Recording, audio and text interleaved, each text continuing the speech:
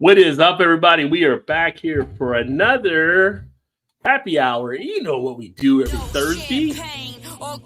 You know how we get down. Beer. No champagne or girly drinks. We drink beer.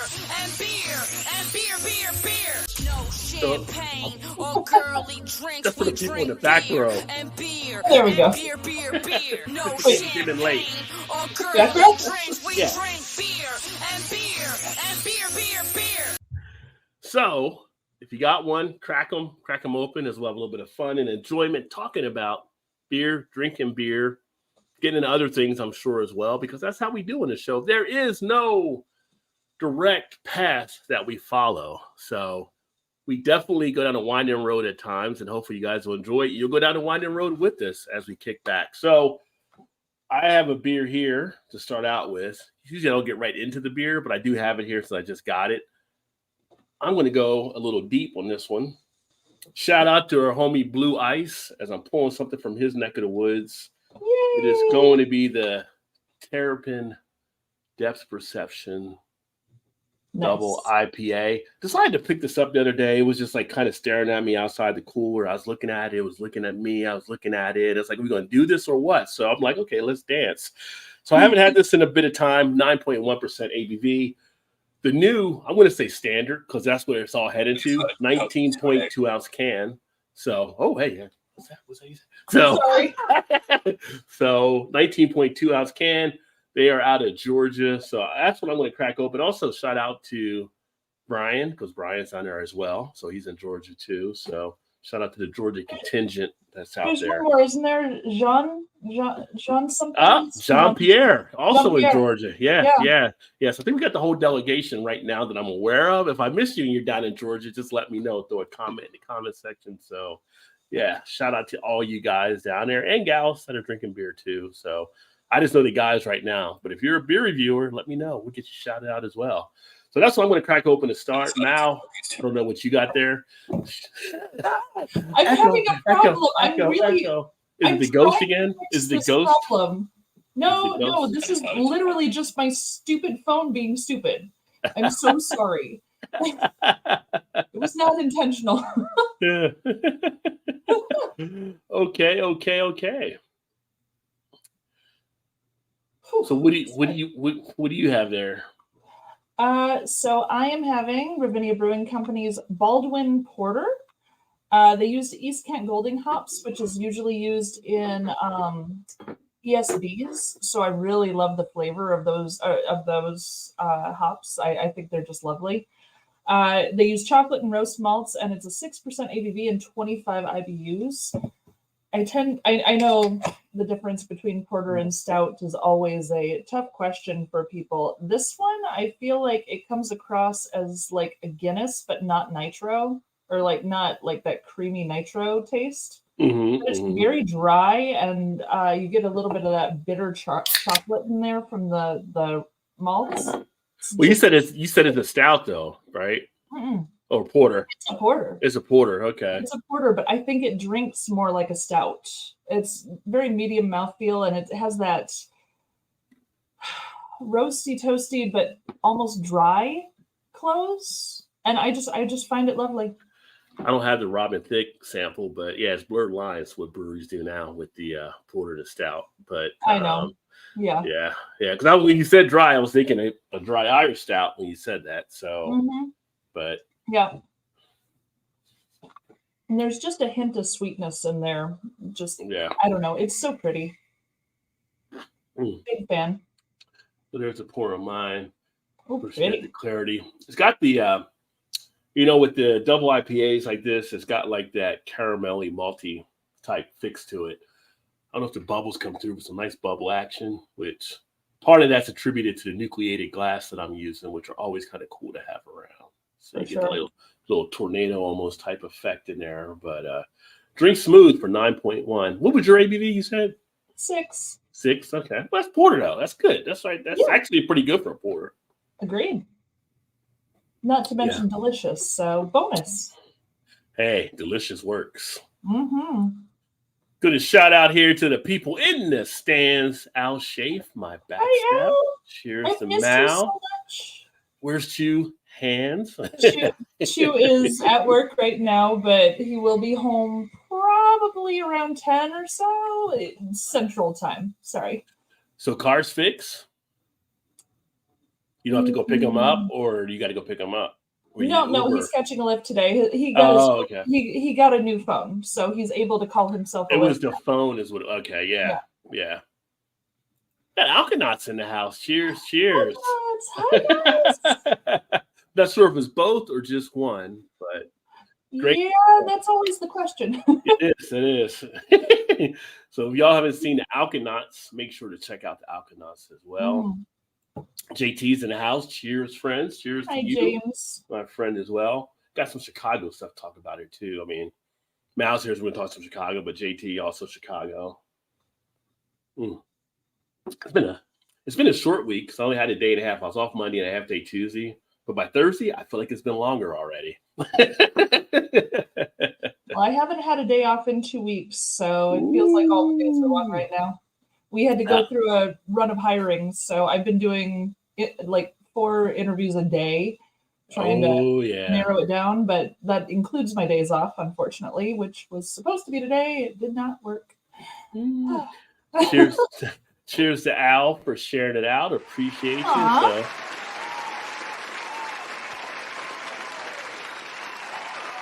I've missed you so much, sir.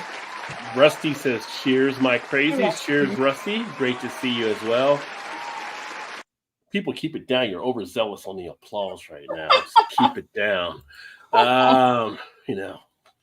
Cheer, but don't get carried away. That's all. Dude, it's your button.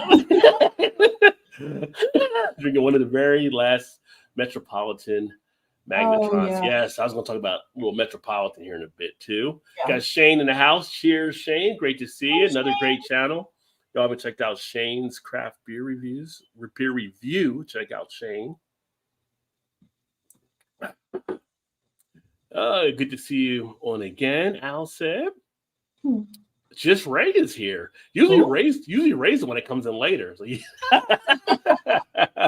so Ray's in the front this time. PA's in the house. Cheers all. Actually doing the day shift life overall. Campfires every night. Oh, that's nice.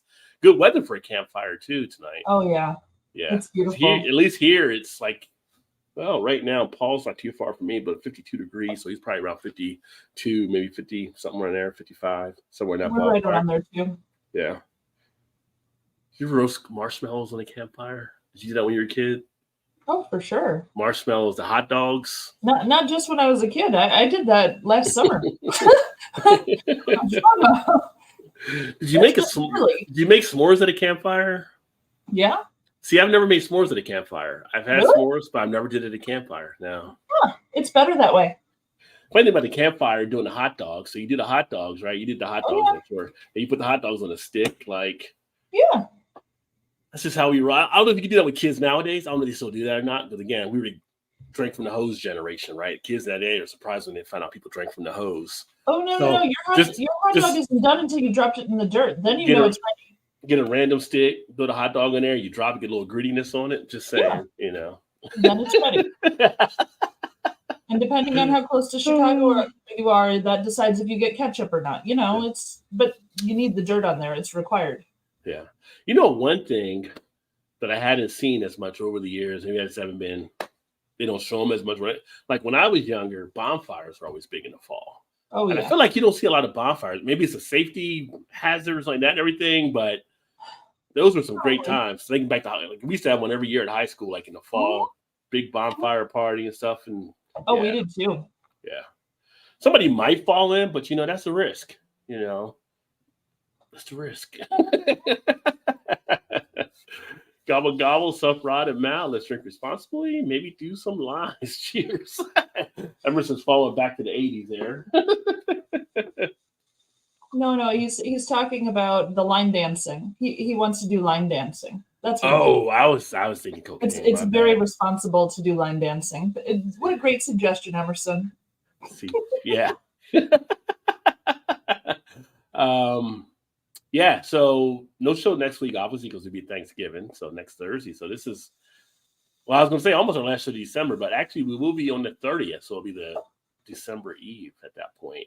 Yeah. And we have to start to decide, and do we want to look at maybe doing a Christmas beer show? I don't know. I haven't decided fully yet. I haven't bought any Christmas beer. Have you bought any Christmas beers yet? Not yet. Not yet. I know they're out there, but I haven't picked up any. Oh, they were out there. They've been out there for a bit of time. Like, whoa, you guys are early again. So yeah. Well, my work has a Tiny Tim cookie beer that tastes like ginger snaps. So yeah. I want to say all snap, but would that be like too much of a pun? When has that ever stopped you? True. I actually had a big bottle of Saint Bernardus Christmas ale. I ended up getting it for like $8. It was a Rod J deal. I think I would classify that as a Rod J deal. Those of you know the lore, I still find them out there. It still does happen. When you shop for beer as much as you do, it's bound to happen. Well, it does. I get like find spots. I just find spots. It's like an alarm goes off, and it's like, you know what? I should go into this store today because I bet I'll find something in there. And then, bam, it just happens. So it's always nice to find a good deal. Oh yeah. Oh, camping this weekend. Very nice. Nice. Jealous. Although at this point in my life, I'm not a camping on a ground camper. I'm a camping in a cabin camping. You know, I'm in a cabin. I'm in a hot tub. That's my camping. Nope. Get out there in the tent and you have some bear come walking in. I don't want no bear in my tent. Get out of here, bear. We're multi-stream. We're streaming on my channel and we're streaming on Mal's channel. Yep. And I make it a YouTube exclusive. I could take it to Facebook or Twitter, but I feel like I just want to keep it as a YouTube thing so people will come here. So nice. It's easier for people to find it. So every Thursday, 8 o'clock Eastern is when we actually run this. Except again, not next Thursday when we have Thanksgiving. Speaking of Thanksgiving, any special plans for Thanksgiving? You guys going to make dinner? You going place? You have family coming in? You going to see family? We're gonna go see his family for Thanksgiving this year. Now the day before Thanksgiving is the biggest drinking day of the year, and I have to be at work, and we're probably staying open late. So as soon as I get off work, he's probably going to come to my work. We'll have packed the car already, and we will drive 6 hours overnight to his mom's house. 7 hours overnight to his mom's house. We'll sleep until about 2 in the afternoon, and then go with his mom to his aunt and uncle's house, where we'll enjoy Thanksgiving dinner, and then we will go back to his mom's house and then drive 7 hours back because we both have to work Friday. So there you go. That's a lot of time on the road. Oh, but with that traffic out, I don't know how bad it's going to be for you guys have to go, but I just know it's going to be crazy. They're expecting 49 million on the road this holiday season. Yeah. And it's through Chicago traffic. So we're going to that. Yeah. But family's important. Chalk it up to experience. Yeah. I mean, of course, now you can FaceTime. I'm just saying. FaceTime. Hey, happy Thanksgiving. Yeah. Yeah. I think but either in person. Yeah. He's there for the annual Thanksgiving football day game. I know when they go out and play in the yard. I get it. That's what Chu's after. Yeah. He's out there like wedding crashers. Hot route. Yeah. I can see Chu doing that. Yeah, pretty much. That's about it. So Chu's the guy like, I don't know what you're saying right now. He's Owen Wilson. No, I'm just joking, Chu. I know you know football. You're a Michigan man. But you know what'll happen the night before Thanksgiving because you're working late at the brewery. You know what's going to happen, right? What? Turn around, everything in a turn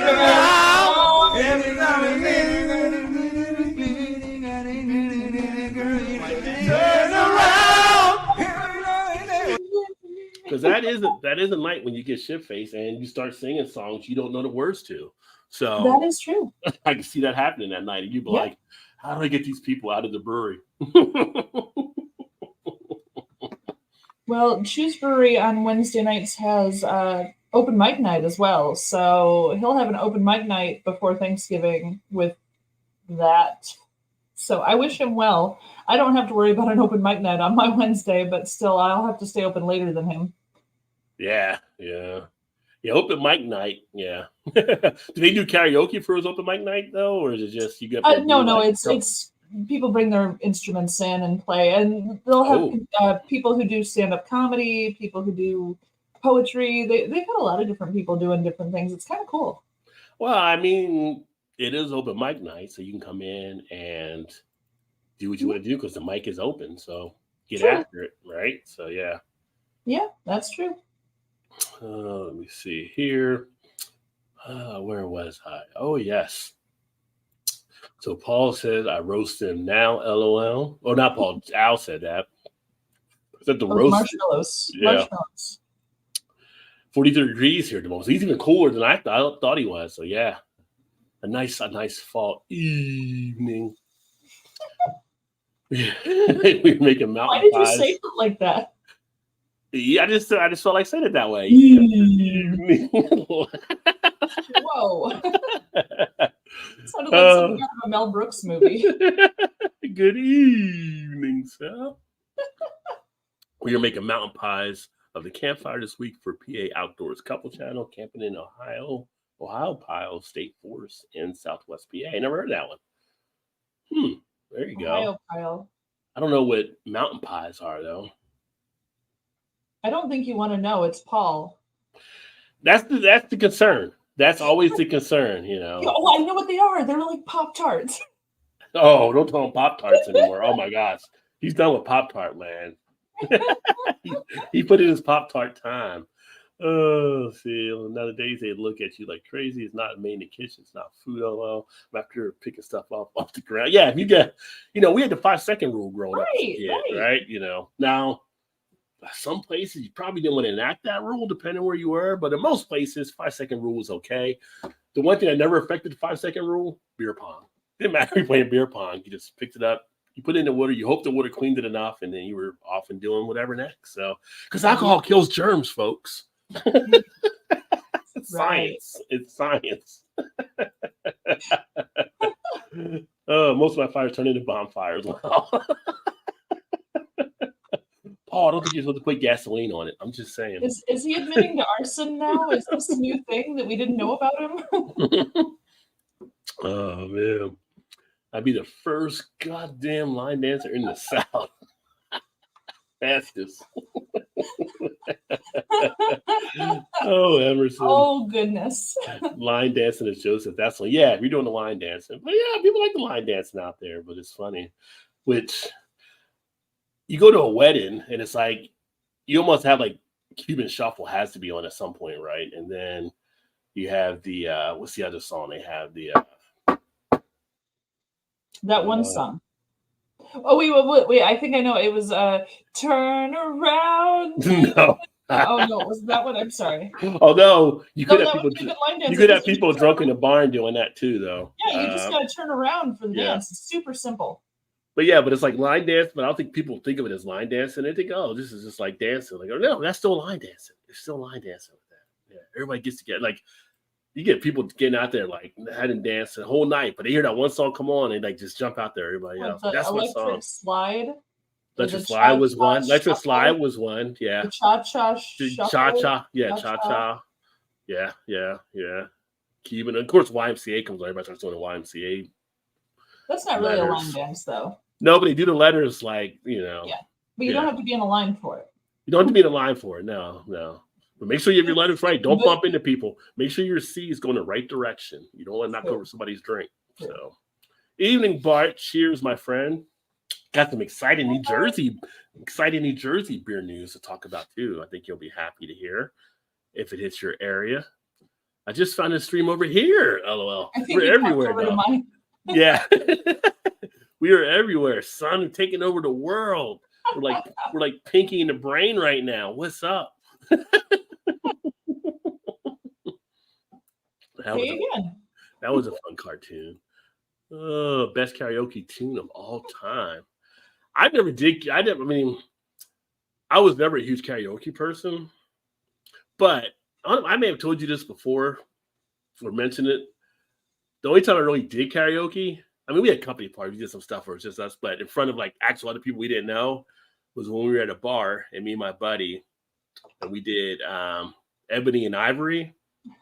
Except I sung the white parts and he sang the black parts. And that's a fun entertainment thing to do when you got a bar, people drinking, and they're trying to figure out what the hell's going on because they're confused now. So I love it. if you're going to do it right. That's all I'm saying. Mix it up a little. I like Alkanauts bringing up the karaoke. We did have a karaoke night during the get-together in July. Yeah. Had everybody singing songs together. It was hilarious. I loved it. Karaoke can definitely be fun. Oh, well, what's up, Yoda, my friend? Cheers, buddy. It's one of my gaming buddies over there, although I haven't gamed too much. They're all playing Modern Warfare 3. I haven't bought it yet. I'm still on Warfare 2. I'm like, I don't know if I want to kick it in yet. I don't know. It'll probably be on sale next Friday anyway, so I'm just over on Warzone. Can I bring my guitar and sing? LMAO, Shane said. Yes. There's a thing that needs to happen. You can bring the guitar, but not the damn ukulele, son. No ukuleles. What's your problem with ukuleles? I just think of that commercial. Have you seen that new commercial that's out? No, I haven't. And the guy's there, and he's on the beach with his buddies, and it's one of the drinking alcohol commercials. He starts playing the ukulele, and there's a boat out there. He's like, "Oh, guys, got the ukulele," and then some lady like, "Make it stop!" And the guy's like, "Good friends don't let friends play the ukulele." They're all yelling at him. He's just like, "No, dude, no." He makes it. And the one commercial he took it, he threw it in the fire afterwards. But now they have another one where he just sits it to the side. I think people complained about like doing that. They thought it was kind of probably bullyish or something. I don't know. I can't understand people nowadays. Do the smallest thing. Oh, you're a bully. Are you? Are you? It depends on if litigation's involved. Yeah. How to get people out of the brewery? Sorry, everyone. We ran out of crap. Only beer we got left are Natty Ice and PBRs. Hey, in Chicago, that might not work. Actually, yeah, Chicago, that would probably be fine. I did actually have someone ask for Coors at my brewery yesterday. It still happens. It still happens. So we had a company party one time, and we were doing it at Rock Bottom in Cincinnati. So when the guys that were there, he was one of our sponsors. He was from Denver in Colorado, right? So he was trying to drink too much. He was like asking for something light and everything. It's the first time he was actually kind of at a crafters type spot. So he's usually drinking like Coors like that and everything. And he asked for Coors, did a Coors Light. And the guy looked at him, and I was like, he don't know. He's not from around here. Just bring him a glass of water or whatever like that. And so he's like, what do you mean? Like, I want a Coors Light. Like the guy did bring him back actually a glass of water, but then he brought him like one of their more lighter type beers. What's funny is like, you don't ask for Coors Light when you come to a spot like this. This is their beer. So I had to. But it was funny when he like brought me a glass of water. I was like, not much difference. Yeah. Good with you. I'm the only line dancer that will blow out an ACL and keep going. Yeah, just keep going. You don't quit. I'm willing to bet there are others that are that into line dancing. I think there's more than just you, sir. I mean, ACL would say you're younger than if you were older and you did a broken hip, so. You're doing ACL, you still got some youth to you. Brian's interviewing. My interviewing?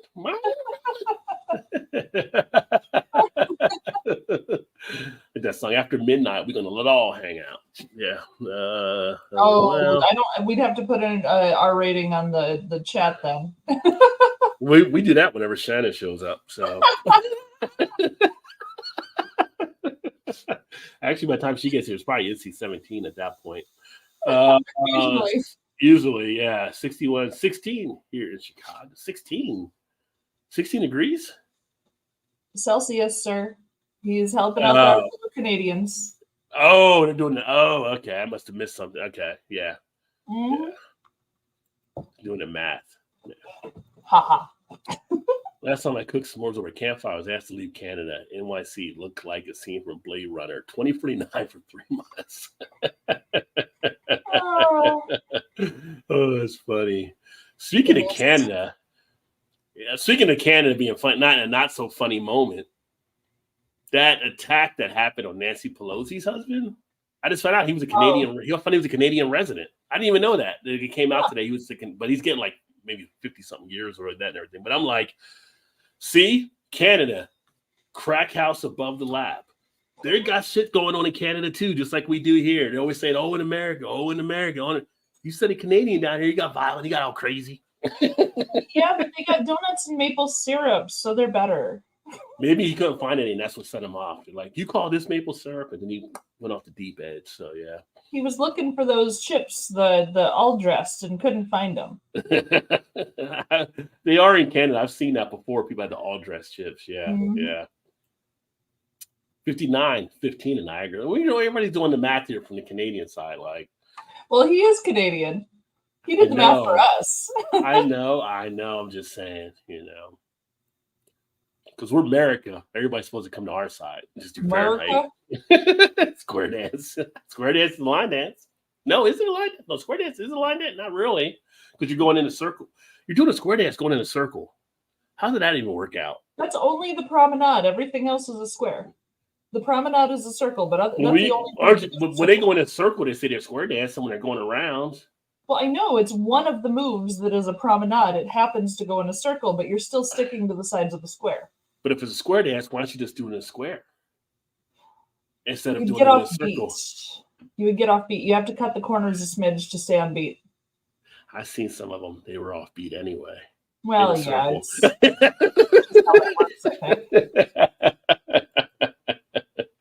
every now and then you get a little bit closer, right?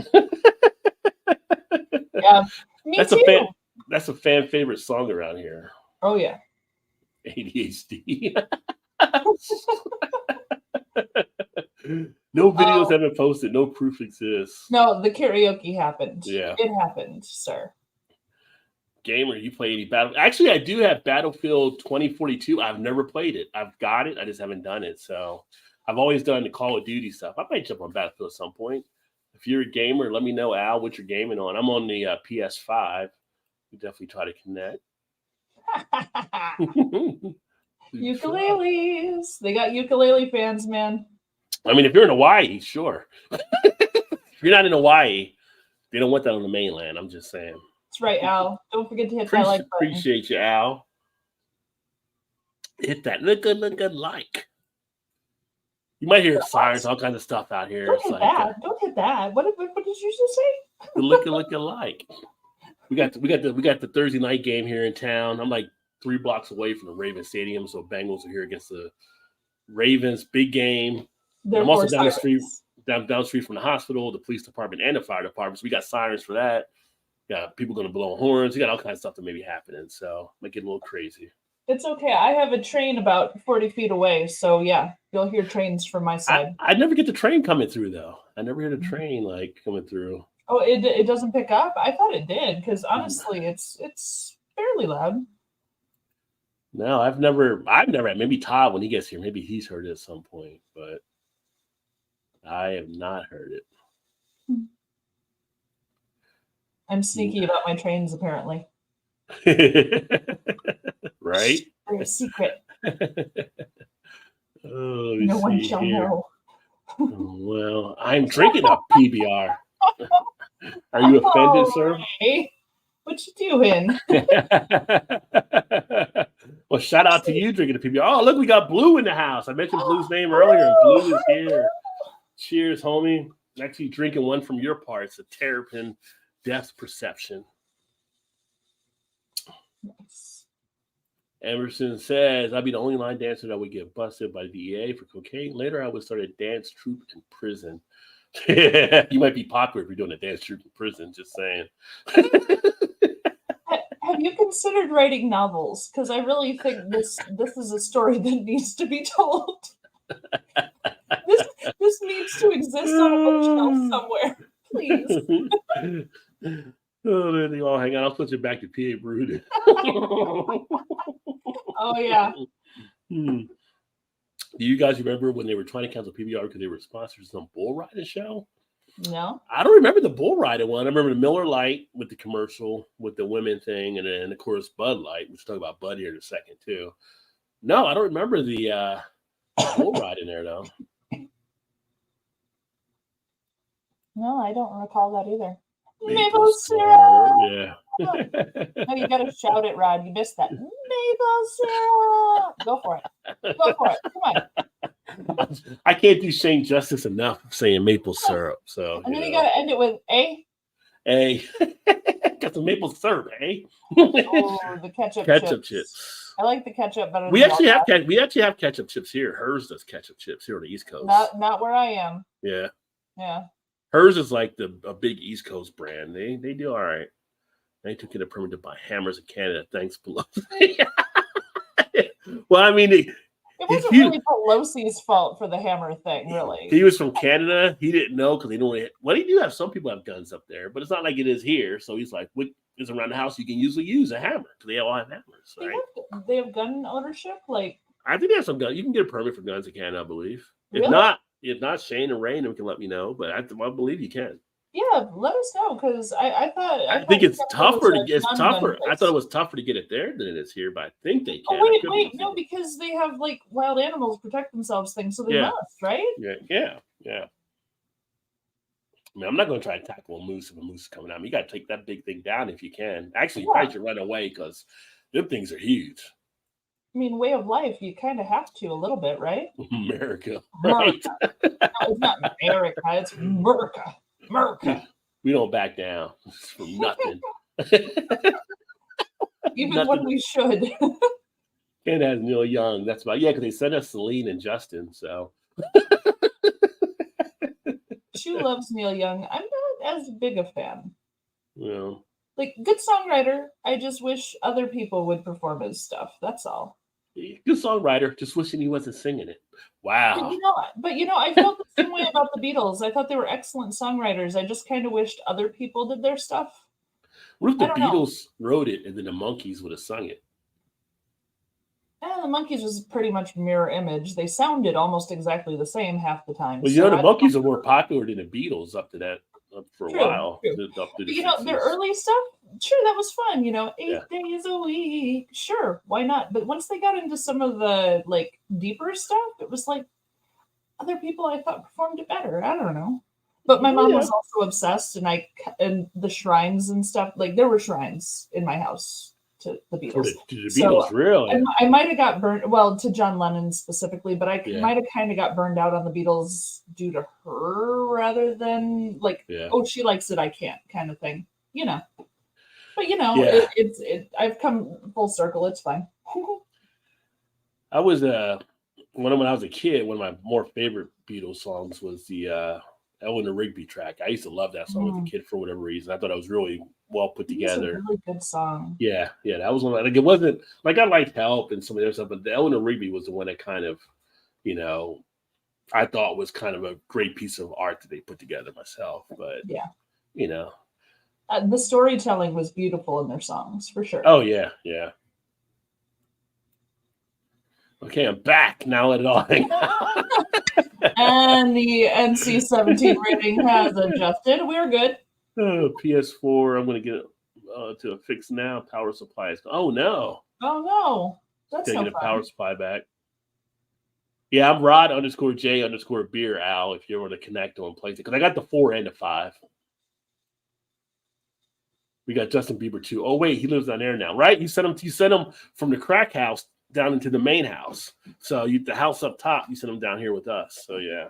Into the meth lab. Sure. Into the meth why lab, not? yeah. Him and Celine. But I can't hate you too much. I thought she still lived up there. I thought she was in Vegas now, living for a residency. Well, I mean, down she's performing there, but not. Yeah. But I mean, you can't hate Candy. They gave us like John Candy, which was a great. They gave Michael Myers, who was a great comedian. So for sure, the funny people. They gave us some good funny people. Oh yeah. Yeah. So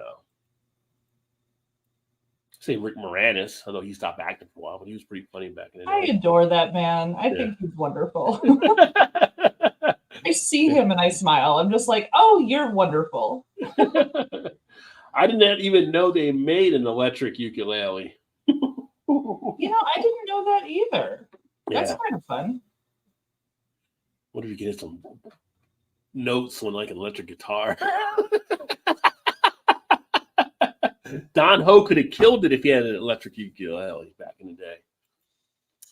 Let's check it out. Right next time I'm over. They're making ukulele parties. Hey, Blue. Mallory sneaks a train in. LOL. It's a secret train. Shush. Woo woo. Not like ours. Don't say A after anything. A. Would you like a beer, A? It's quite the process to purchase a gun legally here. It is so a you can. process, so you Okay. can get it. Yeah, it just takes a good amount of pain in the butt to do it, probably. Which that does remind me. Yes, I have a house surrounded by bears. Could I get a gun, please? Oh, you'll have to fill out all this paperwork. Come on in.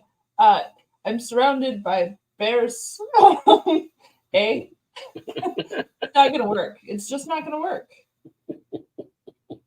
Yeah, it's not gonna work. Yeah, good. I'll see you on Tuesday.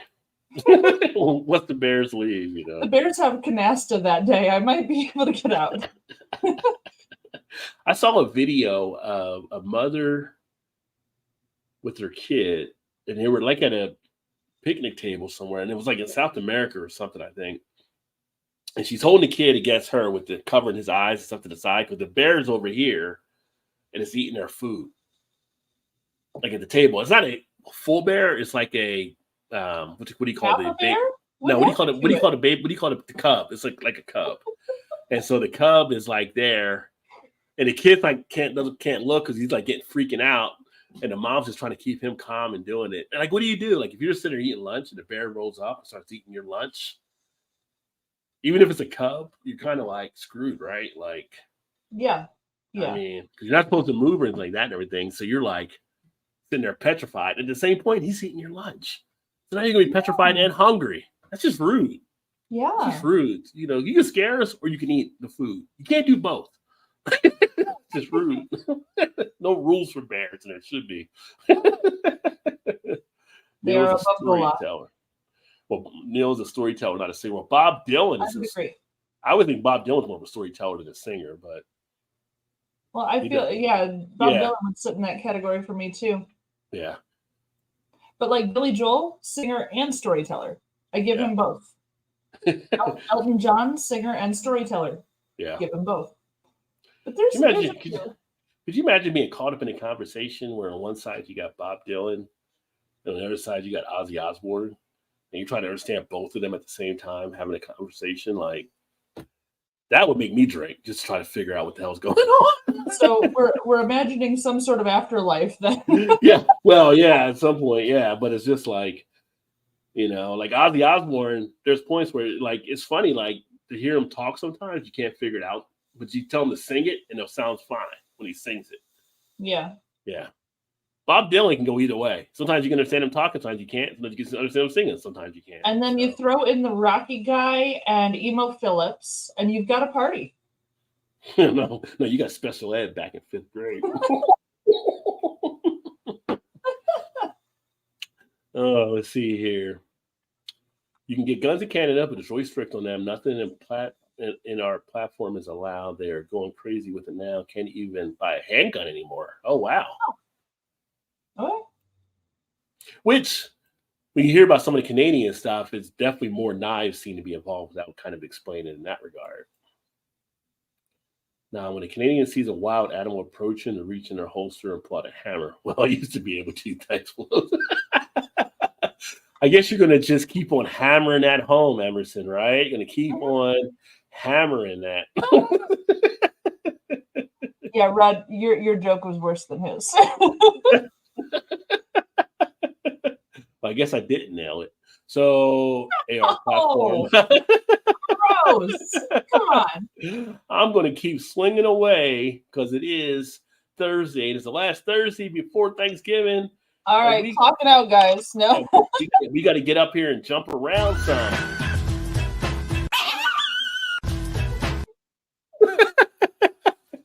Gotta have a little fun. I don't know what that was though. Wasn't that the screaming goat? I don't know, a goat or a dog or something. Something got stepped on, maybe. It sounded a little bit like Chew. Maybe you got stepped on. Stones greater than Beatles. Oh, now we got the bass we fight around. You know, I'd have to agree. Stones over the Beatles? Yeah. I would say as I was older, I did prefer the Stones more. Mm-hmm. But there was a debate that our buddy JV on his thing he did, and Queen came out over the Beatles which I was always more of a Queen fan. I think Queen trumps the Beatles too. Yeah, I think everybody was all with it. Except Blake. Blake was very highly upset that people were choosing Queen over the Beatles. So Blake shows up. We'll have to bring that up to him again because he's like, no. But then I choose Aerosmith over all of those. So that's just me, though. Aerosmith over the Stones? I do. Really? I do. Okay. Steven Tyler plays 23 instruments, does all of his own harmonies, sometimes 8-part harmonies in one song. And Stones weren't pulling that kind of stuff. The musicality trumps for me. Yeah, but he's a talent. He's a genius. He's musical genius for sure. I'm just thinking, like, when you look at the albums and the production of what was put out, there's definitely been more success on the Stone side, I would say. Oh yeah, Aerosmith, I fully agree. That might have they been made just a lot limited. more money. Yeah. No, I agree as far as sales go. But personally, as a musician, music teacher, I found Aerosmith to be more musically talented overall than them. Now, I might argue the Queen thing. I would go back and forth on that one. That would be a tough call for me because Freddie Mercury had some amazing talent, and his band was to die for. Like, they were phenomenal. But I think Aerosmith trumps the Stones musically every time. Okay. Yeah. As far as technical ability. Well, I would say, you got Queen and you got the range of a Freddie Mercury, and then you got like the guitar playing of a Brian May. I mean, exactly. It's definitely a super group there and everything. And Freddie passing, at this point now they end up filling in Adam Lambert, who's really held down a lot. Yeah, being part of Queen, which is, here's a guy that came from American Idol how many years ago, and he ends up being like this super voice, which on American Idol, a lot of them could sing, but I don't know if I would ever thought like one of them could ever replace like Freddie Mercury, like that came through. He's not replacing. He's not replacing him, but strong about that. But he's pretty solid. He holds his own. He does. Yeah. I mean, he's never going to be Freddie Mercury, but he does really well. And another person that holds their own, I can't remember the guy's name, but he ended up taking over for Journey for Steve Perry. I think it was Steve Perry was the lead singer there. And the guy that's the lead singer now with them, he can hit some notes like Steve Perry used to be able to hit back in the day too. I love it. Yeah. I don't think I've heard the new singer for them. So. Oh, he's been doing it for a few years and stuff now, but yeah, it's eerie. But you had stuff like that. You have people get replaced, like AC/DC when they replaced in the 70s. When for Bon Scott, it was just like you get people that come in and just like you didn't think there'd be another person that could even come close, and you're like, wait a second, this might be able to make this work. So yeah. Yeah. Cheers, wine cellar. Happy Thursday to you. Cheers. Yes, cheers. 9.1 is going down pretty easy tonight. It could get a little crazy. Just saying. That's how every good story starts. No, every good story says, all right, well, what had happened was, when you hear what had happened was, then you know it's going to be a good story. Like strapping in, it's going to be a good one upcoming. Watching Robert Fripp on Live from Daryl's House. Never heard of Live from Daryl's House. Was that Larry and Daryl back in the day with Newhart? This is Larry, my brother Daryl, my other brother Daryl. Yeah. Nikki. Nikki? I don't know Nikki. I know Prince, Darling Nikki. Now that was a song back in the day. Yeah. Little erotic. Hey AI is A, not A, LOL. Shane's Or hey Al, hey Al. in the chat. I thought he was typing. I thought he said something like AI response. I was like, is that AI? Like that's Al. That's Al. Hey. Hey. Wait a minute. Now you're getting to the Fonzie level. Hey. Isn't Henry Winkler from Canada? Is he Canadian too? I feel like he might have been, but I'm not sure. Let me take a look there. Let's get into the Google machine here. I think he might be. The Fonz might be a Canadian or a Canuck. That's like, oh no, he grew up in Piscataway, New York or something. Yeah, Canada. Yeah. There we go. Yeah, French. Yep. The Fonz was Canadian. He sounded that. No, he's not. No, he's American. Why is this thing telling me? IDMB had Henry Franklin born 1830. and it has France, Canada, but I think that was a mistake or Born something there. 1830.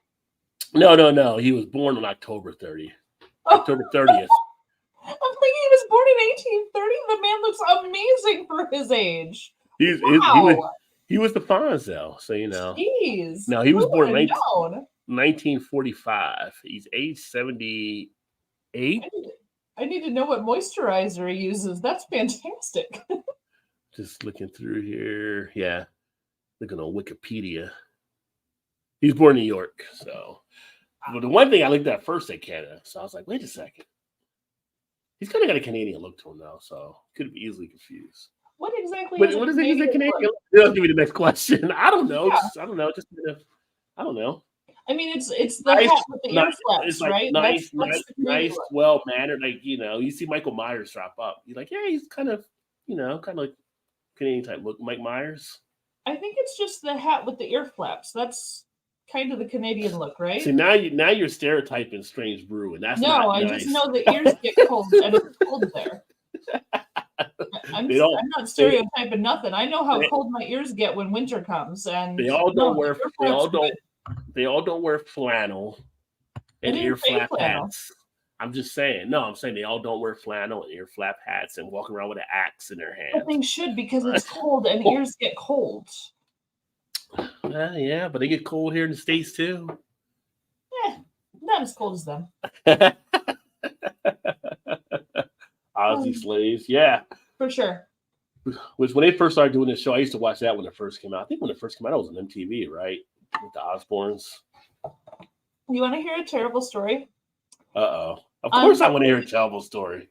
On a Halloween, one of the owners of my brewery showed up for the Halloween party, or both of the owners showed up. And one of them was dressed as something, and I didn't know what it was. And he had a shirt with a symbol on it that was lit up, and his hair was all kind of like spiked up and gelled and stuff. Yeah. And he had glasses on, which he doesn't wear glasses. And I'm like, so what are you? And he's like, duh, I'm Iron Man. And I went, like the song? And he went, I need to go. And he just walked away. So I don't follow superhero movies. It's not my thing, but someone had to explain to me that there's the actor that plays him, Robert Downey Jr. Yeah, that one. Yeah. Has like the gelled back hair and the glasses, and he has just like the shirt with the little lit up the light there for his heart. Yeah. But yeah, I didn't know that. And did he have the goatee when he did it? Yeah. But yeah. when I said like the song, he just had to leave. He couldn't talk to me anymore. He just shattered his dreams of being Robert Downey and people recognize him as Iron Man. Yeah, I apparently messed up with my boss on that one. Wait, I'm Iron Man. Are you Iron Man? Chu showed up late to the party and he walked right up to him and said, "Dude, Iron Man!" And he went, "Dude, Strong Man!" And it was really funny. The two of them got along great. And I'm sitting there going, I'm still hearing the song in my head. I don't know what's going on. It's a damn good song. I like the song. Oh my gosh. Apparently they're separate and not related at all, but still. Yeah, that's the Marvel Universe, my friend. Marvel Universe. I don't particularly do superhero movies in general. Not my thing. Well, but I feel like Marvel's a little bit different. I did like Deadpool. Those were funny. Yeah. I like those. Deadpool's pretty good. Yeah. It's like a that's how his comic book is written too, where he's talking to you while he's in action. Yeah, he breaks the fourth wall and he's snarky as fuck, and I find that hilarious. So which is why Ryan Reynolds fits the role as good as he does. Yeah. Actually, did you see him in what was it, like The Other Guy or the extra guy, or what was the movie? Oh, that was he was like the non-player character, NPC character. I know what you're talking about. I loved that movie. I thought that was great. Well, you see him like in Waiting. He's funny in Waiting. Oh yeah, for sure. Obviously, Van Wilder was the first time he kind of came on the scene when he did that role back in the day. That role, like, don't watch Green Lantern because that's like the worst superhero movie he ever was part of, and actually the worst superhero movie, kind of one of the worst ever from DC or Marvel. But he kind of got screwed up in that one. But his sarcasm just sold that role so good because he plays roles like that as perfectly to a T. So. Well, he does the aviation gin, and he came out with that commercial for Father's Day that was about aviation gin cocktail called the vasectomy. And it was him doing a Father's Day commercial for this cocktail, and it was so freaking funny because you could hear the kids screaming in the background as he was trying to describe what the drink is. Hilarious! It had it was like a blooper reel of him making the commercial. So It was called a vasectomy. He called the drink the vasectomy for Father's Day with his aviation gin. Yeah. Well, I'm definitely thinking there was no olives in.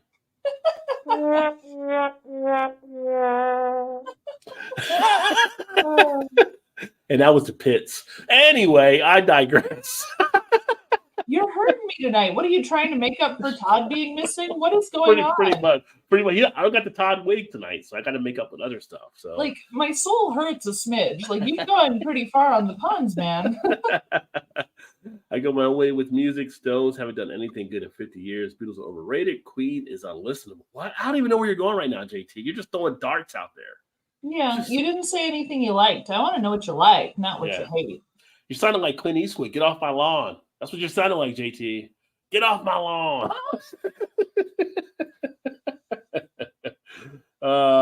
Mike Patton, Faith No More over. Steve, Stones, Beatles, Queen, Aerosmith. I'll be in the parking lot with my hammer for discussion. Faith No More. Buy one? How did they let you buy one? Yeah. Faith No More, have they really done anything in like so many years? Like, they never got up to the main song they had back in the 90s, but they were kind of using that maybe for the power to open doors stuff. That's like, you never got anything close to that. But I'm surprised you didn't say Rollins Band. Rollins Band would have been another one to fit in there too. I liked them when I was back in the 90s doing an alternative radio station. Rollins Band was pretty. That's how I first came across Henry Rollins. And the stuff that I watch now with Henry Rollins is just amazing. You ever get a chance to watch Henry Rollins and some of the stuff that he puts on, kind of breaking down things like these documentary type stuff? He's like an excellent storyteller. Definitely recommend. Barb, believe it or not, Deep Purple has put out 3 fine albums in the last year. I have not heard anything about Deep Purple. Wow, I did not know that. Yeah. That was my dad's favorite band. Greatest female rock vocalist ever. Fuck yeah. Ann Wilson changed my mind. Ann Wilson, greatest female rock vocalist ever? Agreed. She kicks Pat Benatar's behind and Joan Jett. Ann Wilson can destroy but all of what are you them. talking about with like rock? Because you got like Tina Turner, because that was rock and roll. You also have Janis Joplin. You also Ann Wilson kicks Janis. Come on, you gonna kick Janis like that? Janis could only do gravel. Ann could do gravel and not. She had both. Janis ain't holding a candle. Ann Wilson can do beautiful, lyrical gorgeousness and gravel. Okay. I'm sorry, she wins. On Barracuda, are you kidding? No. Barracuda is a good track. I'll give you that. Dog and Butterfly, one of the most beautiful tracks I've ever heard. Her and Nancy, because Nancy was phenomenal as well. Barracuda. I mean, and Nancy was doing it while playing guitar. Are you kidding me? I got that song stuck in my head. Thanks for saying Barracuda. You're welcome. It's a wonderful song. Enjoy it while it lasts. It's also the first song you learn on Guitar Hero. Yeah, it was. Yeah. Now you feel self-conscious, you got a cherry dark lager on society of beer drinking ladies. There you go. I do that sometimes. Sorry. Right? Imagine being on the show with her right now. Yeah. Brother, yeah. I got skills. Power rock indie bands. But yeah, JT, he definitely is a big fan of music and stuff too. So yeah. And Wilson Mays, I saw her back in the 70s. I wish I could have seen her live. I never got a chance, but I sing her karaoke all the time, man. I live for that woman. Gilbert's in the house. Cheers. So we got like another Canuck in the house.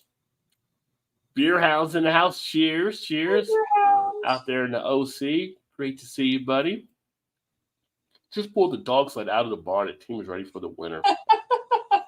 You can look at the Iditarod. You can jump in an Iditarod this year. You are so cute.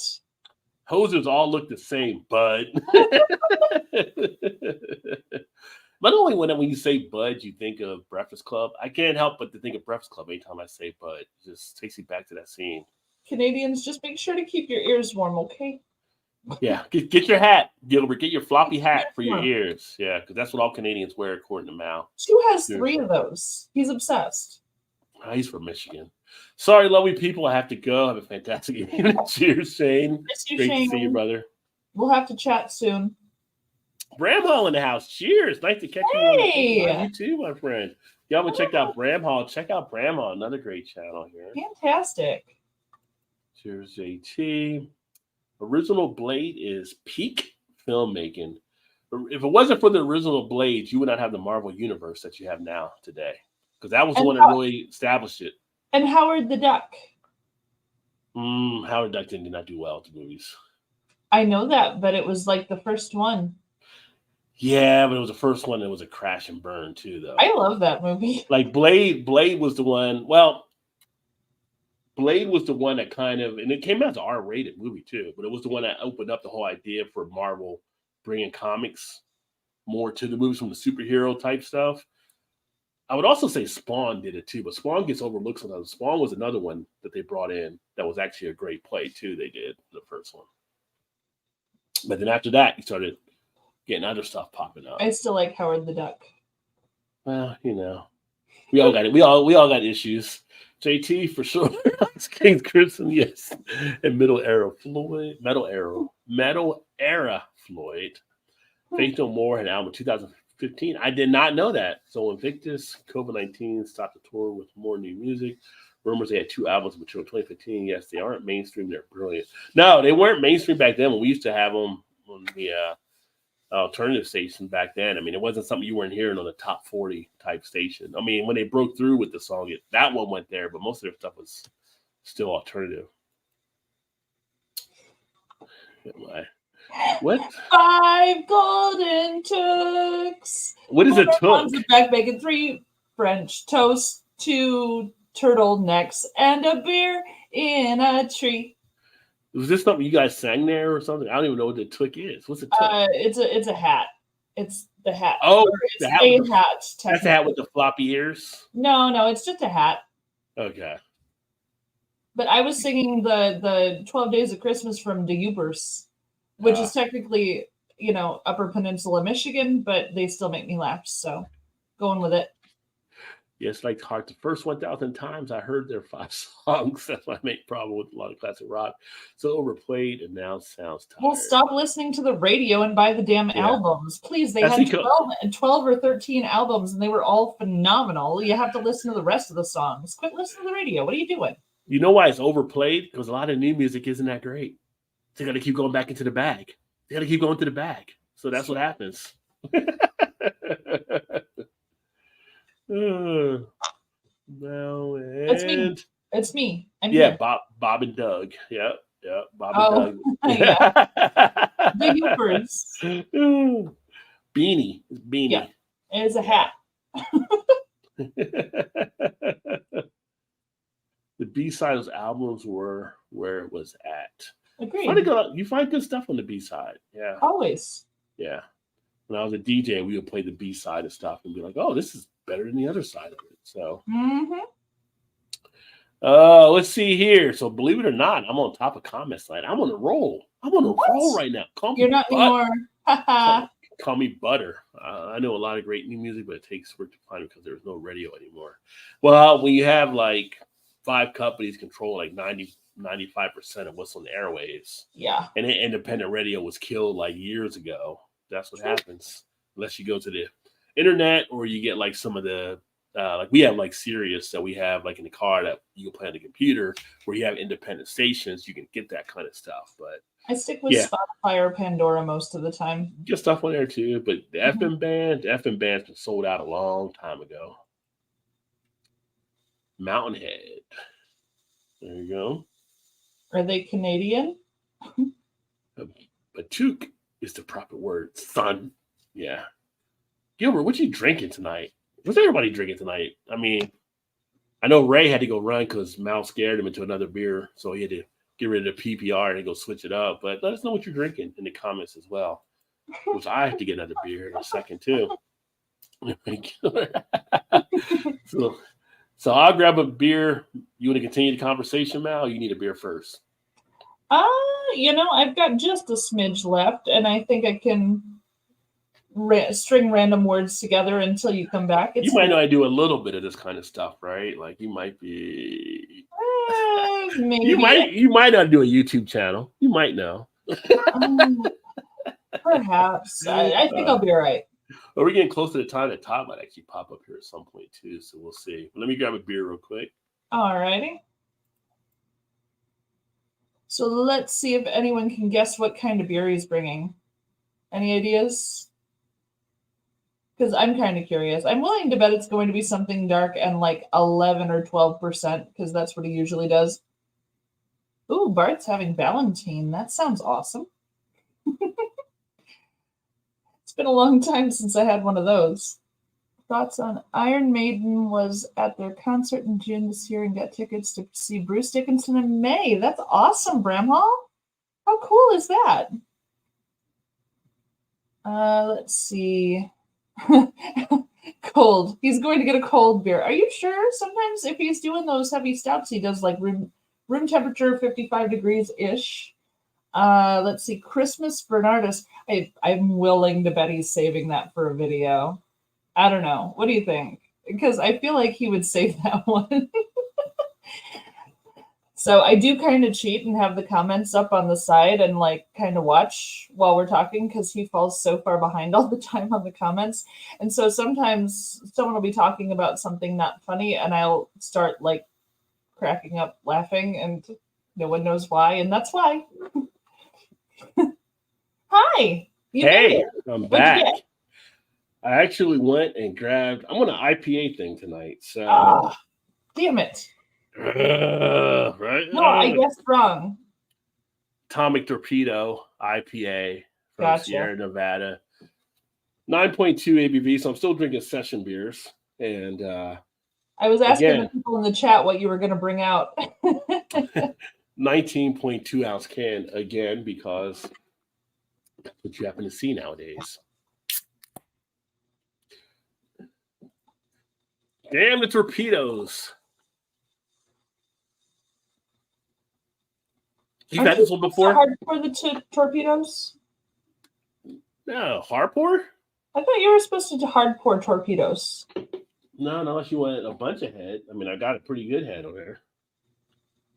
That's what she said. Whoa, look at you. Look at you. Look at you. You set it up. Couldn't help it. Oh, yeah, that's pure mustiness an hour into the gym right there. Gross. That's always how come that works for craft beer to say something is musty. They're like, oh yeah. You say musty anywhere else, and people are like, oh, that does not smell good. But craft beer, when you talk about IPA, people are like, oh yeah, give me all the must. I want all the must. So one of our most popular beers at my brewery is a Farmhouse Saison. Oh, I can say that. They bring it back now and again, but people ask for it all the time. They just brought it back. It's went live tonight for the Mug Club members. Nice. And it's called Flight of the Rooster. And my bartender, not much for Saisons, but I was trying to explain the flavor for her because she didn't want to try it. And I said, it's like going into a dirt cellar in an old farmhouse where they used to keep fruits and vegetables, and taking a straw and sipping up a puddle off the floor. And it's heaven. And she just stared at me like I was insane. And then she tried it, and I said, "Ooh, this cellar had peaches." And she just about spat the beer out. Peaches for you, peaches for me. What group was that? Anybody in the chat? And what group was that? Well, you can do it. You know the answer. It's Presidents of the United States of America, and I love that band. All right, but, just checking. But yeah, I that's how I describe a lot of saisons, especially the really well-made ones. And everyone looks at me like I'm crazy until they try it, and then they're like, hey, you do get a little compost in there. What do you know? I'm like, well, yeah, but it's so good. Yeah, I was going to do a video on craft beer terms. I haven't gotten around to doing it yet, but I've got a thing set up for that. Just like some of the weird stuff you hear in craft beer, like, yeah. Someone say, oh, yeah, it's got a musty feel to it. Pretty dank. It smells super skunky. Yeah. It's like, you've been working in the gym on the treadmill for about 35, 40 minutes. And then you peel off your socks. You peel off, yeah. That's what it's like. That's what I like. Yeah. All right. And the people that my turn to here. Let me check some of the comments. Got in the Heart when their first album came out in 76 and I was 13. I think it was back 76, 77, somewhere. When I learned how to play pool, I used to play at a rec center. And in the mid-70s, it was like always in my mind, Kansas Dust in the Wind. Because I remember that always being played at the rec center at some point because that was huge, like for a number of years when that came out there. So whenever I play pool, I always think about that song, Dust in the Wind. Oh, see here. Damn right, Gilbert. Yep. Tee-hee. Are Canadian. Tee-hey. Tee-hey. Tee-hoo. OV for the hosers out there. Gilbert is drinking. Bramhall. Thoughts on Iron Maiden. Was at their concert in June this year and got tickets to see Bruce Dickinson in May 2024. Oh, nice. Iron Maiden actually has a beer now out there too. Actually, their beer is a Trooper, right? I think Iron Maiden. They actually got a new Trooper version I haven't picked up yet. I've had the Sun Steel version and I've had the regular version of the Trooper. But I get some of the variants here now. I need to do some more of their beers. I believe that's Iron Maiden. Good old Ballantine Ale here. Nice bar. That's actually an easy drinking beer. I remember when you sent me that one there. This was like a couple years ago. And it was an easy one to actually put back. Cold. Christmas Bernardus is my guess. I actually do have one of the Bernardus Christmas ales here. I mentioned it earlier. I don't know if you were here and I adapted. I picked it up at one of my local spots a while back. It was one they had from last Christmas, but those beers you can actually store for a number of years seller wise. And it was like $8 for like a 25.9 ounce bottle. It's like, yeah, I think I'll go and get that. So 55 is still cold. Yeah, it's definitely still cold, but you can still get away with shorts in that weather. Sweater at 55, so it is cold. I don't know if I need a sweater at 55. I mean, I put on a hoodie, I get kind of hot at 55 degrees. So I like to get a little bit cooler. What is up, Foamy in the house? Cheers, my friend. Tonal Bliss Hazy IPA from LaCombra Brewing Company. Cheers. Nice. That sounds pretty good. LaCombra. The cherry dark lager is super roasty. You're super roasty. Super roasty on the cherry dark lager. I'm in the UK and a subscriber has sent me 2 Sierra Nevada hop to mint. Oh, last year and even this year, never had one. So definitely I don't want to ruin it for you, but I think you'll like it. I won't tell you about it because you're going to do a review on it. But yeah, good beer. Just presidents? No, you had to do the whole full thing. You couldn't just say presidents. You had to do presidents of the United States of America, son. For the peaches. That's where they put it in the can by a man, right? Down in the down in the factory. Factory downtown. Factory downtown. What you got, Mal? One that I did a couple weeks ago. This is the Dark Gourd from Short Fuse. So it's pumpkin beer. It was coffee and pumpkin, ABV 5.5. And yeah, it's supposed to replicate the flavors of a pumpkin spiced coffee. I remember it being quite good, but I still had it in the fridge. And I'm like, I feel like having a little pumpkin in my life right now. I feel like a little pumpkin. No, I don't feel like a little pumpkin. I feel like having a little pumpkin in my life. Well, you feel like a little pumpkin in your life. Yeah. No, I don't feel like... I'm not calling you a miniature pumpkin. I'm not calling you like a little baby pumpkin. I'm just saying you like a little pumpkin in your life. You're saying one of those giant fat ones that they try to guess the weight on? I see how it is. You're calling me fat. That's what this is. It's a well-positioned pumpkin.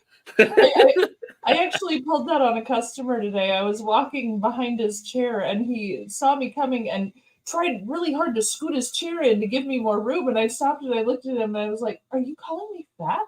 I can't believe you did that."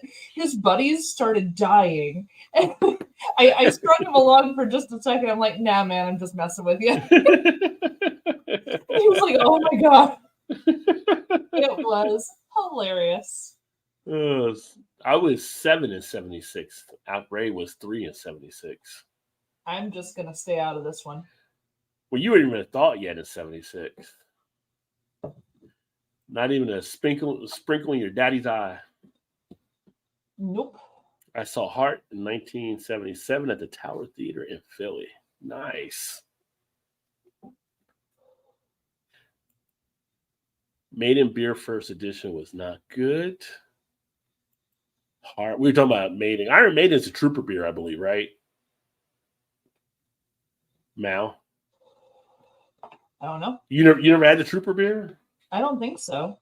Okay. Where's my phone? Whoa. I'm pretty sure that's the Iron Maiden beer. I just want to make sure. Because I've had a couple of their versions of it, but the first one was saying wasn't as great. Trooper. It's out of the UK, Robinson's Brewery. Yeah, Iron Maiden. Okay, just want to make sure. I was losing my mind up in here. What's up, Liz? Cheers. Great to see you. Good evening, wonderful people. Sipping slowly and paying tribute to Metropolitan with a delicious liquor called Heliostat. They will be missed. Yes. Which I'll hit that in a second here on the beer news. The last concert I saw was Ween back in June, but before that, I saw Rammstein at Soldier Field. It was epic. You know what? I can imagine Rammstein, being epic. That would be like me going to see Kraftwerk. I feel like Kraftwerk. I have friends that went to go see them recently, earlier this year, and it was just like the show they would put on was just like it was incredible. They said. Peach's song came on the radio at work today. So did it really? It's a good song. Great. It's like, how do you hear that? And I started singing along with it, right? It's just like good song. Trooper X attended the University Imperial South Bridge Robinson, which is 2 miles from. Oh, nice. Yeah, I had the Sun Steel Trooper. Let's see which one of the troopers I had. That was like a Japanese version they did with sake, I believe. I had the Base Trooper. Those are the only two I've had, the Sun and Steel, but we have another one here now that I haven't picked up. They got an Imperial Stout Trooper as well. They've also got a Belgian Double Trooper. Did not realize that. Trooper Fear of the Dark. It's a lot bigger of a line than I thought it was with their beers. Interesting. That's also what she said. 55 is short sleeve weather for me. Yeah, 55 is a good temp. Yeah. Pumpkin season until after. Aw, thank you, Ray. That's I a long appreciate time. that. That's a long time for pumpkins. Really? I mean, I think once you get to Thanksgiving, you can let the pumpkins go. Oh, Let the pumpkins go at Thanksgiving. Pumpkin pie and Christmas. Sometimes you get pumpkin pie too. I'm sorry, there's pumpkins. Pumpkin pie at Christmas? Occasionally, yeah. I don't think I've ever seen pumpkin pie at Christmas myself. Well, then your family did it wrong. I don't know what to tell you. I mean, I've had lemon meringue pie at Christmas. I've had Boston cream pie at Christmas. Yeah, because lemons are super in season in Hey. December. I think it was lemon meringue pie. Maybe it was, I don't know. Whatever. I don't remember pumpkin. Maybe it was. Maybe it was pumpkin and what's the other? Pumpkin and sweet potato. I was not huge fans of them as a kid growing up, so I probably skipped over them. And then vinegar pie. I never heard of vinegar pie. I'm gonna say you got me on that one.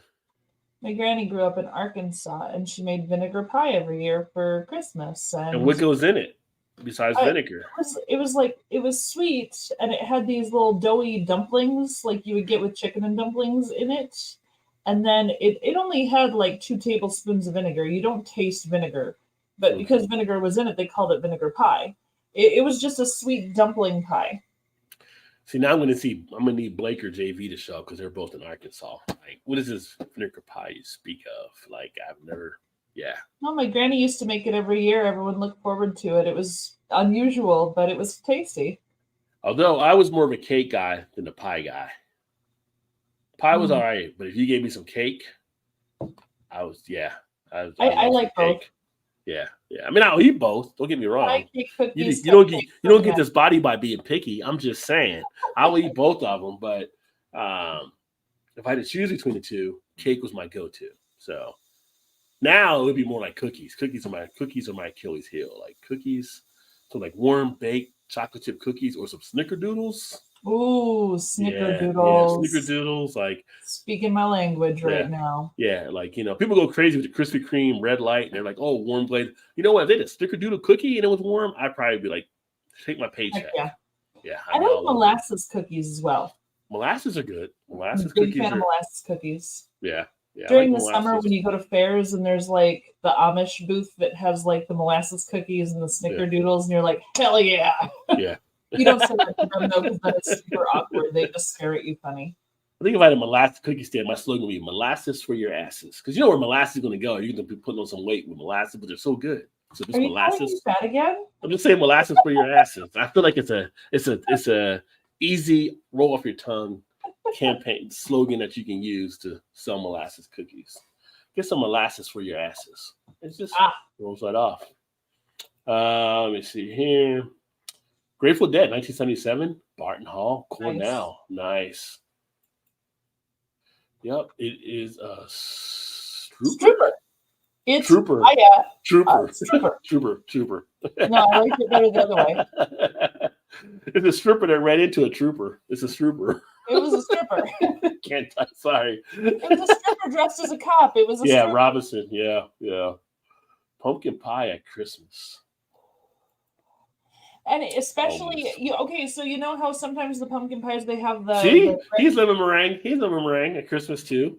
You know how sometimes they have the pumpkin pies and they have the graham cracker crust, right? Yeah. Okay. Do the same thing, but use ginger snaps to make the crust. Ginger snap crust on a pumpkin pie is so freaking good. Oh my god. I made that last year and it was so delicious. Oh my god. Speaking of making stuff, where's Vanessa? She would be all over this stuff. I know, right? Tonight. Yeah, she loves to do that kind of stuff. I would eat that. I'm with you on the pecan pie though. So you say pecan and not pecan? My grandmother said pecan because she was from Arkansas. And when I would say things like my grandmother at school, the kids would laugh at me and yell at me and make me change how I talked. So I changed how I talked to fit in middle school. I also used to say Italian. We went out for Italian food because that's how she spoke. Yeah. And when I would say that at school, I would get laughed at a lot. And it was a problem. So I used to say pecan. I now say pecan. I grew up saying kind of, maybe it's the East Coast thing, but pecan. But I know people that say pecan on it. But I was just, pecan type person. It's dialect for where you are, I guess, in the country that you kind of pick up for and stuff. So, well, like when you hear people say Washington, that's a colloquialism. That's a phrasing. Yeah, that's something for the South. Wash there. your hands. When they say war, like, what are you saying? Wars? Like, there's no wash. It's wash.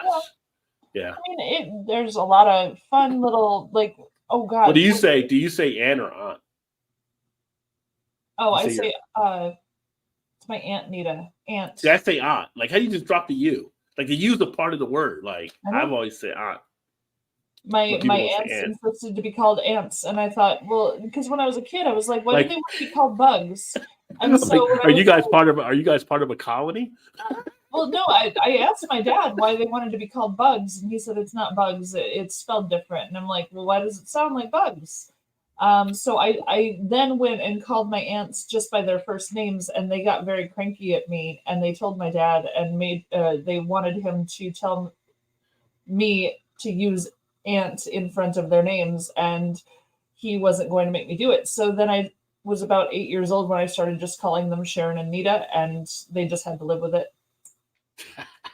I just dropped the whole thing entirely. Why do you just call them aunt? You could just call them aunt. Because I didn't want to call them bugs. I felt weird about calling them bugs. So you tried to call them aunt, and they didn't like the aunt. No, I never tried aunt. I didn't like bugs, so I stopped it. Okay. All right. Yeah. So Yeah, I don't. Strange, I know. But it is what it is. But it's kind of like when people say "an" or "on," I'm like, I've always was "aunt" because there's a "u" in there. So I figured I'm not gonna just drop a letter. It's part of the word. Yeah. But like people say like Washington, and they'll say Washington. Well, that's like accent type But thing. some people do say Washington. That Oh, is I know what people. I've heard. I went to school at West Virginia. They would say "warsh." I'm gonna go there and do the "warsh." So Yeah. it's kind of where you grow up at. Which is funny because when I was in college doing journalism and broadcasting, one of the places they said in the country, they said the best place actually statistically for the best pronunciation and speaking was actually from Western PA. Like that's one area of the country where it said it's been shown to not have accents like other parts of the country. Like they actually supposedly pronounce everything properly. And I'm like, you know what? But they say yins. So if they say yins, I can't count that as them being all that great. Like what the hell was a yin? Like a yin or a It's UN. like y'all, right? Yeah, they say yin or UN instead of saying you all or y'all. I'm like, so yeah, they're making up words over there too. So they're not all great. They're not all great. I'm just saying in Western PA because they're saying yins or UNs. So yeah, all spots have their different things around the country. Ginger does snap. That's what Gilligan said. Oh, chocolate chip pie. Oh, no. That was bad. No, Ginger would have snapped Gilligan back in the day. Gilligan would have been no way. Chocolate chip pie or get that? I never heard of chocolate chip pie. Okay, so there's chocolate chips in it, but what's like around the chocolate chips? Is it like chocolate? Is it like vanilla, like pudding with chocolate chips? Like what? I need to know more. I must know more about this chocolate chip pie. I have not heard of the chocolate chip pie. Yeah, I'm feeling like Shortbread I don't know for enough. Christmas. Ooh, Okay. shortbread's so good. I can see Gilbert waking up on a nice Christmas morning. Probably like skipping breakfast, going right to poutine. He's going, I want poutine for Christmas Day. Start the day with that, with a big old beer and shot of whiskey next to it. He's going to get into his next thing and open his gifts and all that kind of stuff. I do like I'm from the Midwest. You're supposed to start your day with gravy every day. So poutine fits right in. It's one of the 4 food groups in my book. It really is. No, we talking cookies? Ginger biscuit base for cheesecake rather than a digestive biscuit is good. Ooh. That sounds amazing too. God, every time I do this show, it's like it turns into freaking diner driving and dives. I'm hungry by the time I'm done with this show. Like I already ate. I'm gonna be wanting to eat something else when I go to bed. Shortbread for sure at Christmas. Fried bologna, man. Fried bologna. I don't know what the pea caking? Pie caking. Pie caking? Pie caking? Pie cacking? Release the Kraken? I don't know. I understand why you tentatively agreed because pie caking is a unusual thing. Maybe that's the mixture of a pie and a cake together. Is there such a thing? Well, duh, thanks. But how do you pull that off? Is the pie in the middle of the cake? Like, because the cake is thicker than the pie usually, so it'd be like Pac-Man eating a ghost or something. It's got to be. Or maybe it's like a pie with the crust, but it has like cake filling to it. This is like a dessert turducken, and I'm interested and intrigued to find out how you're pulling this off, Liz. 100%. I need to know more on that one too. Yeah. Oh, because if you got the turducken and you got the pie caking, you're going to be eating pretty good that day. Mm-hmm. You say pecan. Pecan. Down in NOLA. Yeah. Cheers. Welcome to Speaking English, right? That's what we do. You hush, Canadian. You speak Canadian. That's the beginning of the show. We start off with beer, but the road is a winding one, so we never know where we're going to end up at. The only ones who actually speak English are the English. Yeah, and this is why when people come to America from foreign land, they get so confused on stuff like trying to get the American language and getting the slang down on kind. You mean because of turducken? Turducken would do it. Yeah. Yeah. Well, they go in there like, oh, we're going to move to Arkansas, and like, where? Arkansas? No, that's Arkansas. What? But isn't that Kansas? Yeah, but it's just Arkansas. No, it's Arkansas, but it's spelled like Arkansas. Yeah, it is. Son, you're going to have to learn American if you're going to come over here. It's funny because there's sometimes where I'm speaking to people and I just kind of trip over my words and I get all muddled and I'll stop and I'll say, I speak American goodly. Okay. And then I try again. As soon as I say that, that's like my reset phrase. Like for people who have a not a lisp, but people who have a stutter, that's my reset so that I can move on in a sentence. And usually it breaks the ice, so people just kind of laugh and they're fine with the fact that I've forgotten how to speak. So it's nice. I feel like no country has bastardized the English language better than America. I think we're the kind of the kings of that. You mean worse than America? We really did. Well, I guess it would be worse. Like worse? Yeah, I guess it would be. Yeah. We went for it. We did. Yeah. I mean, Just if you're like English, the things we do. You're English and you come over here to visit, you're like, you get lost so easy in a conversation and you're like, wait a minute, we have the same vocabulary, right? Like they're talking English, we should know these words. Yeah, supposedly we do. But it's in the use of the slang. It's how we slang it around. So it's definitely different. So yeah. But then you have to go back in time to when the English were doing English, and all of a sudden there was this whole thing like, oh, the word through. How are we going to spell that? THRU? I think U would be good. Oh, no. It needs to be an O and a U. Well, why? Well, just because. And then we need to add a G and an H. But why do you need a G? Oh, it's a silent G. But what's the point of the silent G? It helps you get points in Scrabble. Like, what? Why is that a thing? Why does color have O-U-R when color... it should be probably a U instead of an O, but still. OU, yeah. I mean, a lot of the world outside the States is OUR and some of the European type. Yeah, but here, OR, yeah. But then in saying that, you look to the French and they don't pronounce the second half of any word that they have. Ballet, there's a T on the end. They don't pronounce that. Yeah. It's silent. These are obviously very silent. It's ridiculous. But then you go back to Latin and they literally pronounced every word. And you go to Germany, you can get beer, B-I-E-R, right? You're like, this beer is like that makes total sense. Yeah. It does. But the Germans have their own mess. I mean, you can't even Wow. They do pretty well sticking to the letters.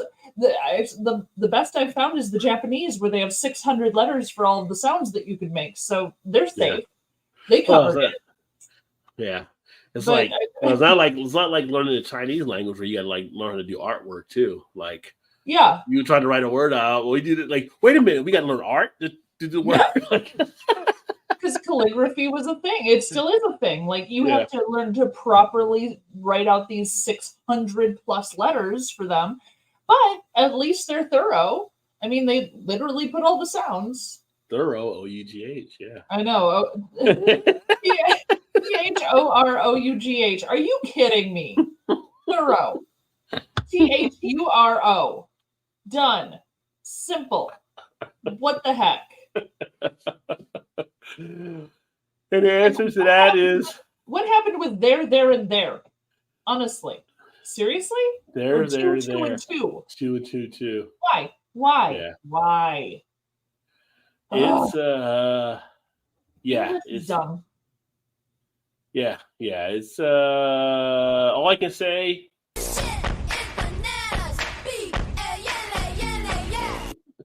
That word makes sense though. That all works out. Yeah. Banana. Done. Yeah. Easy. Yeah. It's pretty easy to get that one there, but welcome to America. Google how to talk right. TAWJRITE. That's beautiful. Yes. Agreed. Oh, which again, I go back to, it was always interesting when we were in school back in the day and you were trying to do something in class, or it might be spelling where a teacher like spelled the word and you're like, how do you spell this word? And they're like, well, look it up in the dictionary. And you're like, look it up in the dictionary. If I knew how to spell it, I would know where to go in the dictionary. But if I can't spell it, how do you expect me to find it in the dictionary? Like, I never got that answer. It was like the whole 9 yards. I was like, that answer never made sense to me. Cake and eat it too. That's another saying. Why would I not want the cake and to eat it too? Why would I just want the cake to look at it? No, if I get the cake, I want to eat it. Like just stupid sayings we have in America that need to go. Yeah. That's a whole different soapbox episode. A bushel and a peck and a hug around the neck. I got you. I'm right there with you. Now that I've not heard before. That's You a new haven't? one for me. I've never heard that one there. I heard Oh, a bird a in the bushel, hand or a bird in the bush. Like, No, a bushel and a peck and a hug around the neck. Old Midwest farming, I'm assuming, because a bushel of apples, a peck of peppers, right? Picked a peck Yeah. of pickled peppers, right? Peter picked a Which, by the way, you Yeah. cannot pick pickled peppers because they have to be picked before they can be pickled. Thank you. There you But go. um, But in America, we don't need to make sense. We just need to do it. right. See, JT knows them. They're Yinzers in Western PA because they use the yin. Yeah, Yinzers. You're a Yinzer. I grew up among Yats. Wait, what's Yats? What is Yats? I don't know Yats. That might be something to do in Western PA too. I remember Joe Pesci, my cousin Vinny, the two Utes. The two what? The two Utes. The two what? The two Utes. Like he couldn't say two Utes because he kept saying like two Utes. Yeah. I go for the pea meal. I knew you were going to say pea meal tonight. I had in the back of my mind, Gilbert's going to bring up pea meal again. He loves pea meal. That's another Canadian fine dish. Ray probably loves pea meal. If Shane was here, he'd probably love pea meal. I don't actually know what that is. It's a fine Canadian dish. It's like one of their breakfast meats. Does it have maple syrup on it? Well, by the time they're done with it, it probably does at some point. Did you make maple syrup on it? No, it just fell into the maple syrup. Maple syrup slid across the plate to it. They're friends now. Oh, see, Emerson doesn't want to answer because it's a Canadian dish and obviously it has maple syrup in it. We're trying to chuck by heaven level up losers. I need to know. I need to know what this is. I mean, is it like a chocolate, like mousse pie with the chocolate chips in it? He's got that recipe like he's Colonel Sanders right now. Pea meal for dinner yesterday. There you go. See, Ray likes pea meal. Pie caking is a pie. Well, pie inside a cake, right? Cherry pie with cocoa crust inside a chocolate cake. Huh. I had not seen one made or heard of one being made before, but now I'm intrigued. So do you bake the pie first and then bake the cake around it? Does the pie get double baked? That's a good question. Does the crust stick out on the sides or is it completely buried? I'm so curious. I've never heard of this. I feel like next time in Chicago, I got to go see Liz, and I want Liz to make one of these so I can see what it actually looks like. Yeah. Do you bake like a bottom layer of cake for it to sit on so it's not on the bottom, and then you fill in the cake dough around the pie and then bake it again? Like, there's so many questions. Like, do you play starter from the bottom? Now we're here. Starter from the bottom. Now Oh, ballet, chalet. Spandau ballet. There you go. Spandau, they did True, right? Their song was True because the other group I'm thinking of, we talked about them last week, I think, the black and white video group. Aha. They did the other one. Take on Me. You know what I'm talking about. Yep. I actually heard that song at work today. Did you start singing with it? I probably hummed. I was on the computer for most of the day. Do it because it gets into your system, I think. It's one of those songs that gets into your system. Yeah, for sure. Yeah. Yep. It's Renault, not Renault. That is true. Oh, seriously, how to talk right is humorous. Lexicon, New Orleans speech and terminology. Nice. Must be is it like a YouTube video then? Maybe. Is it JT? Let us know. We will prepare some pea meal in July. So much pea meal. Apparently, Ray's a big fan of the pea meal, by the way. I can just tell. How to talk right would teach you what a yat is. Do they say over there or do they say over there? One thing I love about watching And it's not to make fun or anything. I just enjoy watching Swamp People. I like the characters on Swamp People, but I love. Oh, it's a show. Oh yeah, god. I'm sitting there going, where are you watching Swamp People at? What is this? You don't live by Swamp People, do you? No. But anytime I can get an American show and we have to use subtitles for it, I'm on board. I love seeing subtitles in an American show because that just shows different parts of the culture. But they're like down in Louisiana and Alabama, and they're hunting gators, right? So they all got like the Cajun type stuff. Troy down there in Louisiana and stuff, and it's awesome. It's just like shows the differences of stuff and everything, which is pretty cool. So, like he says, shoot 'em, like you know, have a shirt the CHOOT and then apostrophe EM, not shoot 'em, but shoot 'em. That's what his thing is. How do you shoot them? It's like shooting them, but it's shoot 'em, not shoot 'em or shoot them. Is he avoiding S's? No, that's just his dialect. He's Cajun. He's curious. Cajun. Yeah. No, just part of growing up in that Cajun area. Oh.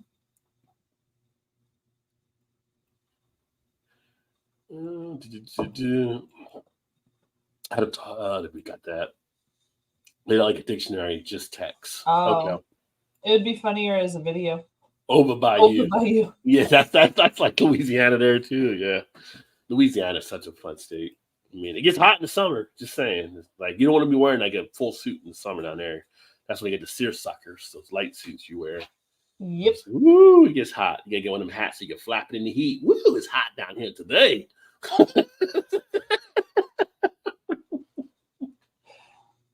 Well, you know, we are a beer show. I guess we should jump into beer news at some point. I mean, I thought Todd might get here by now, but he might not. He might not make it. He said he would try if he could, but let's jump over to some beer news. What were you gonna say? Because I said, is the Indiana game over? That's a good question. I mean, that would kind of decide it, right? Yeah, I don't think he was going to the Indiana game because he said it would be like around 9 or so if he did. Oh. So I don't know if they're at a bar watching it, maybe. Which we get him in, and they've been at a bar, and Shannon was with them. The Shannon will be lit too. It'll be great to have him on because you just crave drunk people on your channel, don't you? Well, I mean, we have fun, but when it's like drunk Shannon, it's a whole different level at that point. So it's true. Yeah. You feel like next day, you say, "Oh, I felt so bad." Like, no, you were great. It was a whole different level. Yeah, it was a whole different level. I love being on a different level. Level up, guys. Like Emerson said, level up, right? So yeah. What? Now we'll go to beer news.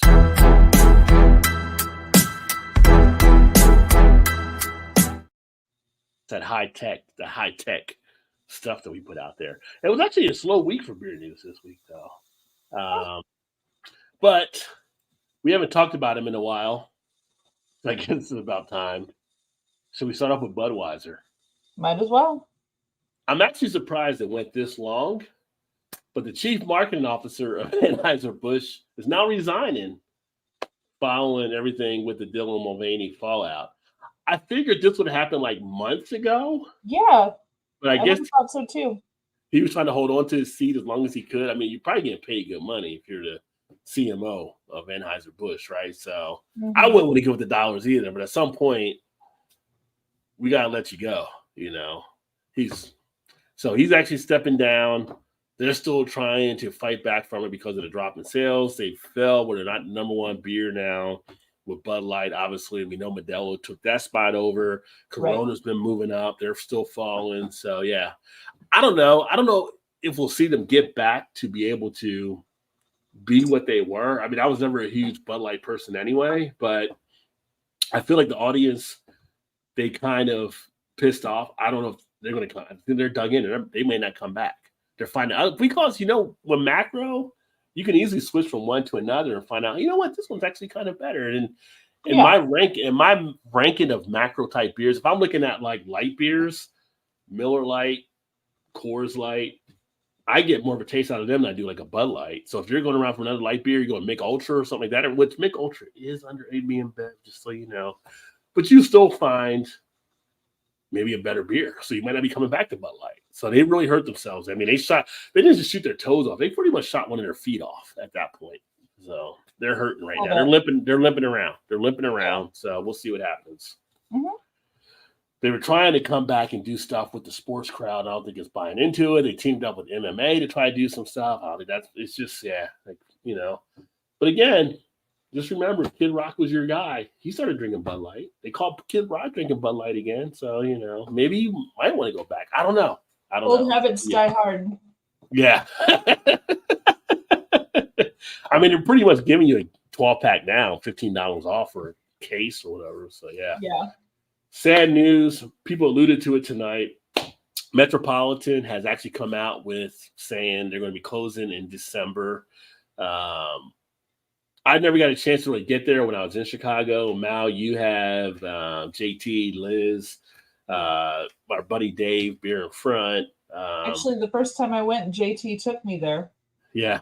A lot of hearts are broken. They were trying to go with the Chapter 11, I think, to get stuff done and get it restructured. They finally just kind of said, nope, we're just shutting it down. So yeah, hearts go out to them.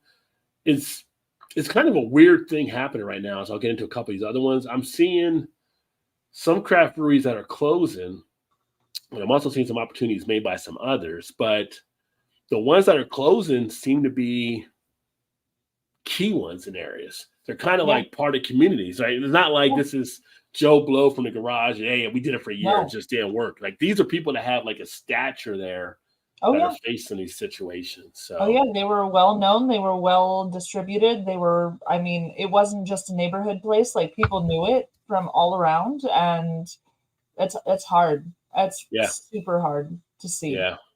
So for those of you around the Chicago area, I mean, obviously everybody here is not in Chicago, but Mal, Liz, JT, Liz was drinking one earlier tonight. Anybody there, they might want to, if they want to get out there, get them before they close in December, show some support, tell them thank you for what they've done over the years, and so for move forward from there. For Ravinia's part, our Logan Square location, it's Ravinia, Metropolitan, and Maplewood are all in a little triangle, and we called ourselves the Brewers Triangle, and we would collab on beers quite often. Mm-hmm. So we're now going to be the Brewers Line, I guess, because we're losing our triangle. It's heart-wrenching for us because at the same time we're facing some litigation that could kill us too, and it's just like, why? What is going on? It's craziness.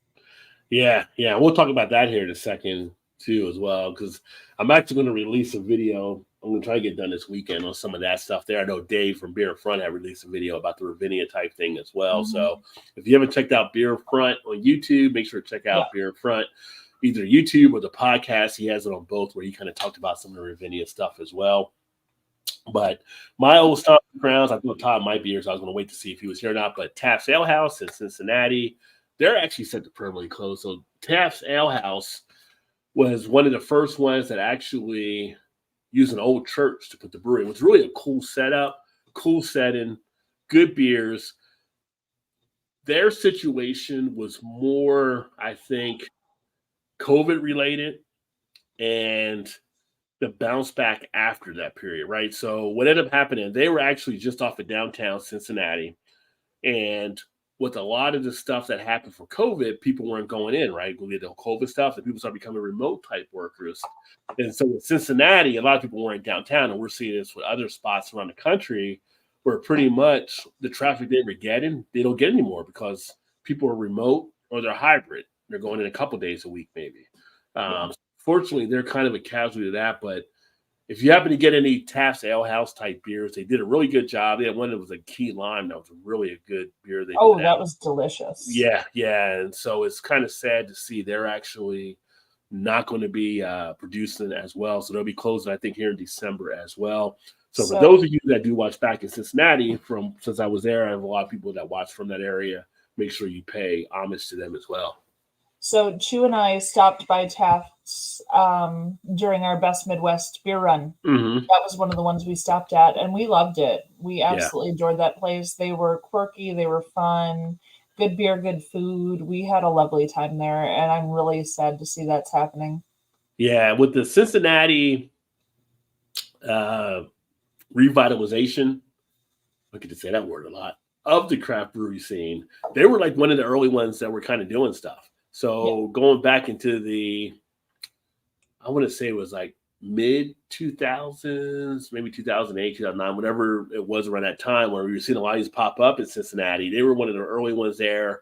Great idea. I mean, there were two breweries in Cincinnati, former churches, them and Urban Artifact. Both are great breweries.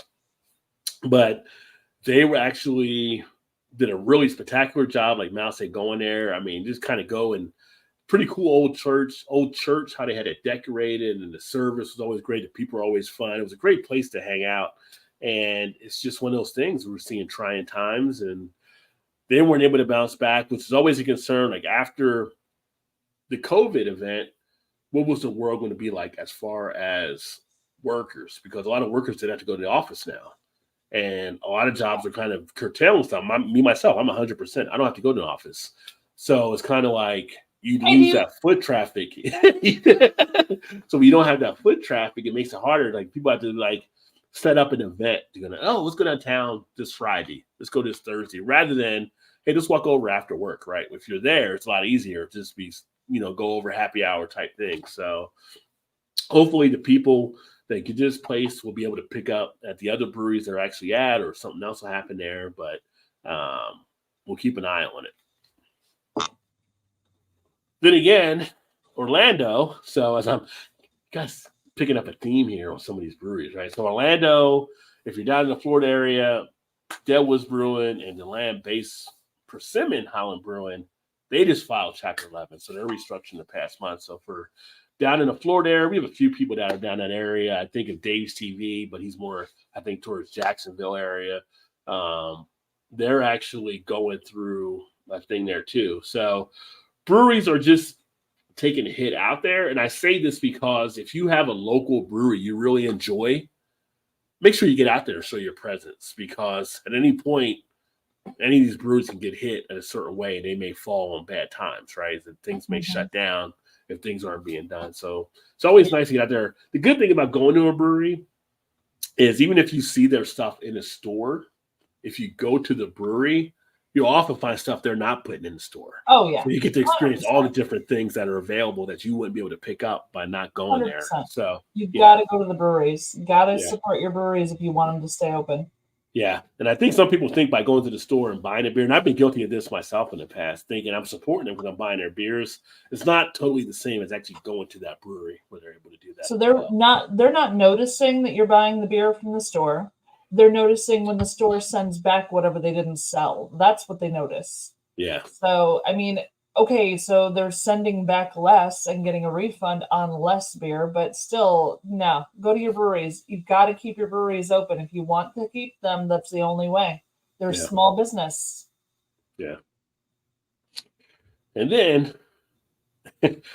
I swear, this is the last one, right? So this is JT, because you know this one, Fallberg.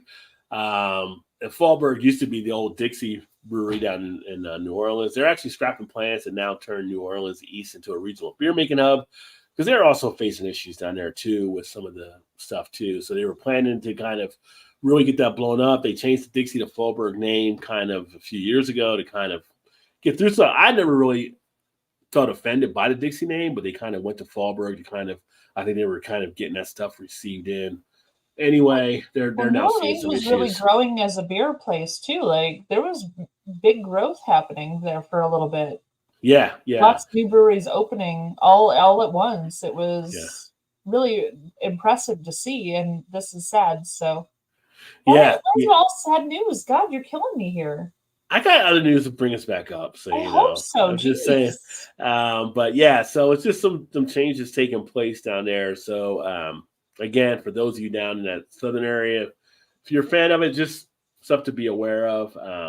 I've not had their beer since they went to the Fallberg name. I don't get their distribution here now. When I was in Cincinnati, I would get Dixie, and I thought I would have probably got Fallberg, but I had moved by then. So, if you happen to see some stuff out there, you want to show some love to them, definitely go ahead and do so.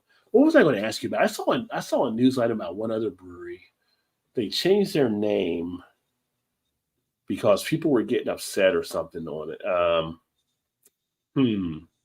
Trying to think of what it was, because I saw it and I'm like, well, I don't see why that's. Oh, it was it was a brewery that their name was. I'm just waiting for something terrible to come out of your No, mouth. no, it was. Like you're making it up just to play a thing here. I'm trying to think what the brewery was. I can pull it up in here, but it was hip hop. It was from my friend Julie that had posted it. I think she had posted it maybe on LinkedIn or Facebook. Let me see if I can pull it up here real quick. Bear with me. If it was hip hop, was their logo a bunny? Because it should have been. Yeah, no. And it was I need to get Julie back up on here on the channel as well. Julie Rose that does a lot of the coordination for a lot of brewery stuff too. Great knowledge in the beer industry. So she ends up doing the stuff. And some of you may have seen her before, but it's not your hobby marketing. So she does a great job there. What was the name of I'm trying to see if her post is up here still. My favorite conversations involve one person on their phone.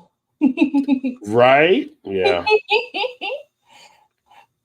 It's fun to tease you sometimes. Yeah, I'm easy to tease her. Yeah. It was hip hop.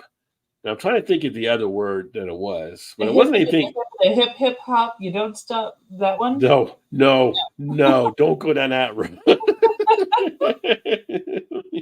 You are not the punzer. Oh, you know what? I think she posted actually was on Facebook. Not your hobby. I was trying to think of like a Peter Rabbit song or something that had hip hop in it, and I was sitting here going, hip hop, little April shower. Oh no, that was drip drip drop. No, that doesn't work. You need to stop. You need to stop right now. I'm trying to come up with more. Just cut it out. Just let it go.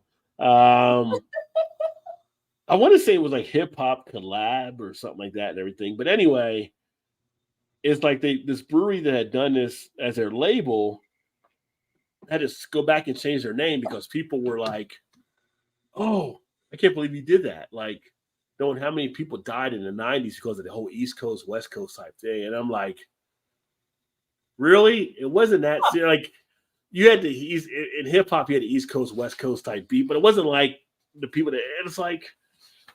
I think sometimes people lose a sense of or you could just what appreciate matters. the music style. Just appreciate it. It's like the 50-year anniversary for hip hop. So I can appreciate this brewery putting something out there, mentioning that. And so people are coming back. And like some people, you just have to let them go with their thoughts. You can't cave in to everybody. And I'm thinking it was like someone that mentioned in the comment post. I felt like it was a vocal minority that was able to get their way. That's how I kind of felt. Like it wasn't like anything that most people would get offended by. But the people that got offended by were yelling so loud that the brewery took it under thought and changed everything. It's like you didn't need to change everything. I thought it was pretty cool what you actually were doing there. So yeah, as long as you weren't like trying to, take misappropriation of taking the thing on, and it's kind of like you're not, we see that a lot of times, which is always funny. I see a lot of hip hop names in brewing, but as a number, like. Black breweries are under 1% of ownership. So it's kind of like, why is there so many hip hop references in brewing? Yeah. If it's only like 1% ownership, you would, and I joke around, I always say, you would think there'd be more like, rock or punk rock type group names or something, the name of beers, where everybody loves to get the hip hops. And that's where I see like the misappropriation of stuff taking place. But in the case that I'm talking about, it seemed like it should have been fine. But, people get offended by all kinds of things nowadays. So. I mean, Chicago has a brewery called Funky Town that's Black owned, and I think that's great. I think that's it is for a brewery. That's phenomenal. Yeah. I mean, and the beer is wonderful, by the way. One of the breweries in Cincinnati was Lindemans, and they were white owned, but they'd have some stuff there with some hip hop type references. But the way they did it, it wasn't like they were trying to misappropriate anything. It was kind of cool in how they're doing. They were kind of paying homage to whether it was Tupac or Biggie or some other people they were doing. It wasn't like, trying to rip off an idea or something like that too. So there's a way you can actually put stuff out there, I mean, unless you're not like founders and you're blatantly racist in your management, there's ways you can handle stuff. So interesting thing, there was a brewery called Prairie Craft Brewing here in the Chicagoland area. They were in the suburbs, but Hmm. the owner is from India, and had been running the place for a while, and he came out with a beer where he had used basmati rice to create the beer, and it had coriander and it had some other Mm. flavors that are native to To like India. Indian food, right? So that's kind of what he was going for. Um, he got tied up in litigation because he had Indian community leaders coming at him because he had used a symbol from the Indian language, which a lot of Indians don't drink. And he is Indian and he owns a brewery, and Yeah. they all came at him because he used this symbol, and it was like, no, you can't appropriate because we don't drink. And he's like, well, I'm from India. It Yeah. was really weird. Like, and he ended up changing the can label because it was just the one label that they were upset about, but it was really strange. Like, he wasn't allowed to use something from his own country because other people from his country didn't like it, and he's like, "But I'm from there. Yeah. It's mine too." Yeah. It was so weird, but yeah, it I happened. mean, it's some of the cultural. I mean, like when I had Linda on before, we talked from Mad River Brewing out in California, Native Mhm. American brewery. Right. You know, there's stuff that they have to run past tries Oh yeah, sometimes of before they can course. actually do They it. You have to get know, the so okay yeah, before they can yeah, move forward. and it's I something mean, that you would think wouldn't be anything that big, but yeah, it can matter on some of that stuff. So I guess so. And I mean, he changed it to appease them, but he still makes beers with basmati rice and different yeah, Indian inspired flavors and stuff, and he's happy doing it, but he has to be careful to not upset the elders or whatever it is that's going on yeah, in this situation. So it's really interesting. I don't know. yeah. I guess because what that symbol may mean could be something along those lines, and thinking about like the Indian culture, like for instance, like it's funny. Like for them, a cow is a sacred animal. So a lot of Indian restaurants won't serve beef. Right. But we used to have an Indian restaurant next to where we were at. We go there for lunch at buffet, and they would have beef out there. And I'm like, how are Yeah. they doing beef? I'm like, well, apparently this guy's Americanized. He's like, I'm after the dollars, and I know you Americans like beef, Right. so I'm making a beef dish, even though it's against our culture. So yeah, it's you know, Well, it's just the cows over there, right? The cows over there are the good ones that you can't. But I guess. I mean, these cows are shit. They're American yeah, cows. they're American American cows. cows. Yeah, yeah, yeah. Maybe there is a differentiation. Who knows? Oh, we'll see. But on other beer news, so for those of you in upstate New York, what is this? This is a bittersweet transition, right? So other half has acquired Young Lion Brewing Facility and Tap Room, which is out on Canandaigua Lake, which is actually upstate New York. So another other half brewing location. However, Young Lion Brewing, which is a female-owned brewery, is actually closing their doors because Mm, of stuff they ran into. So it's you're going to get more other half, but you're kind of losing them there. Um, again, it's just it didn't work out the way it was planned to work out. yeah.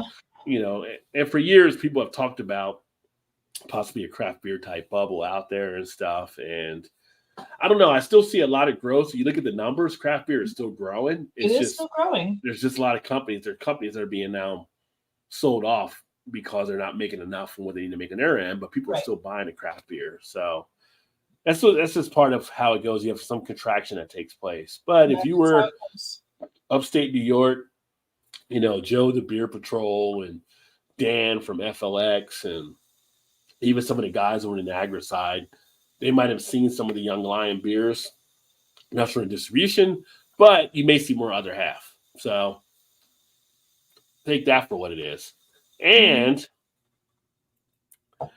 rare beer, we know Sam Adams Utopia banned in 15 states, but now it's available in Indiana. So make it 14. I was hoping Todd here would say, hey, you can now buy Utopias in Indiana. Why is it So banned in 15 states? too high of ABV. Oh, okay. Yeah, Yeah, yeah, fair enough. yeah. Yeah. Guess where a majority of those states are? Across that little Bible Belt part of the country, of course. Yeah. Well, Yeah. and Utah. And Utah. And Yeah, Utah. Utah's definitely, I mean, it's not Bible Belt, but it's kind of Bible Belt. It's kind of, They're really wilderness. strict on their ABVs. It's like 3.5 or something. It's craziness. But you know what's funny about Utah? Like the strictness of the beers, but yet you have Utah Brewing out of there that puts out some pretty decent beers. That can be higher ABV, but they can't sell them there, I guess. They can't sell them in Utah. They have to sell them elsewhere. Yeah. So it's kind of funny how that actually works out. So they can make there. They just can't sell there. They can't sell there, right? But for like our buddy Todd, who's not here tonight, Utopia is now going to be available in Indiana. So down to 14. But yeah, some people just too strong. And actually, one of the states you can't buy is in New Hampshire. So it's not all the South either. New Hampshire you can't buy because it's too strong. Okay. Yeah. So, and here's one here, which is, well, let me go back to this one. Oh, okay, go New Jersey. So I mentioned earlier, DoorDash now, if you're in New Jersey, will be delivering beer and wine as of today's date. So you can actually go into your DoorDash app and you will now start to see locations where you can order beer and wine to be delivered to you if you get DoorDash. Now, being from New Jersey, most of New Jersey, you probably have access to this, but like our buddy Bart that was here earlier. Hopefully you're still here, Bart. Alex, the Beer Master, all you guys up there in New Jersey, if you want to get beer delivered to your door, you're now going to have that availability, which I feel like everybody should be able to do that. Oh yeah, because we get drizzly here, so maybe we can do the DoorDash at some point. Well, then you're not driving with the beer. See, that's good. It's a good thing. Right? Just drop it right off. Meet the guy with the ID. You're good to go. So now, I remember during COVID ordering brunch from a restaurant with it was like a mimosa bar that they would do for their brunches. And they sent a bottle of sparkling and then like 3 different juices that you could mix it with. Mm-hmm. And I was so shocked to have alcohol ordered to my door by a driver. It was the craziest thing I had ever seen. And I was like, oh, I got a mimosa bar by delivery. Heck yeah. Like, why would I ever leave the house again? Right.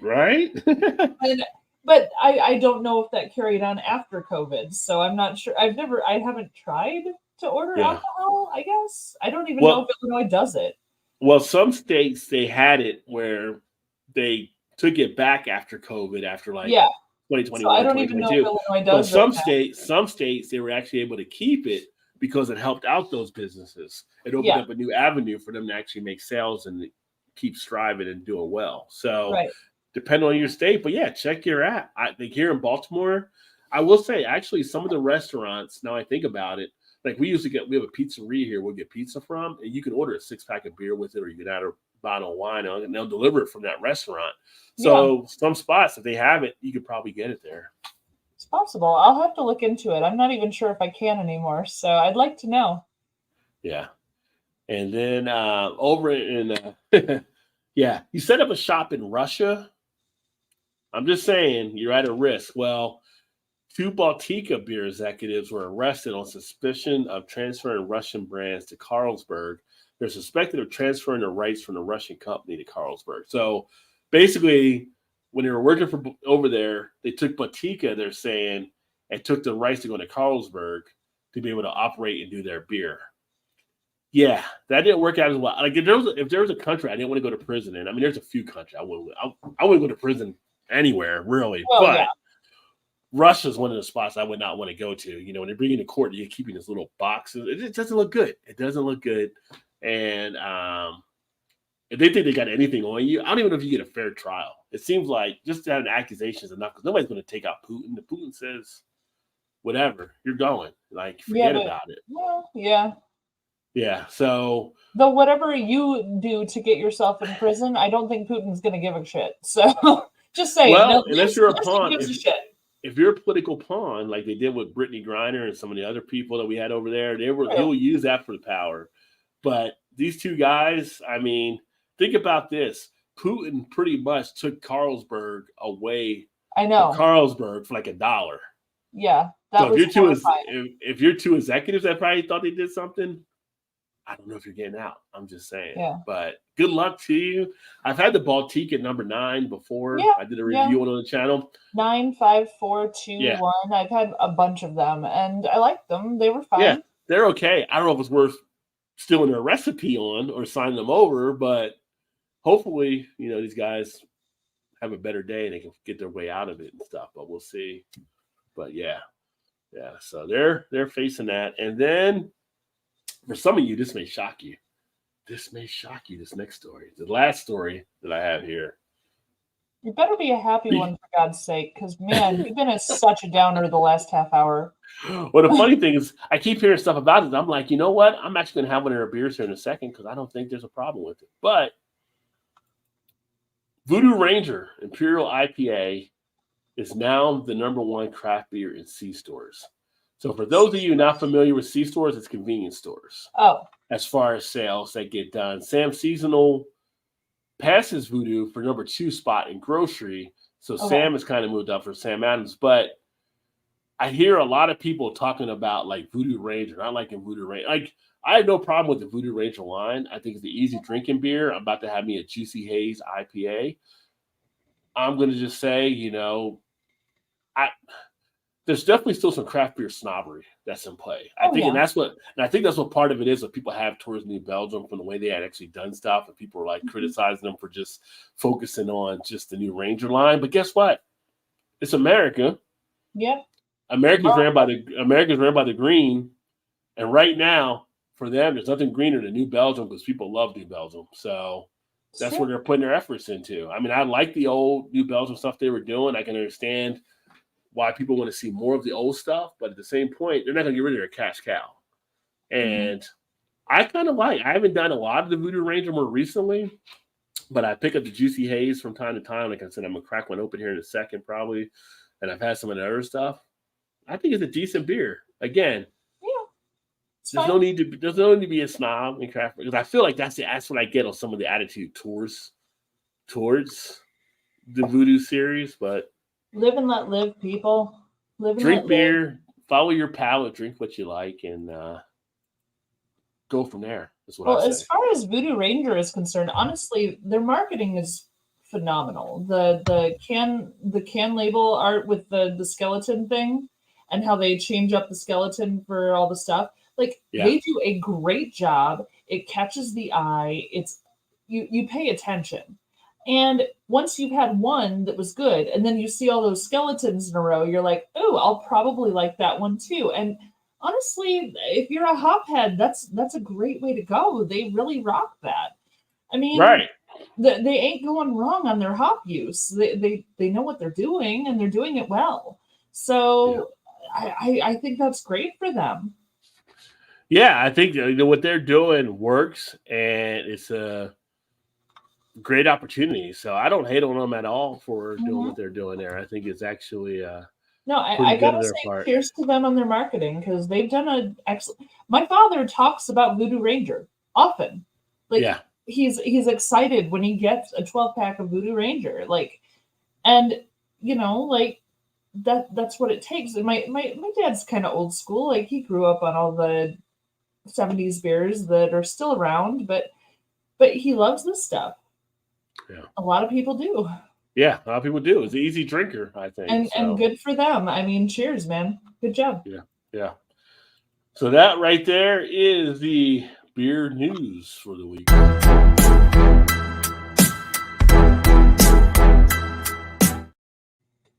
Yeah, so there we go. Hey, Dave. Sorry. Where am I? What? I need to not look ahead in the comments when you're. You stop getting so excited. Stop getting so excited ahead of time. Someone just came in and I wanted to say hi, and I'm sorry. Well, can we say hi together? You got to say hi up front. Like, you gonna wait for me to say hi Dave too? From Beer in Front. You got to say hi to Dave. I will when I get down to Dave, but I haven't gotten to Dave yet. But hello, Dave. Great to see you, my friend. Cheers, buddy. Me and Dave had a talk earlier on Twitter and stuff. I keep saying Twitter. I just can't get to X. But we were talking earlier, which reminds me of another thing. So some of you that may have seen on the channel, I just received a non-alcoholic unboxing video I released from Go Brewing, Naperville, Illinois. They sent me, they sent me some non-alcoholic beers they wanted to check out. I got reached out to their marketing people a few weeks ago, and we kind of talked some stuff. I guess it's probably about a month ago. But I'm going to actually have them on the channel on the 29th. Yeah. So February 29th, I'll be doing a live stream with Go Brewing, talking about non-alcoholic beer, the market they're in. They sent me a 6-pack of variety, and they sent me another. It's funny because she sent me an email, and Marcella, shout out to you. She's like, "Did you get the delivery?" I'm like, "What delivery? I haven't got anything yet." And she said, "Let me check when I get back to you." So they sent me another one. So I ended up, I went to go get the one, and both were here. So I got like 2 6-packs of their non-alcoholic beers, which is actually great because I can drink some when I have Joe Chura coming on from their brewery.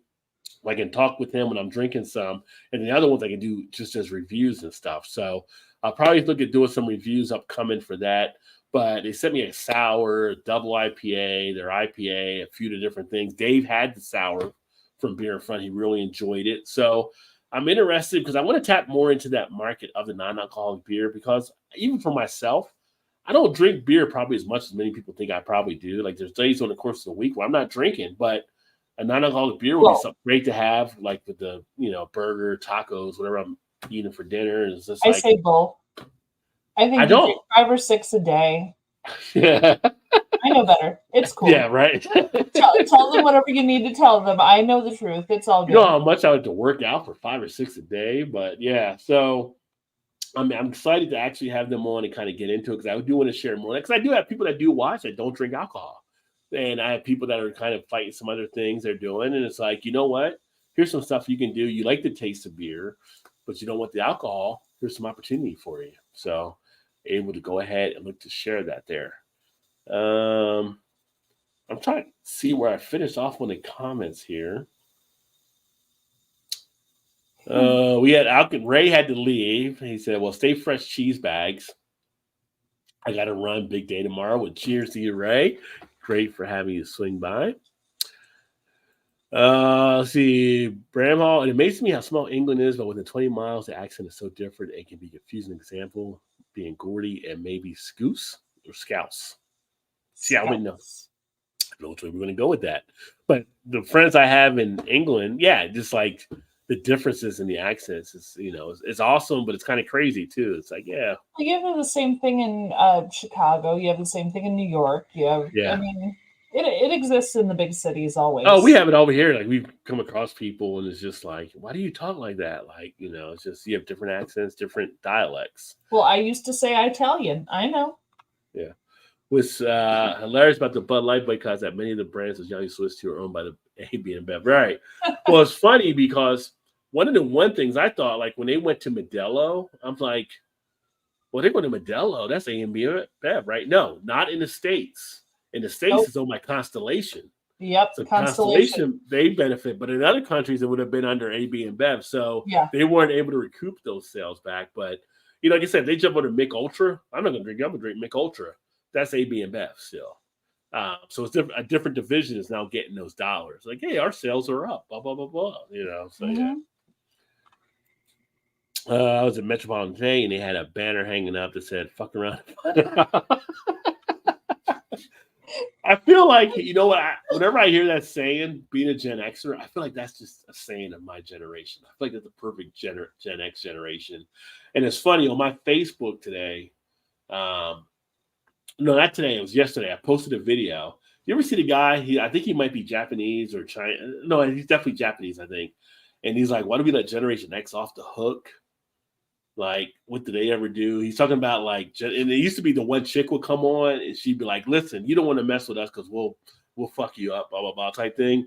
Well, they had a thing where it was like 20 people that responded to that video. And I was like, oh, this is great. Like other people responded and just talking about the stuff that we kind of went through as Gen Xers and stuff like that and everything. And like one person's like, look, Gen Xers don't mess around. Like if they can't get to you physically, they'll get to you mentally. They'll hurt your feelings to a point where you just can't do anything. Like that's just how we were. We would find whatever weak spot. Oh yeah. Bullying was straight up on for Gen X. We knew what bullying was. I mean, not messing around. I mean, it's kind of like every Gen Xer knows how to bully because they work. It's like one of my old jobs I had, right? We had a new guy that started working with us on the job, right? And we'd all call him the new guy. And so he went to management and told management like they didn't like us calling him the new guy. It made him feel kind of awkward and kind of stuff like that. So management was like, yeah, you guys can't call him the new guy anymore because it makes him feel this way. And we're like, oh, we're fucking calling him the new guy all day long. Not like, you know, you just made it worse by going in and trying to rat on us. Yeah, that's just how we were. We're a generation that like, yeah, we'll find your weak spot and we will fucking kick the shit out of it. Yep. There's no coming back from that. You tattled. Yeah. It was so funny. Like some of the responses, like just one person, like just leave them alone. Don't even go out. They're like the first Pharaoh generation. You know, you don't even want to mess with them. They are the original latchkey kids. Like you don't want to mess with Gen X. Like we were making full meals at 5 years old. Don't fuck with us. I don't think Bud Light can crawl back at this point. Retailers have been hitting a while, and in shelf space. No reason to roll the dice going forward when others' opinions exist. So, yeah, that's the thing that I was thinking about earlier, right? They were trying to come back now with the whole sports type thing, teaming up with MMA, doing stuff with NASCAR, trying to do whatever they can, and people aren't buying. I mean, literally, a case? I don't even know if it's a case. Well, a 12-pack, $16, and they were giving you $15 back. So it cost you $1 for a 12-pack of Bud Light, and people still weren't buying it. Yeah. So I think they pretty much kind of done. Like I said, I'm just more surprised the CMO took that long before they were fired or had to resign. Yeah, it's true. That's it for Metropolitan. Pay your rent. You won't win a war with your landlord. But wasn't it? It was more. It was more than that, though. It was more than just the rent. The landlord screwed them over to start with. The landlord said they got this many feet or whatever, this many square feet, and they weren't paying for that many square feet, or they were paying that, but they didn't receive that many square feet. So when they realized that they were paying more than what they were given, they stopped paying because fuck you. You said we would get what 35,000, 30. I don't know how many square feet it was, but you contracted us this much, and if you're not giving us that, we're not going to pay you. That's stupid. Yeah. I mean, it's such bullshit, and I love Metropolitan. I'm really angry about this, and it feels similar to what's going on with my brewery. Like, somebody was an asshole and they just get to win? No, fuck that. I hate that shit. Oh, sorry. I'm okay. No, you're good. You're good. You're good. Too much. This is safe space. It's safe space. I know. I just, they make me so angry. But to your brewery, and if you want to give us a synopsis, I'll let you do it. I'm going to run to the restroom here in a second. So I put together a piece that I'm going to release this weekend from things that I kind of saw there to kind of position stuff out there about what was taking place, because the Ravinia and the whole music festival and looking through stuff and kind of like coming back. And it's just like the grievance to me is just kind of like a false grievance type thing. I know Dave, if he's still watching Beer in Front, he kind of feels that way as well. It's just like, because like I said, we talked last week about it. I'm like, I want other like Ravinia businesses start doing some stuff. Like, I want Ravinia Hardware to have a music player come there. A music festival upset now because Ravinia Hardware has a music player. I want like other people to do things that are like showing how crazy of a lawsuit this actually is. But if you want to talk, I did actually suggest that to the owners to talk to the other business owners who have Ravinia in their name. So I did actually put that forward as an option to fight back, I guess. Yeah. But that was something I talked to the owners about as an option. I think you have to make it, because again, like we talked about last week, this is going to be something that public opinion is going to probably weigh in at some point. And it's got to be something to show just how ludicrous this lawsuit is. Like, you're making accusations of the whole keys. So because a beer has a guy playing the piano, you think they're going to think it's a music festival. It makes no sense. And the beer name ties to what the actual beer is. Was Keystrokes, and it was a key lime sour. And the guy's playing piano on the cup. And the guy was playing piano because keys, piano keys. Like, it worked. It was a clever name for a beer that was pretty damn good. I mean, it was like biting right into a key lime. You get all that sour, and then you get that rind bit, and that's what it tasted like. It was perfect. Yeah. But for them to say, oh, they've released a beer with a man playing piano, therefore they are infringing upon our copyright. What? It's a key lime, key strokes. It's key. But what? Oh, what should have had a guy, keying into a car? What do you want? That'll be Chicago life. I mean, that would be Chicago, but Jesus Christ, not the town that we're in. We're North Shore. We're Highland Park. Like, it's a low crime area. That doesn't work for us.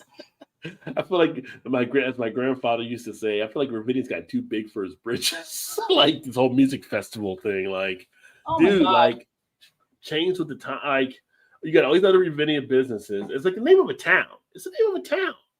It is. It was. It got enveloped into Highland Park, but it's still a neighborhood. Yeah, but it's still a neighborhood. But Ravinia because of the ravine. There was a ravine there. Therefore, the town called itself Ravinia. It's a ravine. It's a geographical feature. Like what? What do you want? Which is why other businesses use Ravinia in their name. So since I'm gonna rent in a restroom. I'll let you talk real quick here. No, you can tell people about it. I'll be right back. Unless you want me to hear it. If you want me to hear it, I'll wait for a second. Just this little part. Since words, I'm coming. It's okay. I got this. Since we last talked, I spoke with the owners, and they were saying that when someone applies for a trademark on a word, they can apply for a trademark when it refers to certain things. So what Ravinia did a while back, 2013, something like that, they applied for a trademark on the word Ravinia in regards to entertainment, alcohol, and food. That was what their trademark was. When the trademark place receives these requests, they look and see, has anyone asked for this word before or this, trademark? And if no one has, they don't fact check it. They just say, okay, no one's asked for it. Yeah, no one's asked for it. So they go ahead and say yes. After the fact, if you find out that the trademark that they requested is stupid for several reasons, you have to involve trademark lawyers, which is, by the way, if you go into law ever, please go into trademark because it's so stupid and you will win lots of money all the time because it's ridiculous. They don't fact check anything before just handing out a trademark. And that's stupid. Like, just because the barbershop wasn't doing entertainment, alcohol, or food, they're fine. They don't have to worry about it. But, the plumber wasn't doing entertainment. I mean, unless you're turned on by plumber's crack. But besides that, it's like... There's a lot of people like Mario. I'm just saying. I know. I'm just saying. Because of that, they can put a trademark on freaking anything as long as no one's gotten there first. And there's no fact checking at all. It just frustrates me to no end. Yeah, it's kind of ridiculous on how the whole lawsuit was actually, in my opinion, applied to. So somebody comes along and they want to make Ravinia steak and ales. They can't do it because Ravinia is associated with food. So you're doing a steak and ales thing. You're not doing anything with a music festival. But because you have a food establishment, you couldn't have the Ravinia Steak and Ales name. Yeah. That's just stupid, in my opinion. It's so stupid. And it's just... We're the neighborhood hangout. We're the neighborhood restaurant. We're the neighborhood bar. And the neighborhood, the neighbors who live there love us. Yeah. And they're angry. And Ravinia, I mean, they get a lot of money from their ticket prices, sure, because the ticket prices are exorbitant. But they get a lot of money from donors, and they're shooting themselves in the foot right now because I've seen, if you go on their social media and look at comments, people are saying, yeah, I just tossed my donor envelope in the trash because of your wasting my donor money on frivolous lawsuit. Yeah. A lot of the donors are not happy because they know that Ravinia is spending their money, donors' money on this. Yeah. But from your standpoint, it's encouraging to hear for sure that they're actually fighting back that way. So, and that's what it has to. It has to get to a point where it's into the court of public opinion, which we talked about last week, and that's where it's going to make a difference. So, for those of you out there, I know Dave's already done a piece about it, but if you got a YouTube channel, definitely share some of the details around it out there as well. It's a great little topic that I think we'll be hearing more about as well. So I'll be, like I said, put together something this weekend with some thoughts around it too. But I'm going to let Mal handle it for right now. If you're good, I'm going to run to the restroom real quick and then grab another beer. And then you need another beer probably too, right? So Yep, when I come yep. back, you'll get a beer. So All right, sounds good. entertain, if you will.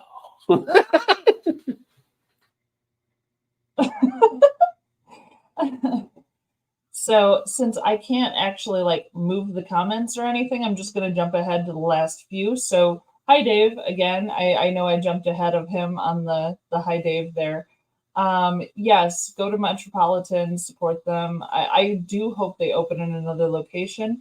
There was a comment earlier about how Metropolitan's kind of the hub of that location, and they have like two little food places and all this other stuff, like the boat rentals, all there. I feel like it's going to hurt all of those businesses to lose Metropolitan. I don't know what they're planning on putting into that space. I hope Metropolitan is contemplating finding another location. That would be my hope. I know it won't be like on the water and all cutesy with the dock and everything, but I really do hope they go for it because they're doing great things. It's really, really true. Let's see. PA Brew News, I saw your comment, fuck around and you'll end up in my basement with the lotion. I was like, oh yeah, that's Paul. Buffalo Paul. Or fuck around making a sour and find out. Oh, actually, I also made a suggestion to the owners that we do a sour called Sour Grapes. Just because I thought it would be really funny. Dave, that space will be empty in Chicago like the old Ballast Point. That's what I'm afraid of. I hate seeing that happen. But a lot of people are going to be nervous to move in there because the landlord obviously is kind of awful. So do you really want to move into a space that evicted and destroyed a business? Like a lot of places won't want to do that. Oh, Malta gentlemen, I am back. hi. Malta's in the house. Shit. Malta's Cheers, in the Malta. house. Sorry, Cheers, I'm Malta. still ahead of you on the comments. Let me go through the comments, get caught up. So. Okay, you get caught up. I'm gonna go get another beer. All right. Did I get everything from JT's in that one? Yeah, landlord. So I know Barry and Bud Light wasn't about hurting AV and Bev. It was a punch to all companies using ESG, environmental social governance, to control social norms. Even BlackRock took notice. Oh, I'm sure BlackRock took notice. I mean, I'm actually in the financial world, so I'm sure anything like that, they're going to take notice on, with that being one of their holdings. But the whole thing was the thing with the Bud Light thing. I feel like there was a play that was trying to do the inclusion part, but at the same point, there was a knowing your audience type part of the marketing that was missed as well. Just knowing what you're actually marketing to, who's actually drinking things, and putting it out there in front of people. Plus, to say, from what I know, because I never heard of Dylan until this whole thing happened, I guess the people that usually follow Dylan are like underage anyway for drinkers. So why would you have a person as a spokesperson whose main audience can't even drink legally? So there were some issues. There were some issues for sure. Question I have is, what will happen to Metropolitan Tap Room space when another brewery open there? Some kind of restaurant or music venue. It is the anchor of the whole development. Well, we do see some of these breweries that are jumping in and taking up space and being able to open up opportunities. So hopefully that will be the case, that someone may jump in there. But I don't know if there's anybody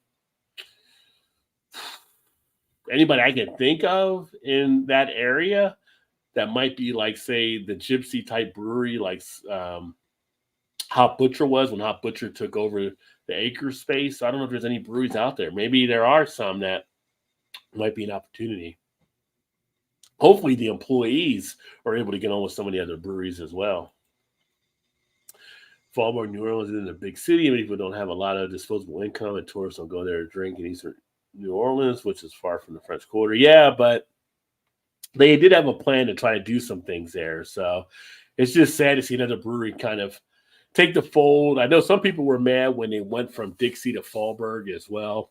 I think they were trying to do something like that because of the Dixie name, but I never saw the Dixie name as being as offensive. I mean, Dixie to me was kind of like that old South type thing. So I guess it just depends who you ask in that regard.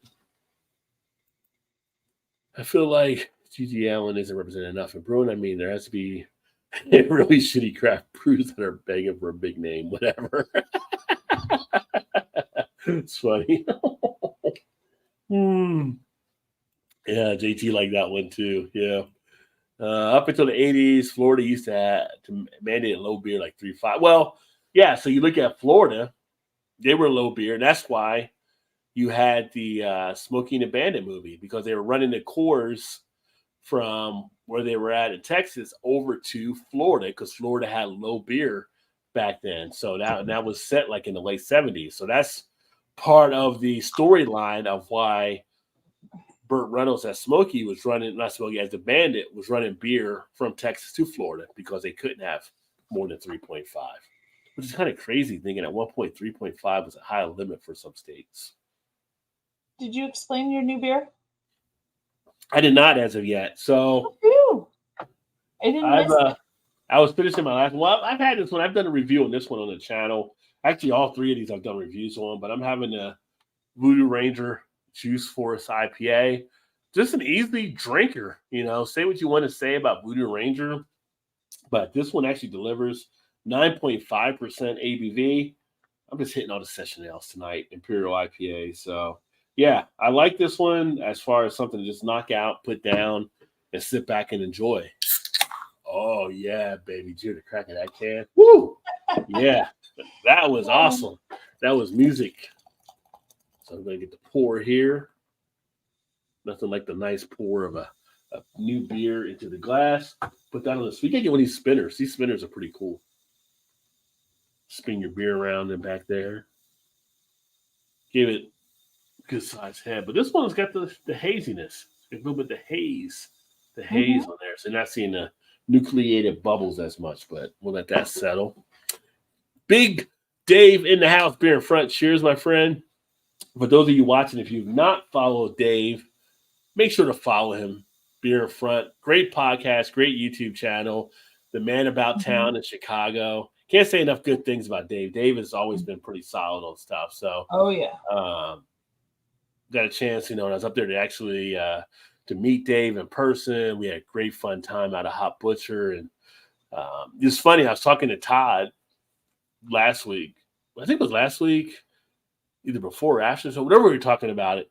So when Todd came up and he caught up with Liz and JT, they took him over to Bad Apple. I told him how good the burger was. He was like, he couldn't believe how fantastic the burger was over there. Like the Bad Apple is probably one of the top burger places, if not the top burger place I ever had in the country ever. I actually just interviewed someone who used to work there. Oh, the Bad Apple was the bomb. Mm-hmm. I mean, it was just like, I could almost say that bite into that burger, it was just like, I can understand what Wimpy was talking about with burgers back in the days on Popeye. How if it's a really good burger, you'd do anything and just pay the man on Tuesday because it's that good of a burger. You want it today. So yeah. Bad Apple's pretty solid. She said hello. Dave was having a Hot Butcher Lincoln Anniversary Stout. My man, 12.5 ABV. That's what I'm talking about. I don't think I've had any of their stouts over 10.5, so they kind of stepped it up a little bit on that one. Oh, we gotta get into the Thanksgiving stuff too. By the way, don't let me forget. Oh yeah, that's true. The Black Friday stuff, and then Thanksgiving and all that kind of stuff. Because, like, you may not know, like Thanksgiving. One of the historical facts that I found out when I was kind of going through beer. Do you ever hear about how the Pilgrims landed at Plymouth Rock? Why they chose Plymouth Rock? They found a rock and they called it Plymouth because they left from Plymouth and they landed at Plymouth, and that feels like they did something wrong. But whatever. The story goes, and historically it's supposed to be pretty accurate. They ended up because they were supposed to go to Jamestown, Virginia, but on the way over, they actually ran short on beer on the boat.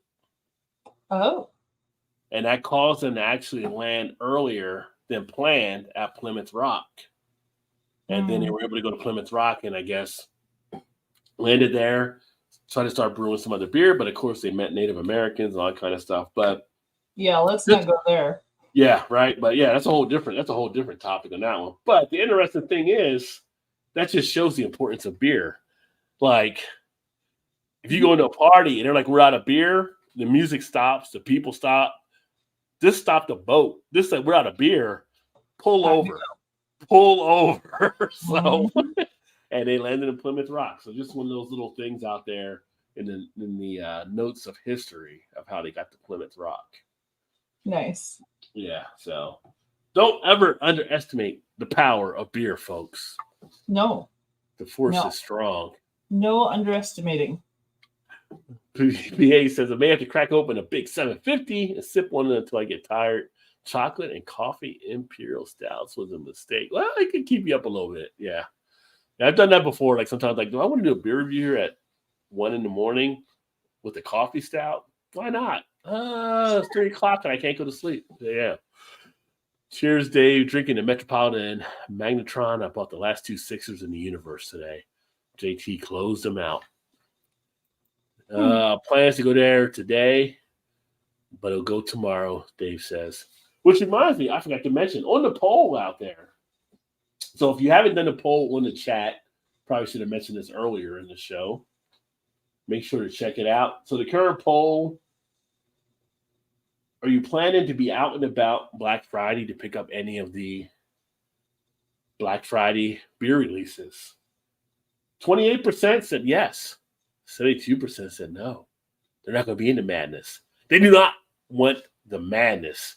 They were not feeling the madness. They're like, no, I am not going to be out there buying any of these beers on Black Friday. No. I'm going to be safe. You guys need a safety dance was coming at some point tonight, right? That should be like a secret code. Safety dance. First person to respond gets something. I should do that at some point. What do you got? What beer do you have there? I have Squishy Gummy Hazy IPA from Noon Whistle Brewing Company in Naperville, Illinois. Noon Whistle. Sorry, Lombard, Illinois, Naperville, Illinois. They have 2 locations. But I love Noon Whistle. They do really good stuff. Their specialty is their hazies, but they were the first Imperial Pilsner I ever had. And they have a Ghost Gummy that is one of Blue Ice's favorite beers ever. And it's a hazy IPA with ghost peppers, and they have a mild version and a spicy, like really spicy version. Oh my gosh, they do amazing stuff. Ooh. Oh shit! Oh shit! Oh shit! Ooh. Oh shit! Oh shit! I really love Noon Whistle. They do such amazing work. Good stuff. And this is all juice up front, out back. It's just a big old party of juice. The juice is loose, baby. This one's Citra, Mosaic, and Simcoe. So with the Citra, obviously you get that orange grapefruit kind of front. The Simcoe, the Mosaic gives you that earthy close. I don't know what the Simcoe does exactly, but you have kind of an earthy shut on this one. It's not like, it doesn't make all of your taste buds pucker, like it's not super dry, but it's just a beautiful juice bomb that turns into dirt. And it's I want to say Simcoe's a little tropical too, I think, right? Oh, is it? Okay. Yeah, I think so, I can't recall off the top of my head for Simcoe. But that's such a good beer, and it's so drinkable. And what's the ABV on this one? It is a 7.1. So, yeah, it's just beautiful. And I don't know why. I called it a squishy gummy, and I do know why. It looks like little gummy worms. Gummy worms? Yeah. On the can. I was about to say, I don't know why they have worms on the can, and then I thought about gummy. I'm like, oh, yeah. So I was halfway through that thought when I realized what was going on. Everybody gives love to the bears, and nobody gives love to the worms. You got to give love to the worms as well, because the worms out there doing their gummy stuff too. So, how many beers have you had? I'm teasing. Are you coming at me? Oh shit! Oh shit!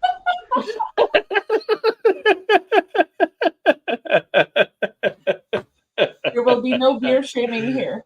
Except for, Ray was drinking the PBR, so maybe a little beer shaming, but not too much. I've had enough that I'm feeling pretty good. Yeah. Oh yeah.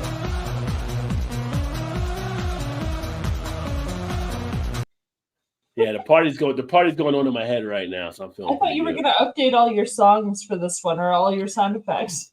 I needed to update some stuff. I got a chance to get around to it. It's so tough. But I had one for Left Hand, but I never got to use it. I never got to use it when I was doing the show, but I was going to use that with Left Hand, but I never got a chance to get around. Oh, Left Hand Brewing. I was wondering what the hell you were talking about with your left hand. I was like, I don't think I want to hear more about that. Yeah, but you know what I can always use? You know. Turn around, everything turn around,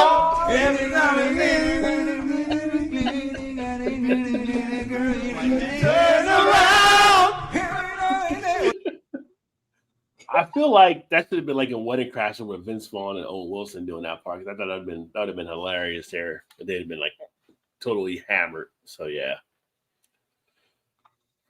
But let me see here what we got. We got a good amount of comments coming in. I love it. The Thursday before Thanksgiving. I don't know why I said Wednesday, but fucking around on the yard with the lotion. Put the lotion in the basket, lady. Yeah. Buffalo Paul puts the lotion in the basket. Why was the lotion even down to her? Like, what was she doing in there? He was taking care of her skin. How is he going to make a lamp out of her if her skin is all shitty? That's right. Well, what if she didn't put the lotion on? Like, what if she would have refused to put the lotion? And she gets the hose again. But he's not coming down into the hole. Yeah, he sprays her with a hose. Well, it puts the lotion on its skin, or else it gets the hose again. All I know is I got the hose. It's unhappy. When she had the dog, I got your dog, mister. I got your dog. Yeah. That almost got to him, but But he had the night vision goggles and she didn't. So, it's fine. Whatever. Well, that was when Jodie Foster got in. But when she was in the hole, she got the dog. She tricked the dog into the hole. Because my favorite is still with Hannibal Lecter. She's just like, tell me again about your father, Clarice. Was he a coal miner? Like the way he did that, it was just like hilarious and just like. The way that man spoke was hypnotizing. Yeah. Absolutely. Tell me about the woman that you taking. Was she rotund, Clarice? Rotund. Who uses rotund in a sentence? Well, Hannibal Lecter. I love that word. It doesn't get used enough. Why not Rubenesque? Was she Rubenesque, Clarice?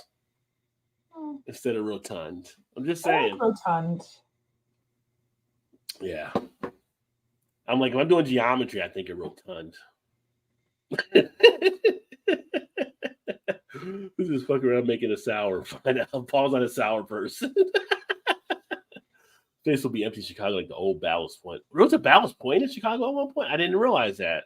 Yeah, there was. Yeah. Well, like King Conflicts, bring it back. I mean, they own Ballast Point now. They can bring it back there. Let's call them and ask. Yeah. Malted cheers, my friend. I'm just getting down to it. Doug and Trey said they currently no plans to revive the brewery in the future. Yeah. Aww. Oh, late beer news item. I should have put it on the where is it at? Here.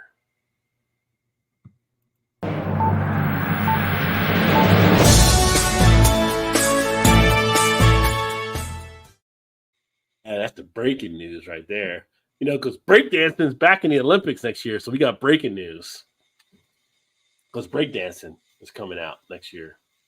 Anchor is actually trying to revive their stuff, so they're actually going to the city type thing. So I didn't have the news item on here, but on Twitter or X or Facebook, if you follow the Facebook page, I posted a piece about the revival taking place there and what they're actually looking to do right now. So Anchor is not totally dead. So speaking of some good news, Anchor is trying to, with the employees, get that reestablished. You raised our spirits a little bit.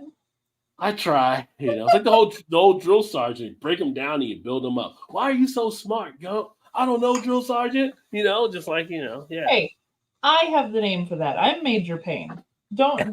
Yeah, that's me. Forrest Gump. That's Forrest Gump. Not Major Payne. Major Payne is Damon Wayans. When he's getting yelled at the drill sergeant, Tom Hanks is like, I don't know, drill sergeant. Sweetie, my last name is Payne. I never knew his last name was Payne. Yeah. Oh, now I know. Now I Before know. I'm Major Pain. Let's go back to the 1980s with NBC. The more you know. The more you know. Like the whole star would come out. Yeah. Ladies and gentlemen, you have entered the House of Pain right here. Look at that. Oh, did you say the Mhm. House of Pain? Yes. Oh, This is my shit. house. The House of Pain. Mhm. Because Chu and I got married just before COVID and everything shut down right after we got married. And I have been a lazy bum and haven't actually changed my name yet. And I really need to. Because as soon as I do, I can get a passport, and the passport is necessary to go to Canada in July next year. And It is. I have to get all those things taken care of. So that is on the docket at the moment to Don't wait too long properly because change the name. don't wait too long because their passports run behind nowadays. Oh, I know. Yeah. I'm aware. I mean, Although I feel like if we're at the Canadian border, it should be like, come on, man. Come on. You know what? I'm from America. You should just let me in. I ain't not South America. United States of America. You know I'm good. Like, who's that? Let me you try to get the hookup. You try to find out who's up. Weren't you the one that saying Is Tommy working? Is Tommy working? Tell Weren't Tommy, you- not here. you were the one saying we were the meth distributors. What did you say? Meth house? We were basically the crack house, meth house. They were kind of the apartment above whatever we are at that time. But yeah, so we just have to find a person that comes to the meth house. So I'm like, Tommy, right? Yeah, Tommy's my boy. So Tommy can come over and hook you up and let you right in without the passport. I'm just saying. And Tommy's sitting there looking at you going, oh, I don't think so. You always gotta find a connect. You gotta find a connect and the connect because you're always looking for that hookup. But since you're the House of Pain,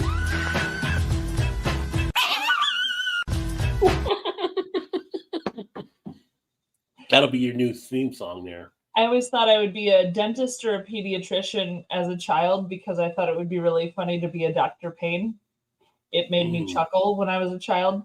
And instead I chose teaching, which Miss Payne as a teacher, that is hell. Yeah, well, So, yeah. But yeah, Miss Payne, yeah, that would be my first day teaching high schoolers. I told them if they could come up with a joke I hadn't heard about my name, I would give them a passing grade for the quarter. Yeah, they didn't come up with anything I hadn't heard, so But if you would have been a dom, you'd have been perfect. True. But I don't like inflicting pain necessarily. I just generally assume that I'm supposed to go through pain. Inflicting pain was never my thing. I'm not a sadist at all. I mean, I'll cause people a little bit of irritation, a slight bit of trouble, but I don't like inflicting actual pain.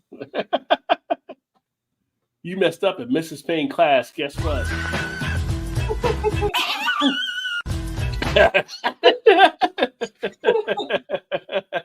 That was you breaking out the old back in the day, the paddle. They need to paddle the kids back then.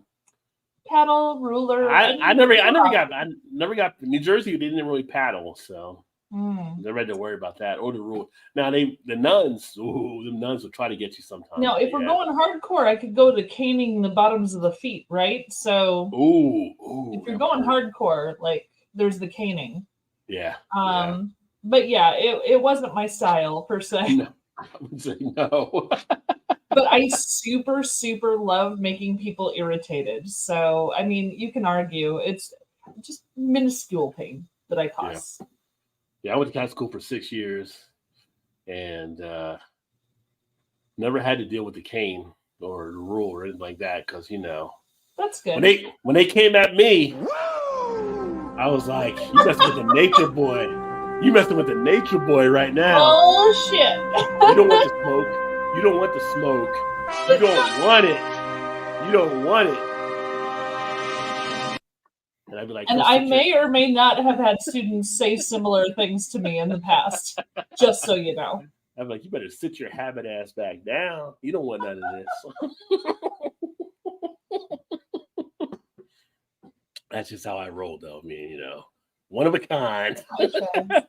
Cheers, Trez. Happy being our homie. Yeah, we're all I'm about so the glad fun. you heard all this. Yeah. As we get ready to head into Thanksgiving. And Trez, you will have your special thing arriving, I think, in the next week or so. So appreciate you being a Special member. thing. Ooh.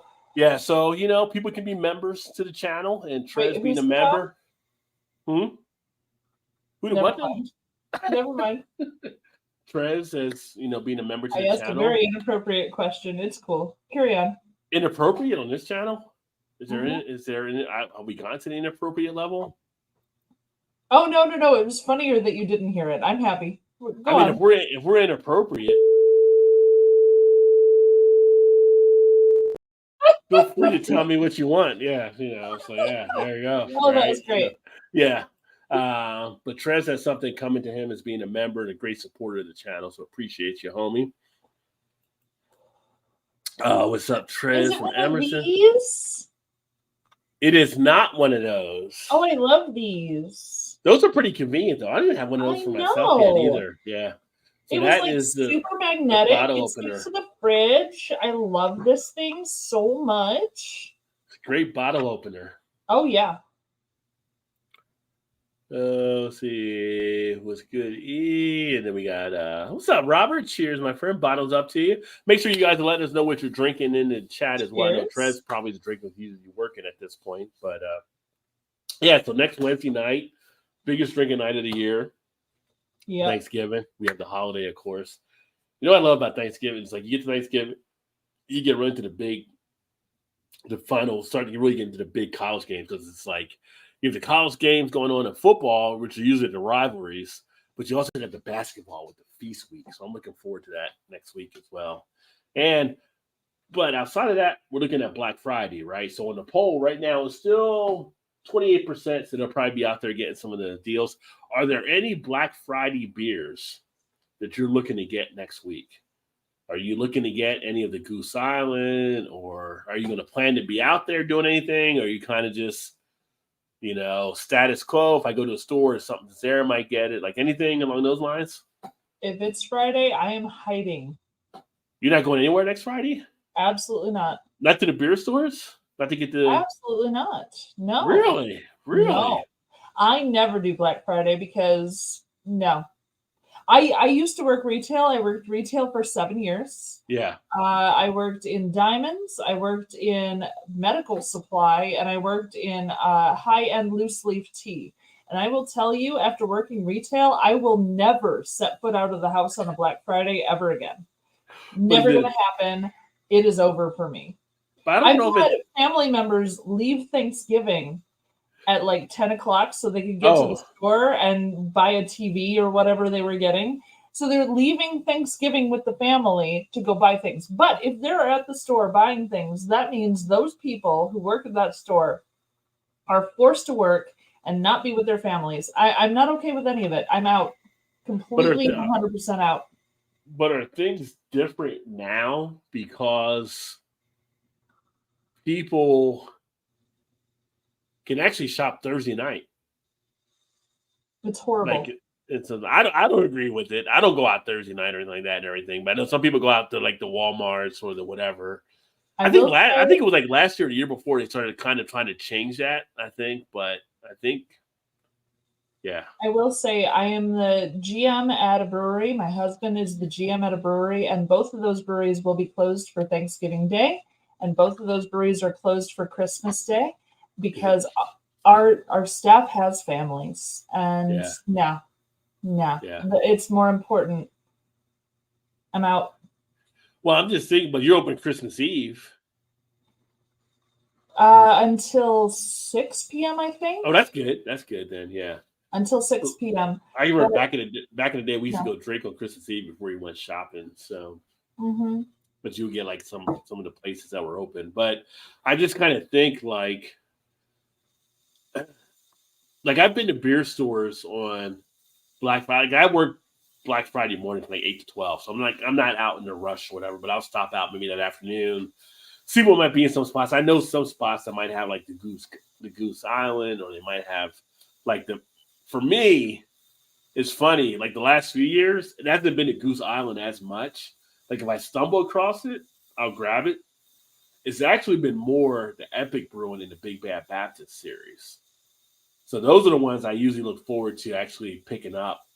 Although I haven't drank them in a while, got them all in my cellar here, but I need to drink them.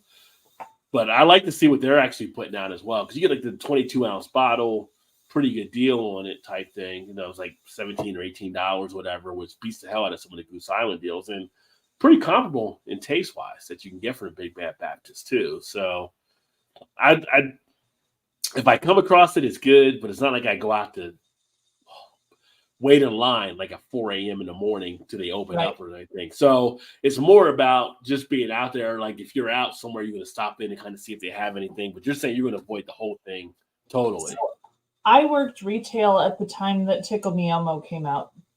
Oh, shit. That's crazy.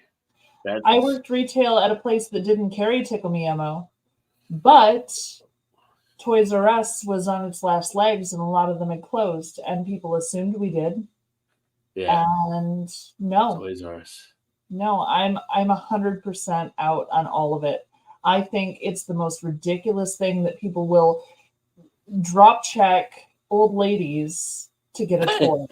Like it's ridiculous. It's horrifying. It's the Purge, but in sales mode.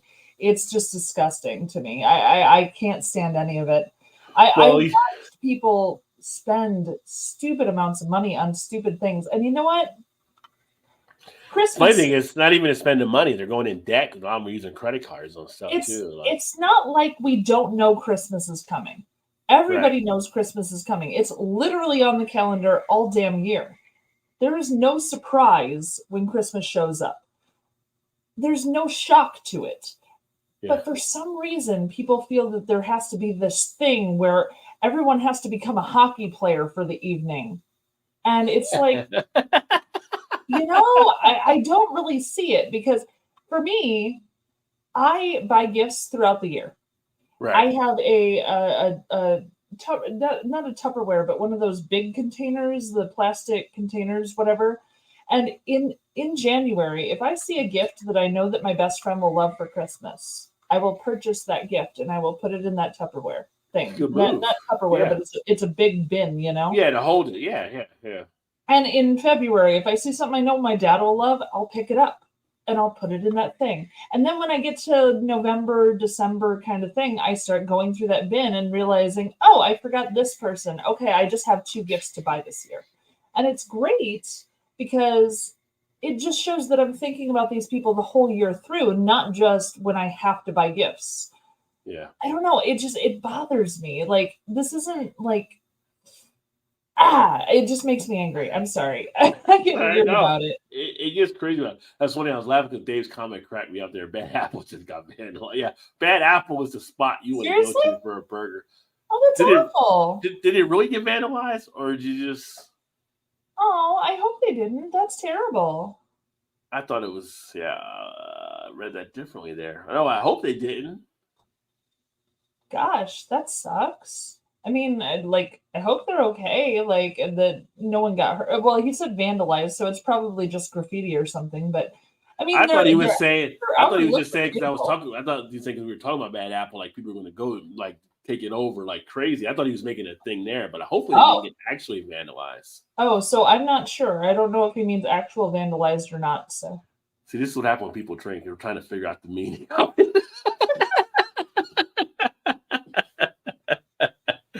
But so it's kind of like, I know a couple spots I'll get done work. I'll just kind of go and check out just because I know where I can get some stuff around town now that I've been here. But it's not like I said, it's not like I'm going to go out there at 4 a.m. So with the question I had out there, it was kind of like just being out and about in certain spots. You might pop in here or there and kind of see what beer may be out there, because if you do miss it, you might not be able to get it. But it's funny, like I go to New Jersey in Christmas, and I walk in a couple of beer stores up there, and there'll be Bourbon County on the shelves. So Bourbon County isn't one I had to fully go after, because I know a place in New Jersey that'll have it, because they have so many other beers, people aren't buying Bourbon County as much. Or people look at it like, well, I don't want to pay that amount for this beer. So, I'll tell you what, give me approximately 45 seconds, and I can show you my Black Friday plans. Okay. While she gets those, we'll check some more comments. Dixie isn't offensive. They will always be offended by something, not Gen Xers, though. Right?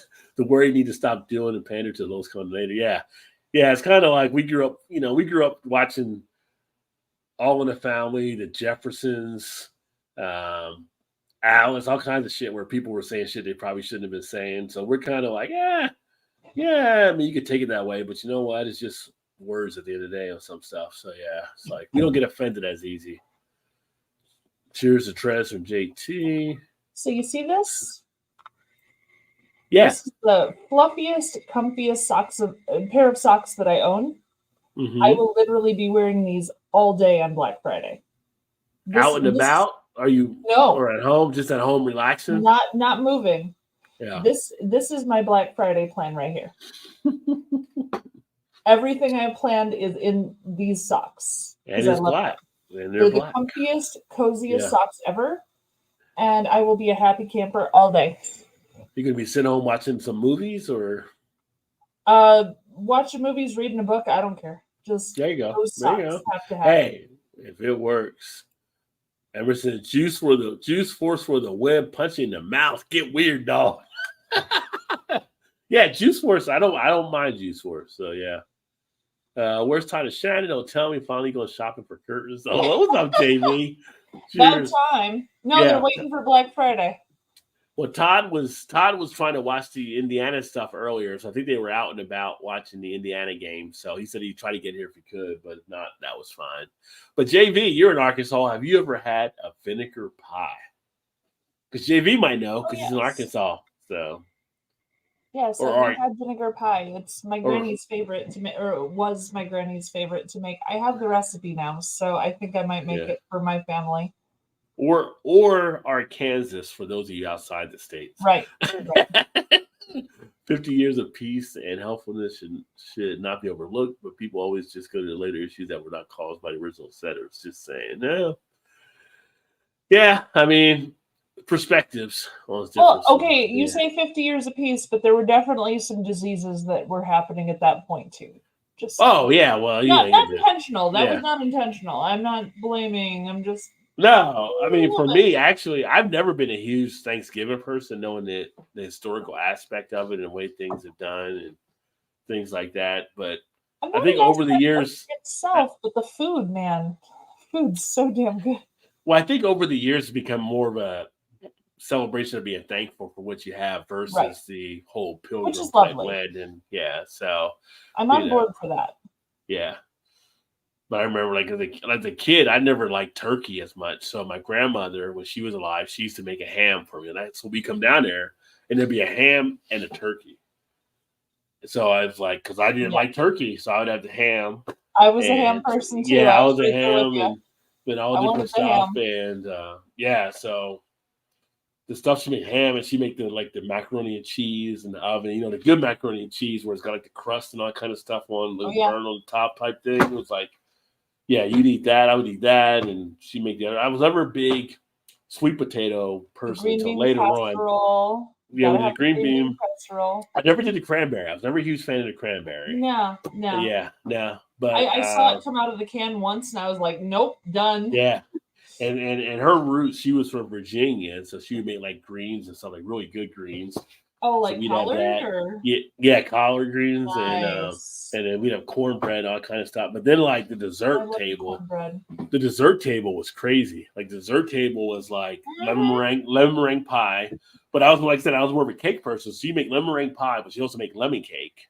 And then there'd be something out, 4 or 5 different cakes over there. And then we'd have my grandparents, my mom, me, her sister, significant others. So we'd have probably 8 people there. We'd have all this fucking food. It was just fucking. Just gotta say, you said my mom, me, but it sounded like you said your mommy. I'm just saying, it was kind of cute. Jesus. I had a little moment where it was mommy. Aw. That's not what I was going for, but okay. I know, but it was cute nonetheless. But and it was just and then going up to the prep ahead of time, because you know how it is when you're a kid. Oh yeah.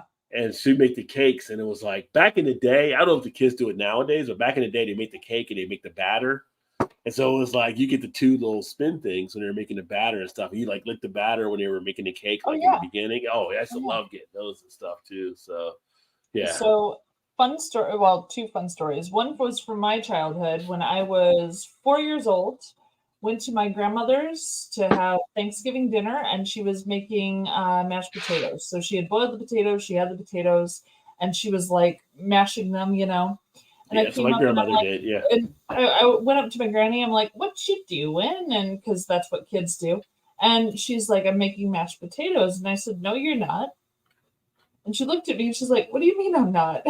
And I said, "Well, you're not making mashed potatoes. Mashed potatoes come from a box." She was not fond of my mother for a while after that. Yeah. Second fun story. My father, when he was a child, okay, so old farmhouses, right? They had the glass bowls that they did mixing in, Yeah, right? yeah. So he had one of those white glass bowls with like the design around the edge and stuff. Um, his mother, my grandmother, was making a chocolate cake of some sort and mixed the batter and put it in the pan and asked if he wanted to lick the bowl. He took the bowl, and his 2 years older sister was like, "I want some too," and he didn't want to share, so he started running because he's a boy and he was the youngest and he's going to run because duh. So he Yeah. starts running. He ran outside, tripped over a tree root, and when he fell, the bowl broke, Ooh. and his left wrist landed on the broken bowl, Ooh.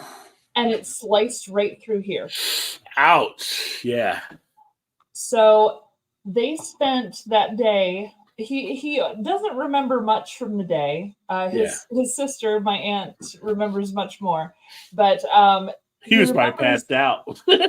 he remembers riding in the truck to the hospital, and his dad had his hand clamped over his wrist, and he could see blood coming through the fingers. Like it was really bad.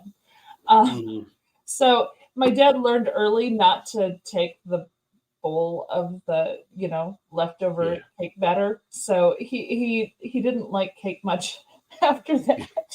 As weird as that is, like it was such a random incident, but he was like, "Nah, I'm not a cake person."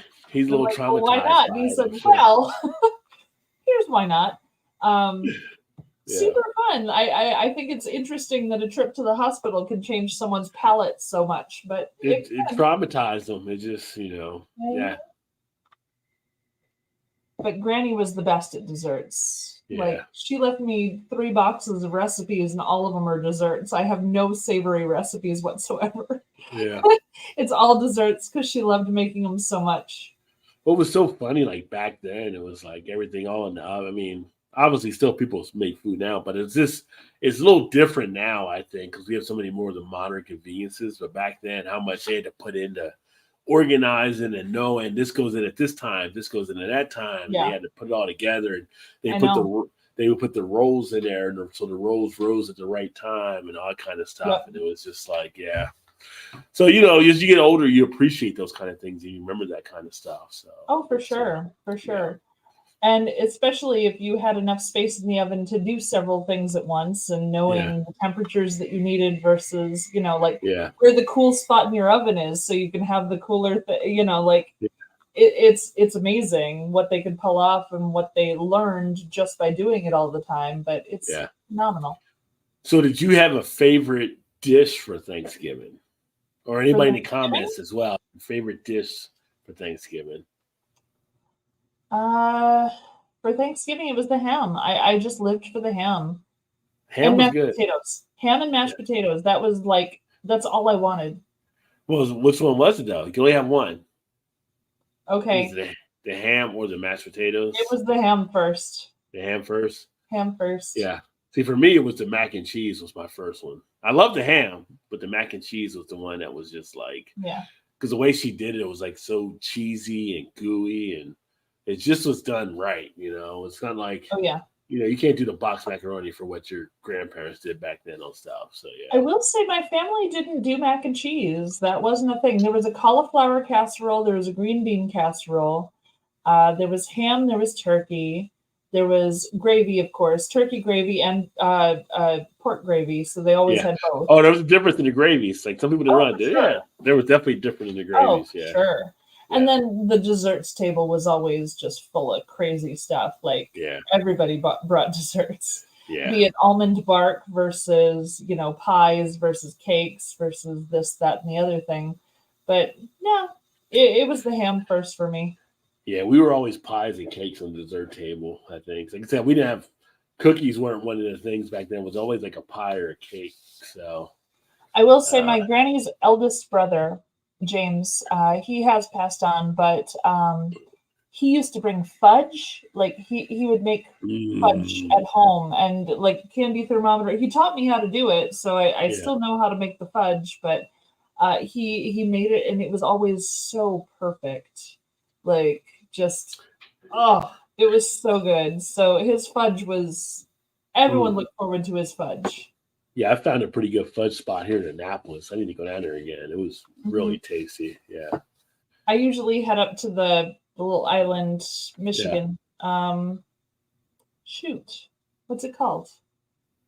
That little island retreat with no cars that does fudge. Up in the UP?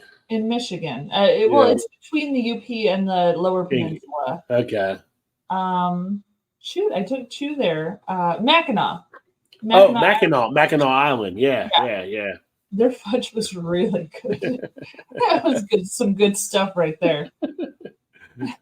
So apparently Paul's not going to be out on Black Friday. So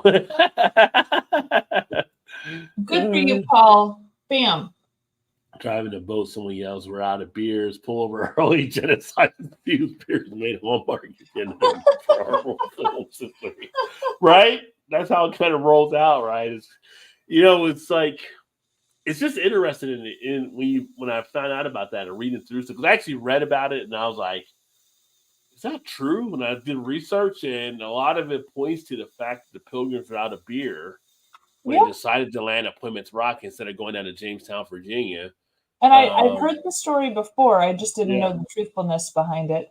But then you think about the hunter-gatherers in the Mesopotamian cradle there. Like, they were traveling along and they're hunting their animals and they're moving with their tribes. And then one of them realizes that, hey, if we put this barley in this hole in the ground long enough, it makes us act silly. Yeah. Maybe let's stick around here where the barley is for a little while. Yeah. And I think, well, if that happened there, maybe not. Maybe it could have happened there. Yeah. And it's just, it's funny. The thing about it is, like, there was some over in Africa, there was a tribe, not a tribe, but a group of monkeys, I guess, that they found out were actually fermenting their fruit. They had figured out how to basically, how to bury their fruit and stuff and ferment it, and they were getting alcoholic buzz out of it and stuff too. Which is I heard about that too. Yeah. So it's not just humans, but other mammals have figured out how to make alcohol. But I've heard about that not just about apes. I've heard other animals that hide fruit and wait for it to ferment before they'll eat it. Yeah, like, it's not just monkeys. I've heard other animals did that too. Yeah. So it's not just us. Everyone's like, hey, that's kind of cool. Yeah, other mammals are getting their buzz on, so good for them. But it was like the whole pilgrim thing was just like interesting along those lines. Because again, when you hear it, you're kind of like, you know what? It's kind of like, I think where, for me, at least thinking back, and maybe for you and other people watching, it's kind of like, I can remember times when I've been at a party and they're like, hey, we're out of beer. And it's like everything stops. Like, this has to be fixed right now, type thing. So that's literally party ending right there. like, what do you mean we're out of beer? Like, we're out of beer. Like, oh no, that can't happen. We're gonna mess up pay cut with the new job. We may have to bed Pop-Tart. Not to the Pop-Tart land. Oh no. You can't put a price on happiness, though. Are you happier now than you were before? They're not called Pop-Tarts anymore. They're called mountain pies. Mountain pies. Right? That's what you were making? The mountain pies. Yeah, that sucks. Seriously. Time to let on. Yeah, that does. Yeah. Hopefully, you might go back and pick up if you need to, but yeah. That's the thing, is that you got to find that balance. Like, like I'm in a thing where luckily where I'm at, I make a good living. Obviously, my wife makes a good living, but it's kind of like I could chase other things for more money, but then it's like chasing other money doesn't make me as happy as what I'm doing now. Because where I'm at now, I make decent. I can do that. I can do the beer stuff. I can do everything all in balance the way I want. Taking on more over there takes away less over here. So you got to find a balance that works for you. Yeah. Well, I mean, Chu is an electrical engineer. Yeah. And he's taken on a GM position with a brewery, and he's making a hell of a lot less than he ever made as an electrical engineer. But Sure. we know that our future plans Yeah. involve This is added for the brewery, experience for so down the line. Yeah. he gets to work in the brew house and in the tap room. He's getting a lot of great experience. Same for me. And we're taking the pay cut, and we're okay with the pay cut because we know what we're hoping to do. Like finding that balance and I mean, even when I was a server bartender with the brewery, I made a hell of a lot more money than I'm making as a manager with the brewery. Oh, yeah. Yeah. Because I don't get tips anymore. None. Yeah. I get no tips. Yeah. And because of that, I took a major pay cut to be in charge. Yeah. But the knowledge that I'm gaining is worth the less money, and I know that. So the investment part. Yeah. You got to figure out your balance to get where you're going. Yeah. Yeah. Because it's something you definitely got to make sure it's worth the change there. And ever since that's my hose, not hose. Oh, goodness. Only moderator duty right now is approval of 4 little words and comments. Might take a few seconds for me to notice. Oh, JT. Well, Vanessa's here now, apparently. So, hey, Vanessa, cheers, my friend. Or JT's like, you need more moderators. So 12% more liquor now. Beer for dealing with your family, right? Yeah. So, one of my hypothesis belief is Wednesday night, biggest drinking night in America, is because of people having to deal with their families on Thursday.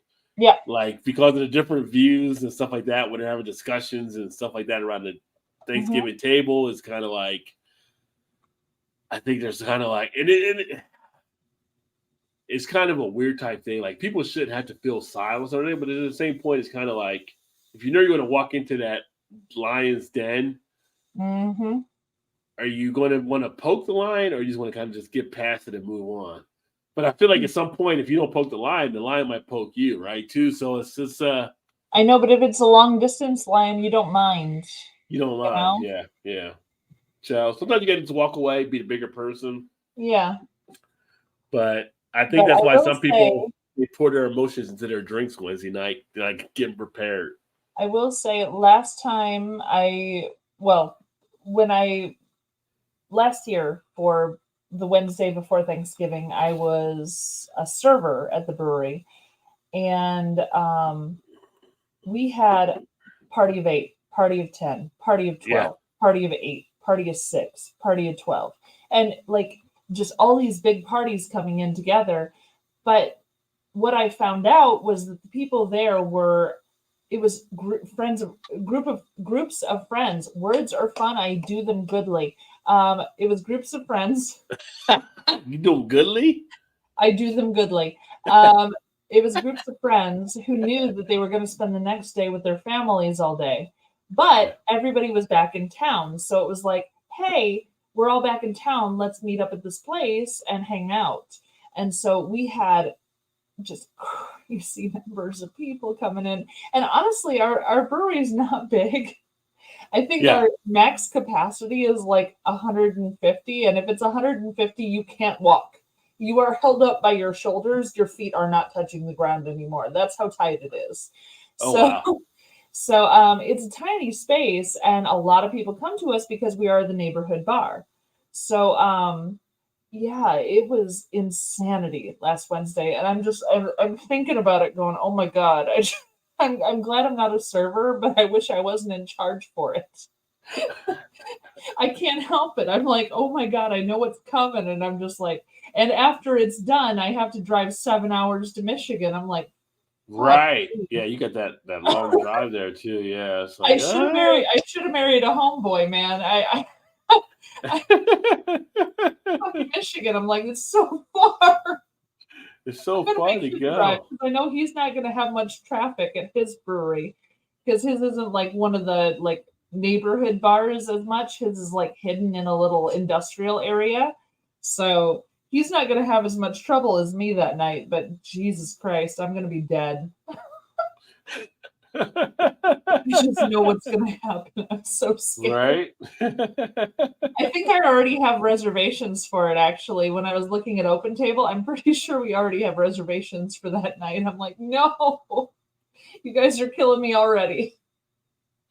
Yeah, we're actually we're doing Ruth Chris next Thursday. So the thing with us, like, we moved away kind of from where family is. So her family's in Texas, mine is kind of in New Jersey, but since I got to work the next day, I don't have to worry about doing anything. So it's kind of like, what are we going to do here? We're going to make something or we want to go somewhere? Like, oh, go to Ruth Chris or something. So that'll definitely work. For sure. But it's just like, yeah, Why it's is kind of. Vanessa saying ranged weapons are best? Is that Thanksgiving talk? Well, I mean, it kind of fits the whole the feats of strength. You can do Okay. feats of strength, or you can do, ranged weapons, I believe. I was about to say it depends on how much you dislike your family, I guess. Yeah, I mean, we go to battle. So it's kind of like how we want to do this type thing. So, which I always like Festivus because of the whole feats of strength type thing. That's always a cool thing to check out for Seinfeld. Wait. Festivus was a Seinfeld thing, right? Yeah, that was a Christmas thing for the Festivus for the rest of us, for the people that didn't celebrate Christmas. I know as much about Seinfeld as I know about I Am Iron Man. So, ooh, man, really? Yeah. Yeah, Seinfeld's got some really good stuff on there. It's funny because I watched a few episodes and I realized that those humans, if I knew them in person, they are people that I would slap on an hourly basis if I had the option. And once I realized that, I thought, I don't want to let people that stupid into my life. And I chose not to watch the show because I literally hated all of them. You hated them all just because? Because they got caught up on stupid drama. And I hate drama a lot. Like on Seinfeld? Yeah. What is he wouldn't date the lady because her toes were wrong, or she wouldn't date the guy because his hair was wrong, and he couldn't be friends with this guy because he was friends with someone else. And I was like, I can't even deal with your shit because I have enough drama in my own life. I can't. That was the whole humor of it, because it really was, like they said, a show about nothing, but it was like kind of something because people would see, like, you would see different occurrences that remind you of some people sometimes. The way it was kind of presented. Like, you ever watch Curb Your Enthusiasm?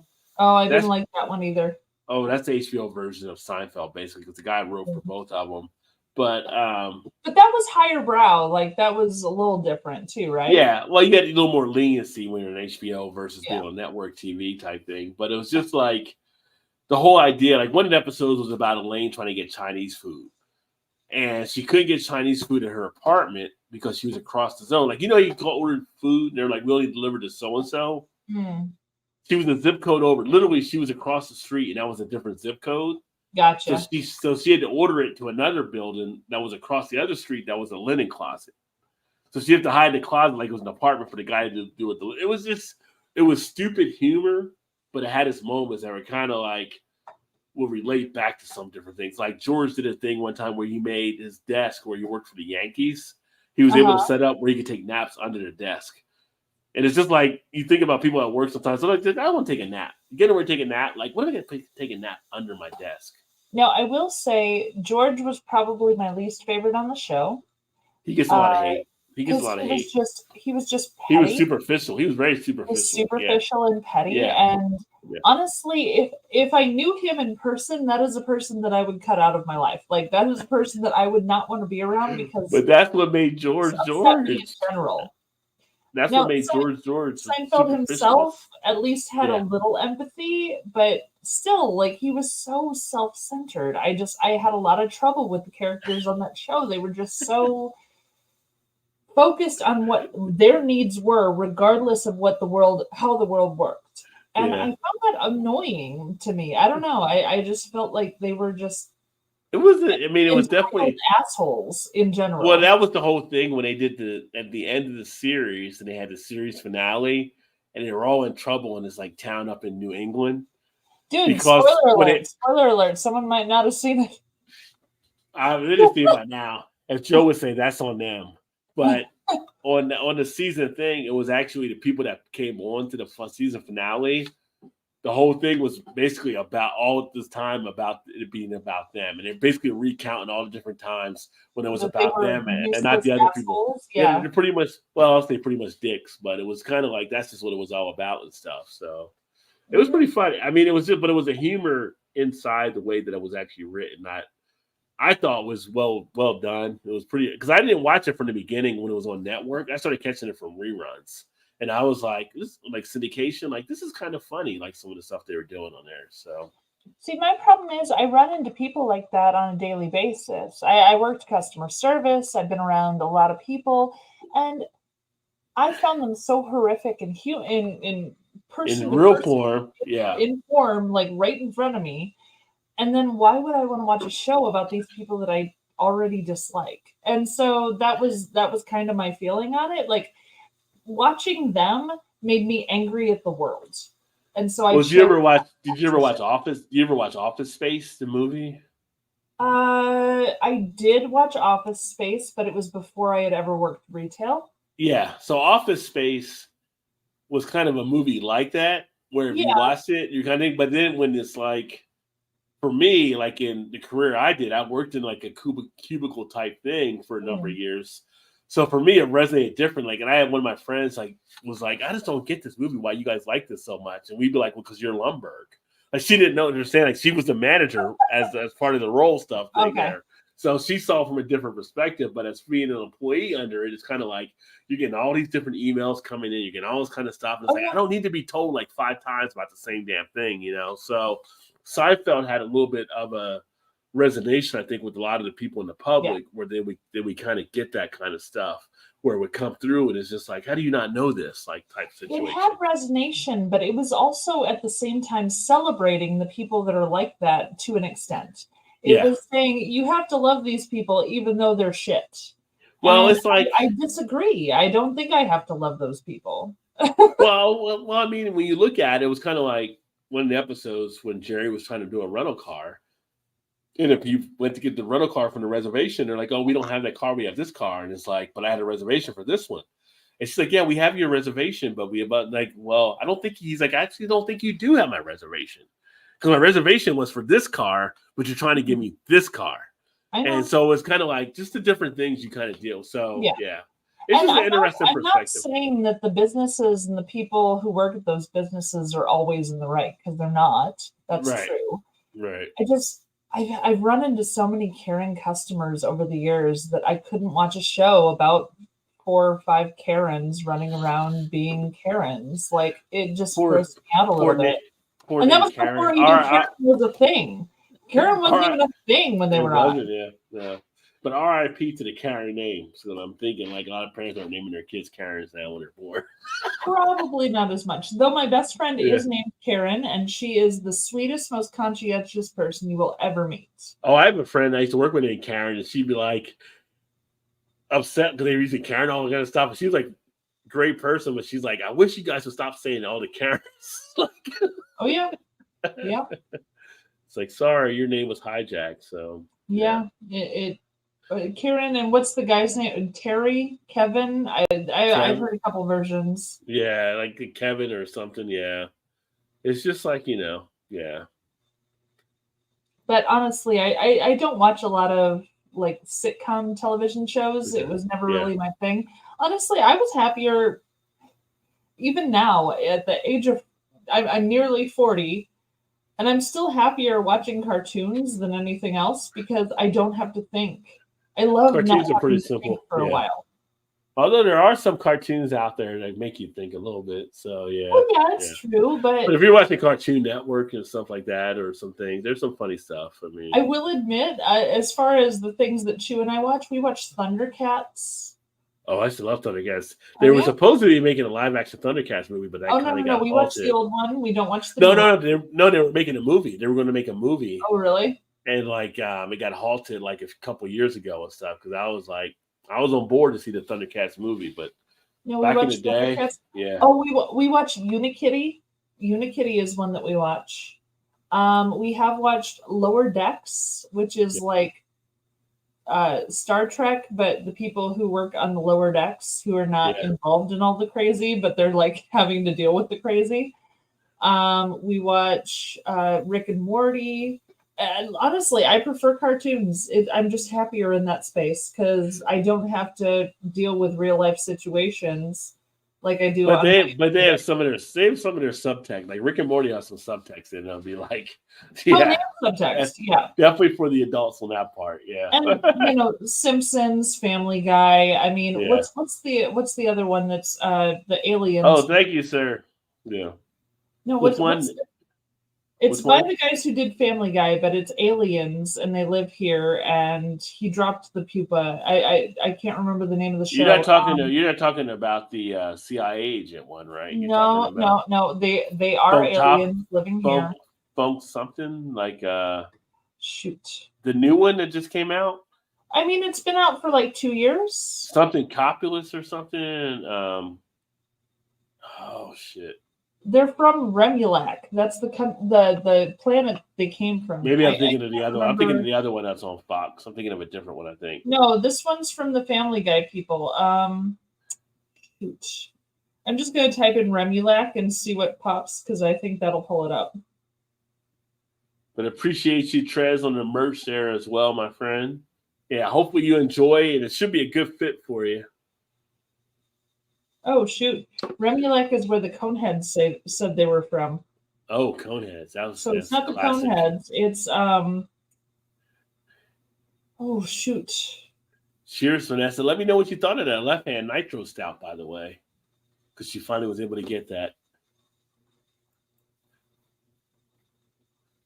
No pain, no novel gain of function. A novel about beer enthusiasts that accidentally creates a viral that shoots. Solar Opposites. I've not heard of that one. It's called Solar Opposites. It's by the guys who did Rick and Morty, but it's called Solar Opposites, and it's very amusing. I like it because they're aliens and they're recognizing how stupid humans are. well, I can't argue with that premise. Emerson, no pain, no novel gain of function. A novel about a beer enthusiast that accidentally creates a viral that shuts down the world so she can get shit-faced with friends online. Please write this. I think that's for you, Mal. Oh no, I ain't got time to write nothing, man. I'm trying to GM a brewery that's two full-timers down right now. I'm dying. Dave said all the Goose Island variants will be on sale at Jewel at 75% off in February. Oh, I do want to try the Angel's Envy and the Bananas Foster, though. I do. Those are probably the two that I kind of want to check out. Angel's Envy is good on its own, but if you have Island aged in that, I could see that being quite nice. Yeah. 0200 hours used to be fun time to shop stores that are open 24 hours. Yeah, 2 a.m. in the morning. You probably saw some crazy sights. From what I've seen from Walmart pictures, at 2 a.m., anything can happen. Just saying. Oh my gosh. Another fun story. I received a package at our door that was addressed to me, and it had The Joys of Walmart coloring book in it. And it was, like the lady with the butt crack and all the things you see at a Walmart, right? And I'm looking at this coloring book going, I didn't fucking order this. What the hell? So I messaged Amazon, said I didn't order it, and sent it back, right? Yeah. I find out 2 weeks later that my mother sent it as an early Christmas gift to me. The Walmart color book. Yeah. A Walmart, like the Joys of Walmart coloring book, which was like the horrific things of Walmart coloring book. She sent that to me, and she was so angry that I sent back her gift. And I'm like, you didn't tell me it was coming. How was I supposed to know? Like, I found this thing, and I'm like, I did not order that. What the hell? Yeah. Just say no to crack, kids. Just say no to crack. Fun. Yeah. That's pretty funny. Anybody else intrigued? Like, how did Vanessa get banned out of Toys R Us. Anybody else You know, intrigued by that? Yeah.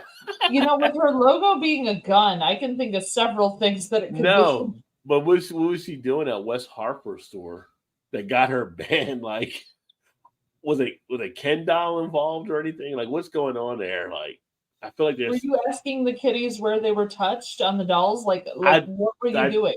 I feel like that's one of those things where it's like I need more information on that. Be drinking old fashions tomorrow. Very nice. Nice. Perfected how to make old fashioned. Lady by the name of Lidua from Bosnia tonight. From Bosnia taught me the correct way to make that drink. Oh, awesome! Yeah, old fashions is a nice way to actually enjoy some whiskey there as well too. It So is. if you're going to mix it, Lovely. it's a good way to actually do that. I actually have some different nice whiskeys bourbon here. in there. Yeah, I got some whiskeys here. I was going to do a whiskey sour earlier, but I kind of did this, and my wife was asking about whiskey, so I gave her the bullet bourbon to actually do that. She did some whiskey sours earlier, so. Nice. Only one plastic tub. I have currently about 30 or so in storage. Well, I only have one with gifts in it. I have several plastic tubs. What's up, Aries? Supplies. Hi. Cheers, my friend. Maryland represent. Yeah, busted all the windows. You have a Thanksgiving holiday. Wait, is that what happened to Bad Apple? Busted all the windows?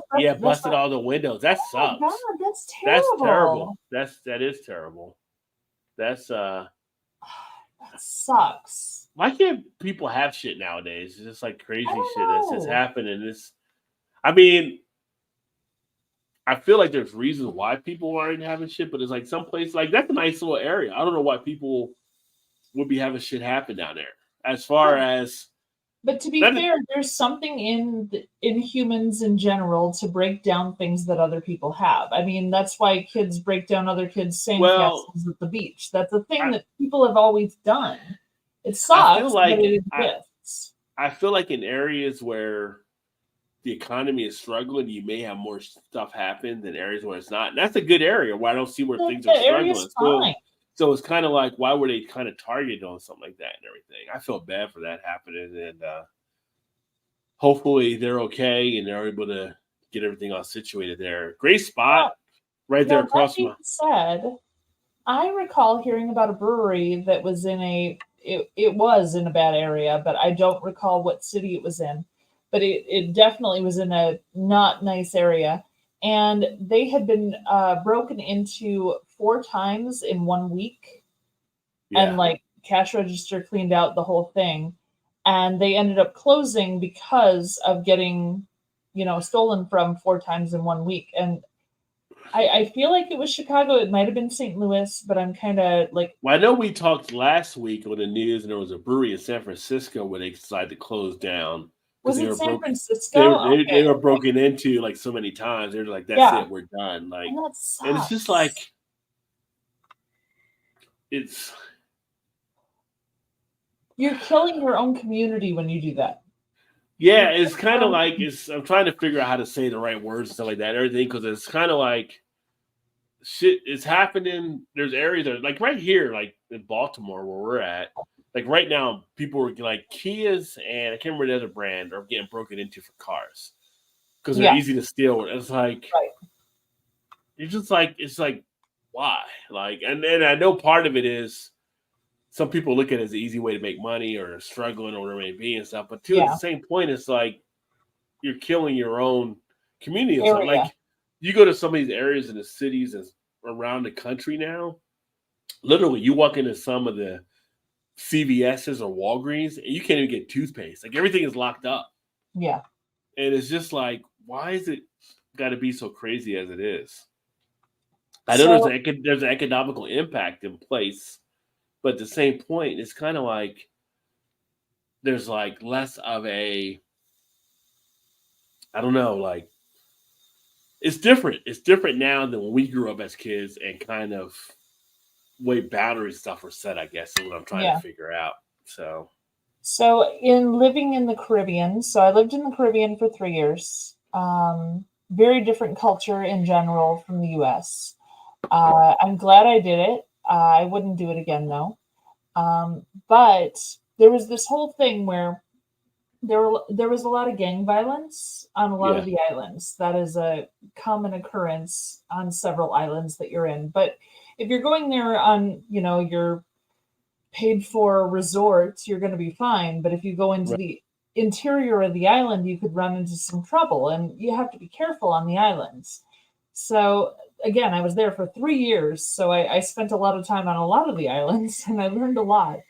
But one thing that was super clear from everybody there is don't hurt the white girl. And as awkward as that sounds, that was a common thing for them to all know. Yeah. Because if they That were would having break a down a gang lot. They would fight, break down a lot of shit on them if it if they were happened. having a gang fight and a white girl gets hurt, Yeah. not only would tourism drop, which was a lot of their money, but this is the weirdest thing. Whoever happened to do that would never get turned into the police. It would never get, actually solved by police. True. But that young man's grandmother would freaking destroy him. She would Yeah. literally beat him to a bloody pulp. A Yeah. grandmother would do this because he, whether on purpose or not, would have caused the downfall for all of the neighbors. And I'm not saying that this is a right way to go about things. I'm not saying that it's an incorrect way to go about things. I'm just saying this is how it was on the islands. But in Chicago, I don't think that there's any full backlash on the person who's doing these things. And people think Chicago is all death and destruction. It's not. It's not. Yeah. It's a lovely city with wonderful neighborhoods and great people. And you must come here because it's a fantastic place. And oh my God, the Yeah. beer. But these suppositions by people that it's just this crack den of whoring and terribleness. It's like, no, it's not. It's it's got its problems, true, because Yeah. when you pack this many people this close together, problems are going to You're gonna happen. have issues. Yeah. It's just how that's just how life is.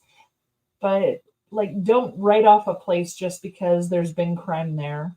Don't write off oh my gosh, when I told my mother that I was moving to the suburbs, she was sending me articles daily about the death rates in Chicago. I wasn't moving to Chicago. I was in the suburbs. I'm literally I'm a 5-minute walk from a Target, and I have four elementary schools in walking distance from my home. I'm not in the city, Yeah. but she was so panicked about me being this close to Chicago, and I'm like, Well, that's the whole part of the media type thing until too. you live in a place, you don't know what that place is, and Yeah. don't assume don't assume anyone else knows. Go there, find out, because Yeah. this is just silliness. People I don't know thought. where I was going with all that. I'm sorry. Well, no, you're fine. I mean, people with me coming here, people are kind of thinking, they see Baltimore, they think The Wire. It's like it's not all like The Wire, Right. here, but people have the idea in their head, and until you actually get out there and say, like I said, I grew up in New Jersey. In high school, we used to go to Camden, and literally we would call it the Friday night fights. We would go to Camden, one of their parks on Friday night, crack open a couple brews, and we wait to see who was in a fight. Because where I was at, it was Burlington Township, and we were kind of like Switzerland. We were in those neutral areas. Like nobody ever messed with Burlington Township. We never did anything. We're kind of part of our land was like farmland type stuff, so everybody was kind of cool. Burlington City was a different issue, but somebody would show up from one of the high schools with the wrong high school jacket on, and a fight would break out. So we would sit there in the park drinking beers, wait to see what happened. Fight would break out. Cops would show up, shut it all down, and then we head back to Burlington. That was just how it was. But it was kind of like it was knowing those areas and knowing where you actually were and what actually happened and stuff. It wasn't as bad as what some people may thought it was. But Camden at the time was the number one roughest city in the country when we would go up there. And we would go up there with no problem and had no fear about coming back home and stuff. So it was kind of like it's crazy until you're actually in those areas and kind of know what's actually taking place. Right. Because the media will draw up all kinds of images and stories that'll be like not anywhere close to what the truth may be. It's kind of like going to New Orleans. I've been to New Orleans numerous times, had a blast down there. Yeah. But you know, you go down there like But there's a seedy underbelly, and there's a seedy underbelly. there. But you got to know where you're at, and you got to be able to know. Like they tell you, when I went to New Orleans the first time, the hotel we stayed at had like a little travel channel on it, and it would tell you like, you know, where you're coming from. You may go down the alleys and all that kind of stuff. Don't do it in New Orleans because this is what can happen, and it would kind of provide guidance on stuff. And it was just like, if you were out there doing stuff that you thought you'd get away with, that you could, and I get our horns down because of I think Baltimore may have won the game because people were blowing their horns. But it was kind of like you have to be aware of your surroundings. Every city has an underbelly. Every city does. I've been in all around the country. Yeah, so it's kind of like that's London, just how it is. If you go to Paris, if you go to Chicago, if you go to LA, you have to be aware of your surroundings. That's just how it is. Yeah. I will tell you this fine, though. But some of the underbelly areas have the best damn parties. That's all I'm going to say. True. That's true. You have some of the best damn parties. Oh gosh, when I was in college, I dated a guy who grew up in Calumet City. I don't know if you're familiar with Calumet City. Yes. Okay. Cal City is Southside Chicago, and I did not know anything about it. I grew up with a cornfield in my front yard and a river in my backyard. I was 20 miles from the nearest grocery store. I grew up literally farmland. I had no idea. So I was dating this guy in college, and he invited me to visit his family. So I go to visit his family, and right across the street from his family's house was, and the house was 1950s brick little lot, you know, the tiny little Chicago lots that they do. Right across was a mechanic shop. And I said, oh, I'm having some trouble with my car. Maybe I can talk to them. And he said, yeah, maybe not. And I'm like, oh, what's wrong? And he said, it's a chop shop. And I'm like, what's a chop shop? And he said, well, they have people that steal cars and then they steal the parts out of them and sell them. It's not a place to get your car fixed, though. And I was like, oh, okay. And I had no idea how to handle that information. Like that had never occurred to me as a thing that could exist, but that's what it was.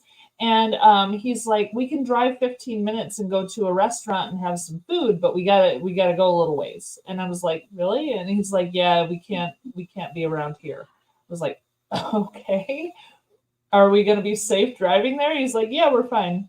No worries. It's all right. And overnight, staying at his family's home, I heard gunfire during the night, and I was like, I can't sleep here. I can't rest here. This is not how is this a thing? Yeah. I've never lived in that situation. I spent 2 nights in that situation. I am not someone who can tell people how to live in that situation because I haven't. But I know it exists. I know, you know, we all come from different backgrounds. Everyone has their own things that they're coming from. And I wish people could have, you know, checked out my cornfield front yard and my river backyard because it was kind of cool. But, you know, like, we all come from different spaces, and you have to remember that at all times. When you're in a city, you're surrounded by everybody who comes from different spaces. Yeah. And the world exists without you most of the time. It's just how it is. Yeah. People get so hooked up on what they are and who they are and where they're from, and forget that there's a whole other world out there. Whole other society out there. Yeah. So, this is why I still don't like Seinfeld. But a Paul's question, didn't know the question. I think the only Thanksgiving movie I can think of is Plane, Trains, and Automobiles. I don't know if there's any other really Thanksgiving movie that kind of sticks out. There was a Charlie Brown one. Well, Charlie Brown Thanksgiving, but that was a cartoon. That wasn't really a movie. Yeah, I still go cartoon more than movies. it was like a half-hour show or something, right? But I Charlie still Brown like Thanksgiving. More. I'm sure that'll be on as well. Planes, Trains, and Automobiles was one of my favorites, though. Honestly, what was John Candy and Steve Martin? Was that it? Yeah, Steve Martin, John Candy. Yeah, Yeah. yeah, yeah. And they were phenomenal. Steve Martin playing the straight man to John Candy. It was beautiful. Absolute artwork between the two. Thanksgiving I have not about a seen. crazed turkey on a murder spree. I That's kind need of to see funny. that now. Thanks, But you Kelly. know what? Oh Right my now, god, I'm making a note. right now in the theaters, there is a Thanksgiving movie for a horror flick. So Oh yeah, there was. I saw a yeah, preview or like yeah, an ad for some yeah. movie. Which I've never seen that. I think a Thanksgiving horror movie, but they do have that out there. I'm kind of excited. You were quicker than 45 seconds to explain everything I have a plan and going to be in these socks. The socks are what's going to happen. New pair of Corcoran jump boots for my birthday. Oh, very nice. I don't know what Corcoran jump boots are. But happy birthday. A meat and potato pie with vinegar would be okay. In fact, a vinegar pie. I am buying a new shower rainfall tower head on my birthday, so the shower will be Ooh. effective. Oh, very nice. You should look up Corcoran jump boots. Those are fantastic. Who said that? That Who said that about was boots? the Corcoran was Vanessa. Those are beautiful. Yeah. Jeez, what color are you getting? Those are great. They look like military grade. Those are fantastic. If they're military grade, that's Vanessa for sure.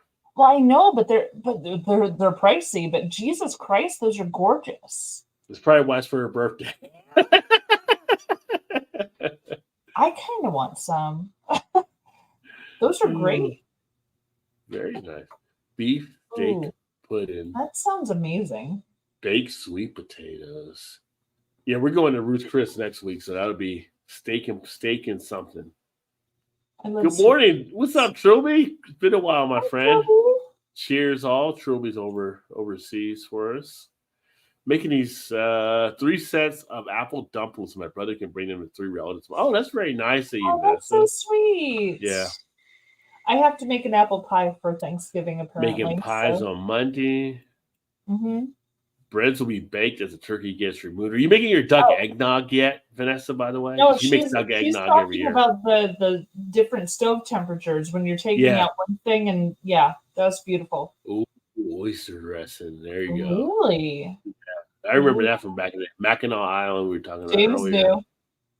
Homemade fudges from the freshest creams and butters from the local dairy farm is tasty. I'm jealous. Yeah. Yeah, no one wants a house crowded with humans, at least not me, right? You know, I don't mind the house crowded with humans. I don't like the cleanup after. That's my problem. It may be illegal to poke islands in certain places. Maybe certain places to poke a lion. Yeah. Probably not smart either. Build a bench swing around a fire pit. God. That sounds dangerous. No, that's The just pretty safe. swings? So The swing's gonna get you too close. You're gonna get. I think it's around it, not towards it. Maybe I don't know. Okay. Maybe one end is toward it, but maybe good enough distance. So You're gonna lose the sole of your shoe or something. I am a better at doing things, the words at Doing times. words at times. I'm better at doing words at times. That's a good sentence. I like that. Grammatically correct. Yeah. 750 of terrible from Unibrew.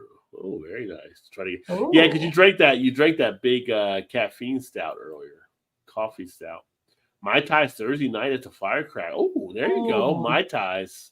I've had a That Mai Tai in sounds lovely. ages. I know. You know what right? I get a Mai Tai when I go like to in the one of the, Caribbean. well, when I get it when I go to like one of the hibachi grill type places, I'll get a Mai Tai sometimes. It's been 12 or 13 years since I had one of those. That sounds lovely. Probably about the same I for should me. get my bartenders to make me one. Yeah, Mai Tai. UJ in Texas, interesting combo. Well, yeah, that'll be interesting for sure. Yeah. Some relatives drink stout, so if they show they can have some. There you Good go. stouts. That's nice. The Guinness Foreign Extra Stout. Pass everyone and go to dungeon at Mount Parents where I keep some of my big agent beers. Yeah. Mount Parents, cute. Who are these people? Me? I don't even know you. I'm your cousin. I don't know who you are.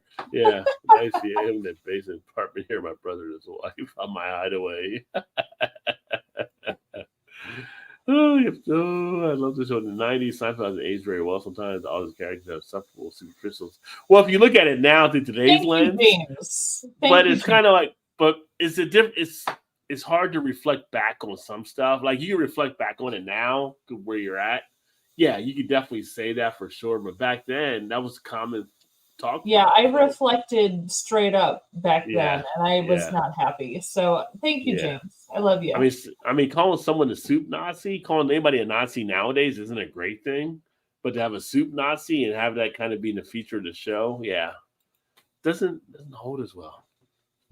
Some relationships, yes, speak to me, but many do not. Feelings are likewise. There you go. Fair enough. I feel the same way. Cantastangia? No, Costanza. George. No, but he said Cantastangia. Well, it was Costanza. Oh, Was George. Costanza. I can't stand that. I got it. Lost, I guess. Well, you know what? That's the funny thing. So I used to watch Lost when it came out, and I'm like, oh, they're in purgatory. And people were saying that about the show, and they were like, oh, they're not in purgatory. And then it came out like, okay, they're in purgatory. Like, you guys' writing wasn't that great on the show. Wait, You that's knew to what play- happened? Oh my gosh. Yeah. I love When that they were- show, and I didn't watch it, but oh my god. When they were on Really? the island, they were basically in purgatory because people would disappear when it was decided they were going to heaven or hell. And then finally they came out later on talking about it. But you knew in the beginning where they actually were. It wasn't that written that great. Like, you guys aren't that smart of writers. I'm already scared of flying in planes. I can't watch that show. So, Angry at the world. Welcome to the club, right? aw, thanks, Paul. I appreciate that. I saw the squirrels and they were merry. Squirrels? Squirrel was, Squirrel. yeah. There's a squirrel. See, when I walked up, while he shook his head and saw me, too funny to see him. Well, he's out in the woods, remember? So he's seeing the squirrels out there. Yeah. I didn't watch Seinfeld, Sopranos, or Friends. Sopranos was a great show. I never watched really Friends because Friends came after Living Single, which was like the original, and it never got the credit it should have got. So I never really watched Friends as much. But Sopranos was a good So show. there was a point when I was 27, I was hit by a drunk driver while crossing the street. And I spent 4 weeks not being able to walk. During that time, the parents at the school that I worked at were coming by to make sure that I was okay and to bring me food and stuff like that, which was super nice of them. But they also brought me the entire Sopranos DVD set. So I watched the entire thing while in horrendous pain. But no, I enjoyed it. But again, it's still people that I wouldn't want to deal with on a regular basis because What was wrong with the Sopranos people? Maybe I'm biased. I grew up big. They were big on killing. I was not so big on killing. Maybe because I grew up in New Jersey, I was kind of used to knowing about that. But I like. Well, it was show. mob. It was mob life. It was fun. So yeah. Actually, the piano bars are amazing. There's a piano bar in St. Martin that's called Sopranos that's kind of based off the show, and that piano bar is fucking fantastic. If anyone goes to St. Martin, it's a Dutch-French island down in the Caribbean. You must go to Sopranos because they have great piano players, good drinks, good place to go. But the show, it was fun. The song starts off, woke up this morning, got myself a gun. So you kind of knew something was going to happen. I knew, but I couldn't walk. So when someone would come, they would swap the DVD for me for the next 4 episodes. That's how it was for me. I literally could not function on my own for 4 weeks. So I got to watch what they gave me. There you go. Yeah. Dropped his nuts in fear. It wasn't the first squirrel or person to probably do that. Wait, was that the squirrel or was that you? I think that was a squirrel still. Are you sure? Too busy to worry over watching TV shows. Fair enough. Cowards alike, they would never die. I know. News Radio was a pretty good show, which is still kind of crazy how Full Harmony got killed by I don't think I ever saw that one. Beyonce. That was a pretty good one. He's still sitting on his hind legs with his arms tucked in his body, sound asleep just under the other cars in the rear bumper. Wait a minute. I don't know what Vanessa. What are we talking about? She's talking about a squirrel. She's. I thought Paul had the squirrels. They both did. They were both talking squirrels. Nearly 40 millennials. Futurama. People like Futurama. American Dad Okay, sucked. I may technically be a millennial, but I was raised as Gen X, so I don't fit into any category. I'm sorry. They've been on TV for 20 years. I mean, I don't usually watch network TV as much as I watch some of the other Remulac, stuff. yeah, they came from France. I know. I found out it was the Coneheads and not but Solar Opposites is a amusing show. Oh, actually, you do like the Nitro Stout with Shirelles, the pour hard method. That come, yeah. So you definitely want to pour hard from the bottle for sure. So I'm glad you definitely enjoyed it. That was great having Gary on. I'll get him on for some other stuff too as they release some other beers. The clone. I've not seen the clone Tyrone. I've heard things about it, so I have to still watch that. Jamie Foxx did that one. All right, I just saw how many comments you have to go through, and I'm gonna run and get another beer because apparently Is there a lot of comments? there's a lot of comments. It's 12 o'clock. I might not get to them all. Okay, well you better get moving. Yeah, not from the world. Funny sitcom from the early 90s. Check it out. It was Upon a Star, another alien TV show. 24 hour. Yeah, in some places, I guess not everyone has a 24-hour Walmart, but I remember some places having that. Back in the day, when we did the video games, a little bit more hardcore, we go like the 12 midnight to get the new Madden back then when it would come out 24 hours. Kitty doing it. Love gun. The Toys R Us had the push scooters when they came back in the store. I and a few others were there racing around the store at 2 hours with a Nerf wars. That's pretty funny. And they kicked you out for that? That's crazy. We'll be using the Four Roses as a drink of choice. Very nice. Yeah, I actually gave the wife the bullet bourbon tonight because she wanted to make some whiskey sours. I have a few other ones that are here too, but Four Roses, nice one for the drink to use for the old fashioned. The manager was a sore loser because he could not catch up with me. He couldn't catch up to a scooter? It's a scooter. How can he not catch up to you?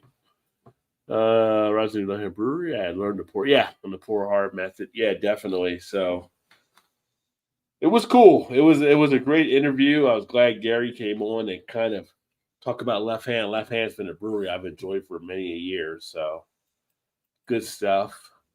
Shrimp for the horseradish Bloody Mary Thursday. I like that idea.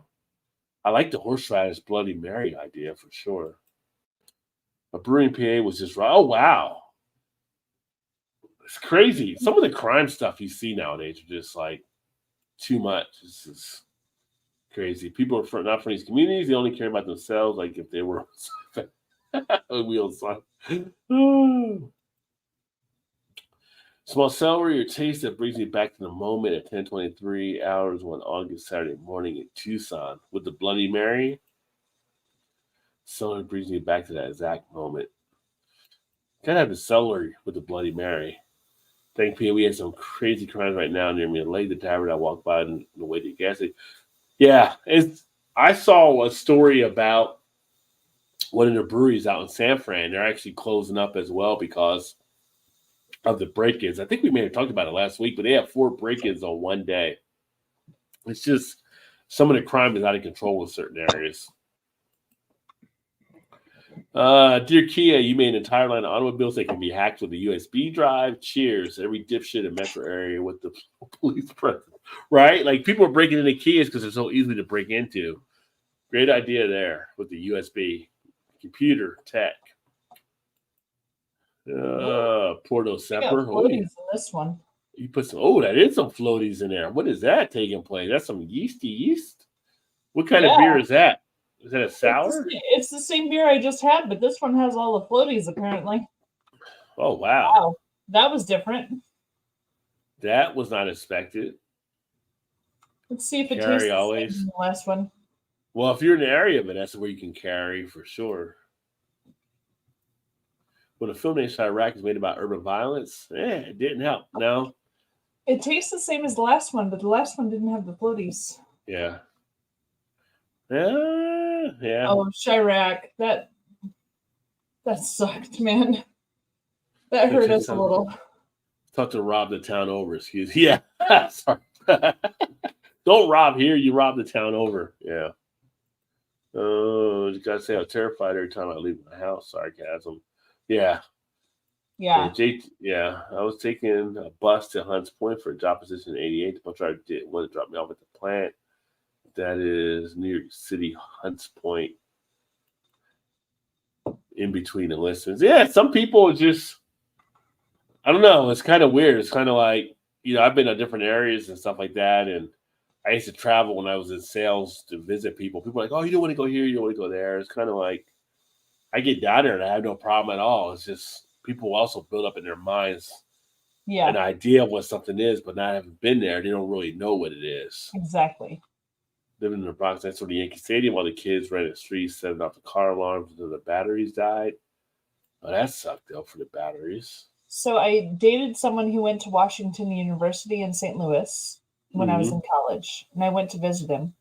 To get to Washington University, there were two routes. You could go around St. Louis, or you could go through East St. Louis to get to where the college was. And East St. Louis is notoriously not the best neighborhood. Yeah. I missed my turn for going around, and I ended up in East St. Louis at dusk. And I was stopped at a stoplight, and I had people on the sidewalk on the street yelling at me that white girl better get the fuck out of here. And that was literally what they were shouting at me. And I turned the car around and I drove straight out. And I called my dad. I'm like, I'm in East St. Louis and it's just about dark. And he's like, yeah, you need to turn around. That's kind of crazy. But that was literally shouted at me, white girl better get the hell out of here. Just those words. And as soon as I heard it, I was like, okay, I got to turn around right now. And I've never lived in East St. Louis. It may be a fine place to live. I have no idea. But that moment taught me, hey, I got to turn around. Yeah. So, little things like that. You never know. Different factions of America, for sure. True.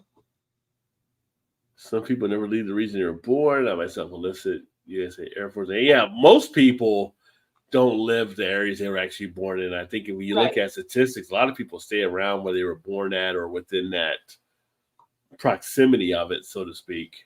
I mean, I've lived in different parts in the country, but yeah, most people don't get out of where they're at.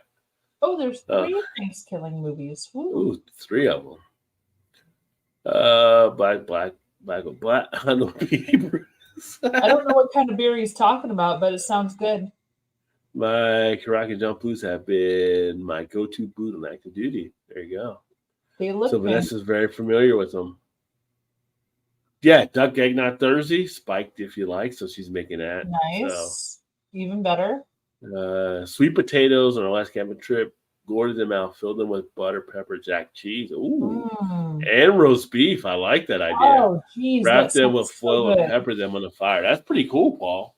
My stomach just actually growled. Like, that sounds amazing. That sounds pretty tasty. That's getting cream at the dairy on Wednesday. Place has been dairy farm since the revolution. That's a good amount of time. Yeah.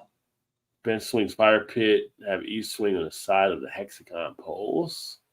Okay, don't swing too close. Paul's like, what the fuck is a Mai Tai?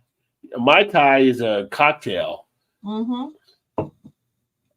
But as I think it was several times, we don't drink champagne or wine. It's beer. Oh, beer. Beer. You know what we do in this channel. Or girly drinks, we drink beer and beer and beer. No champagne or girly drinks, we drink beer and beer. That's how we roll in this channel. So that's what we do. So yeah. That's how we actually get down. So yeah. And that's what the fuck a Mai Tai is. We drink beer. Yeah. We drink beer, right? So, and I was gonna say, God dang, I got too many damn things on here. I told you. You were correct in that because I was going to I'm trying to buy time here, right? I was going to try to find one, but I can't find it right now. Oh shit! Too much. I was gonna say. I was gonna play the if you didn't know by now, but now it's kind of past the moment. So No, go ahead. I can't find it. I take it. Oh, You didn't know? Your ass better call somebody! because that's how we get down. But I think Mhm. that's how we get down on the channel here. So we got Sam in the house. Sam is up late over in Hi, Sam. Sam's up late over in Australia. So cheers, my friend. Great to see you, buddy. Sam's like, good day, good day.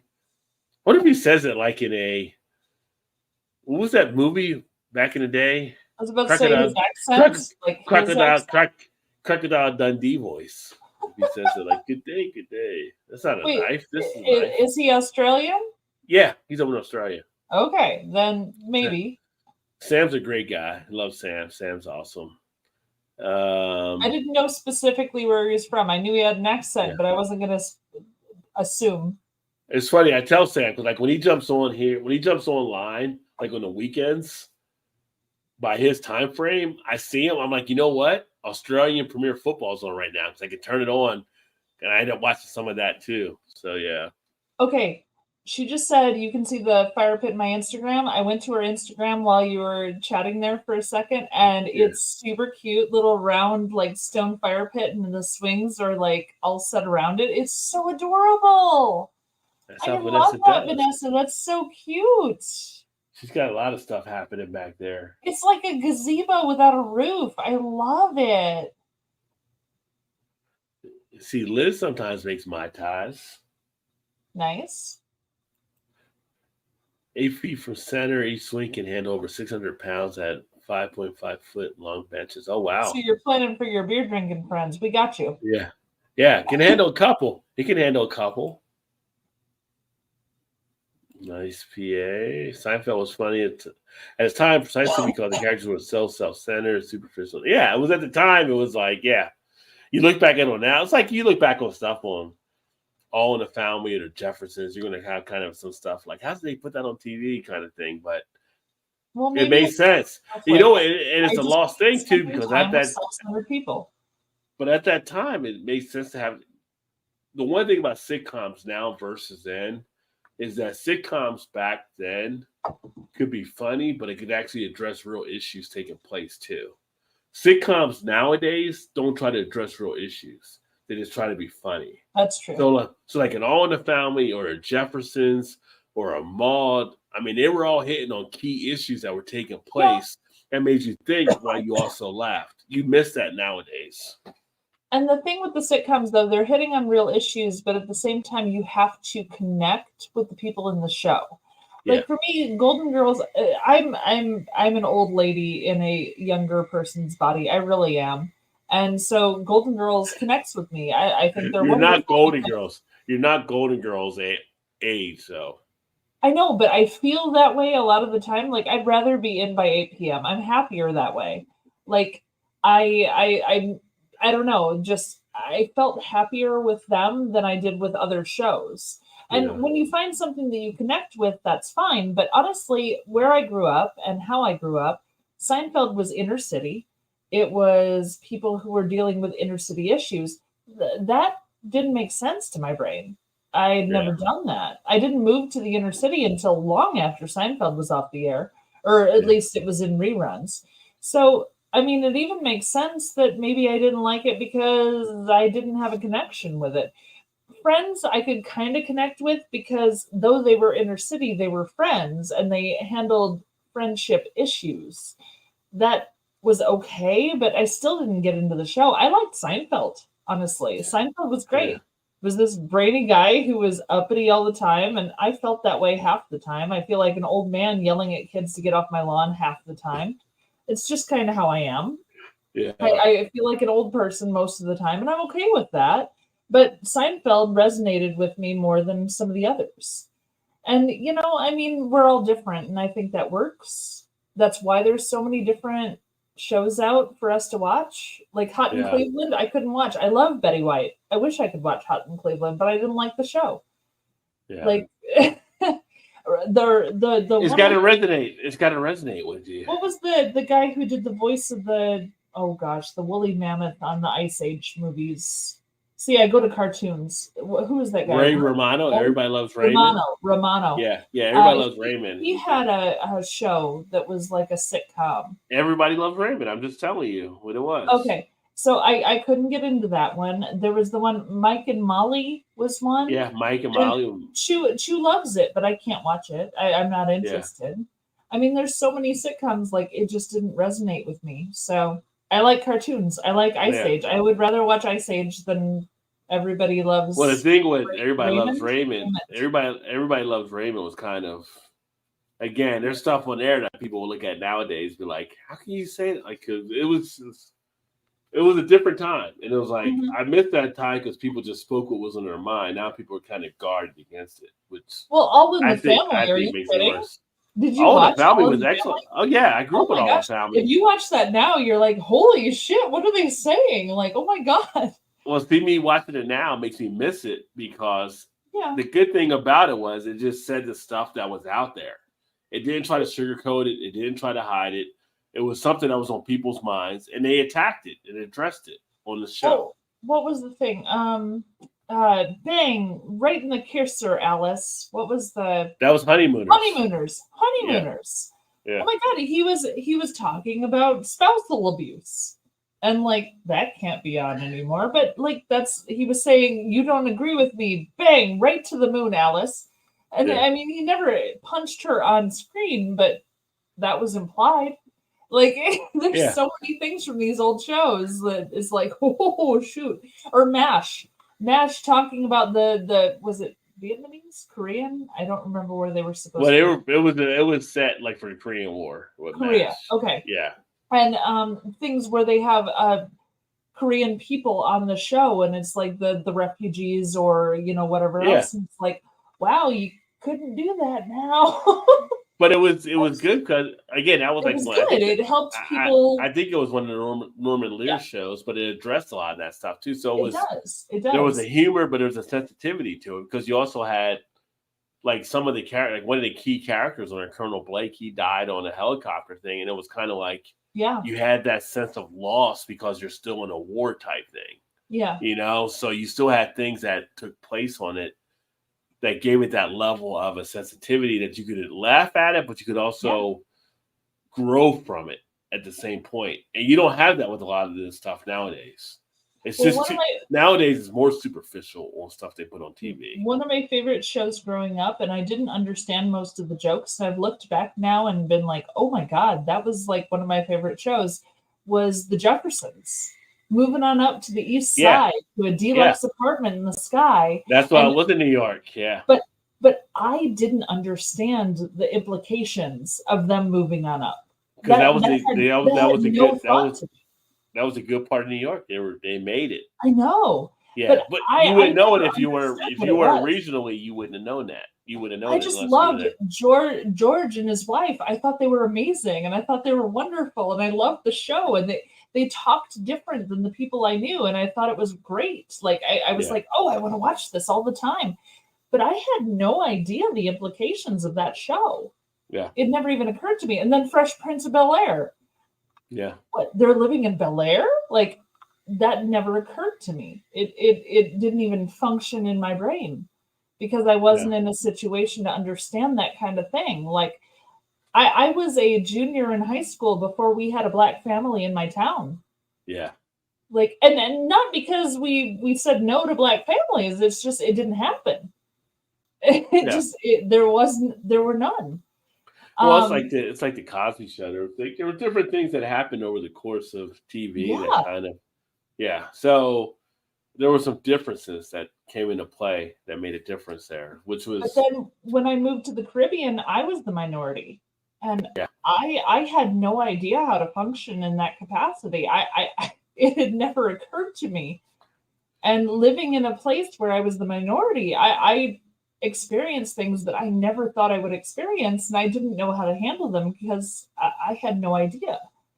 And I'm glad. I'm so glad I lived in a place where I was a minority, where I was treated differently from how I expected to be treated, because I learned a lot from that. I'm Yeah. glad that happened.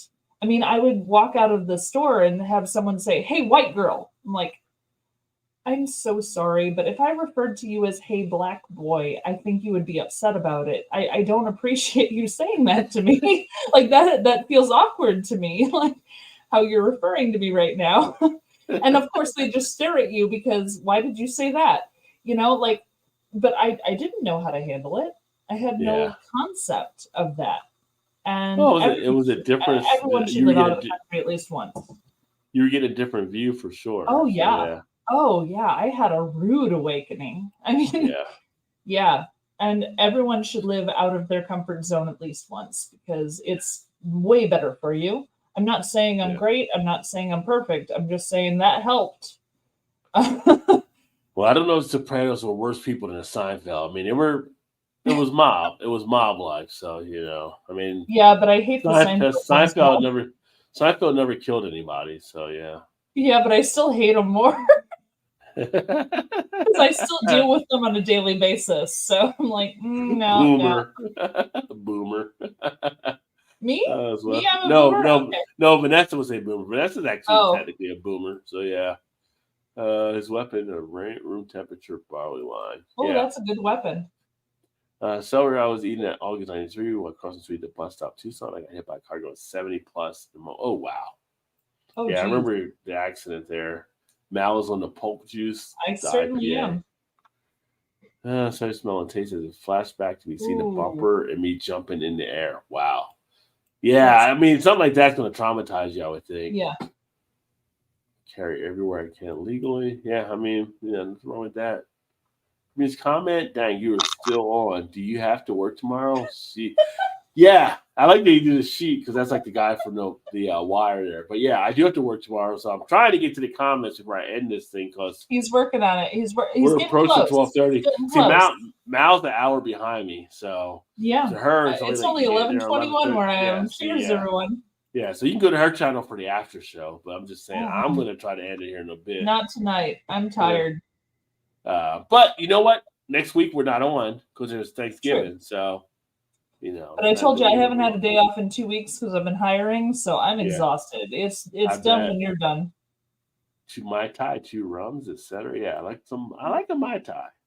I like rum. If you don't see you, have a great. Yeah, you too, my friend. Mm-hmm. Plenty of stuff Cheers, on hand Paul. too. Pirate rum, vodka, ice, heavy creams.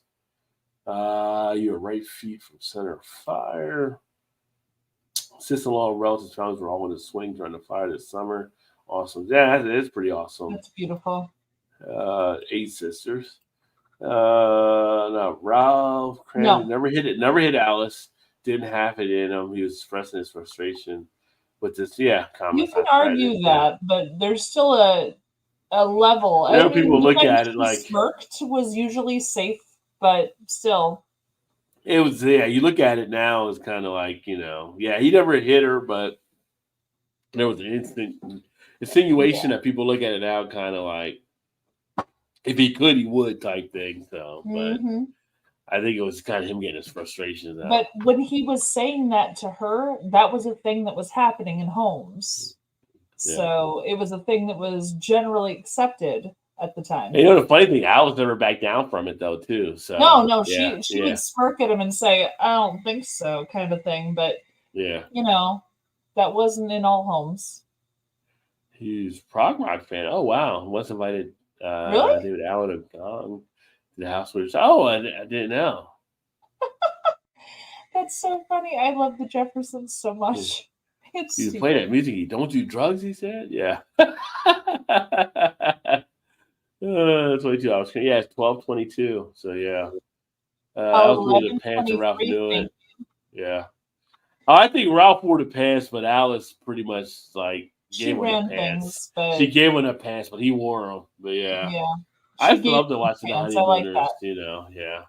I like how you said that. She gave him the pants, but he wore them. Right. Like, yeah, she pretty much did. Yeah, that's pretty much how it worked. So yeah. That's a cute way to put it. I like that. Yeah. It's But I grew up watching some of the Honeymooner reruns as a kid and stuff, and him and Art Rooney that were his buddy there, you know. Well, All in the Family had an episode all about the daughter was dating someone who was dodging the draft. And when Archie found out about the guy dodging the draft, I asked my dad what the hell the draft was. I didn't say hell because I was a child, and he said, well, yeah, I dodged that too. And I went, wait, what?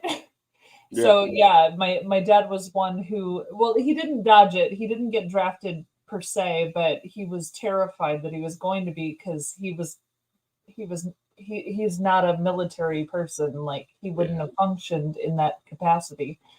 And yeah, so when I saw that episode, we had a long talk about forced military, being involved in the military. And then I find out my best friend, all she ever wanted was to be in the military. She loved her country. She wanted to serve. She wanted to do all this stuff. And she had all these plans about how she was going to serve in the military. And she got type 1 diabetes. And with type 1 diabetes, you're not allowed to serve in the military because I see that. Okay. Because your insulin for her injections has to be refrigerated. And you can't serve in the military if you have type 1 diabetes. And it broke her heart. It's all she wanted. She just wanted to serve her country, and she couldn't. Yeah. And I understand, because they couldn't necessarily for sure provide the medication to keep her alive, but it broke her heart. And I was like, I have my father who was like, nope. And my best friend who was like, yes. And neither of them served. But your dad was out smoking weed with Bill Clinton. Oh, no, not with Bill Clinton. He didn't inhale, though. He didn't inhale just like Bill. I didn't inhale. Oh, my gosh. FLX just stopped in. Oh, shit, Dan. That means we're really late right now, Dan. I know, we are really late. But we got to sign off because... I know. You have to work. I got to work in the morning. I have to work in the afternoon. Oh, I got to work in the afternoon. That doesn't help me in the morning. Hey, today and tomorrow were supposed to be my days off. I'm working on my days off. So just saying, even though it's that's supposed to make me feel better. I don't have days off anymore. Not until I get people hired. Yeah. Well, yeah. Dan just got off work. Yeah, he's getting off now. Him and Joe, probably Beer Patrol, is getting off around now too. Have a great holiday. Yeah, you have a great, amazing Thanksgiving. Have an amazing holiday next week. I'm going to be biting into a steak because I'm going to be Emerson, isn't the Thanksgiving already over for you guys? You guys have it in October. Emerson's in the States. Emerson's in the States? I thought Emerson was Canadian. No, he's in the States with us. Oh, I'm thinking of Gilbert. Sorry. Yeah. Gilbert and them all had their Thanksgiving. Gilbert's Canadian. Okay. Come on. Canadian Thanksgiving. Come on. I know. You guys are just copying because Pilgrims never made it up there. They just want the food. I get it. Again, who doesn't want the food? You guys are the floor above looking down at the house. Like, we want one of those holidays. Mm-hmm. And so they were like, okay, we'll give you a Thanksgiving too. It's a damn tasty holiday. Yeah, everyone should want it. I wouldn't be surprised if, other countries started taking it up. Oh, that's where you break out your best sweatpants for Thanksgiving because all the food and stuff, right? Like, make sure you have the drawstring. Get comfortable. Come in with the velour suit. Let them know I'm going to be here for a bit. Oh, if you're going to Golden Corral, make sure you're comfortable when you go to Golden Corral. Yeah, everything's stretchy. All the clothes are stretchy. My point of advice: if you go to Golden Corral, get the mouthpiece. Because it can get a little elbow pushing up there at the bar. Mm-hmm. It can get a little crazy. It could be a little wrestling match. You might have the guy break out with the chair. It could happen. It could have the bicycle, as we know with Dusty Rose. Speaking of Dusty Rose, anything Dusty want to say tonight? By the way, let's see here. Where's Dusty? Let's get Dusty in. This is going to be a little bit different. This isn't a regular clip, but this is another clip because this is actual. True. This is the actual true Dusty Rhodes. Fans, welcome you back, man. First of all, I would like to thank the many fans throughout this country. I admit I don't look like the athlete of the day supposed to look. My belly's just a little big. My hand is just a little big. But, brother, I am bad, and they know I'm bad.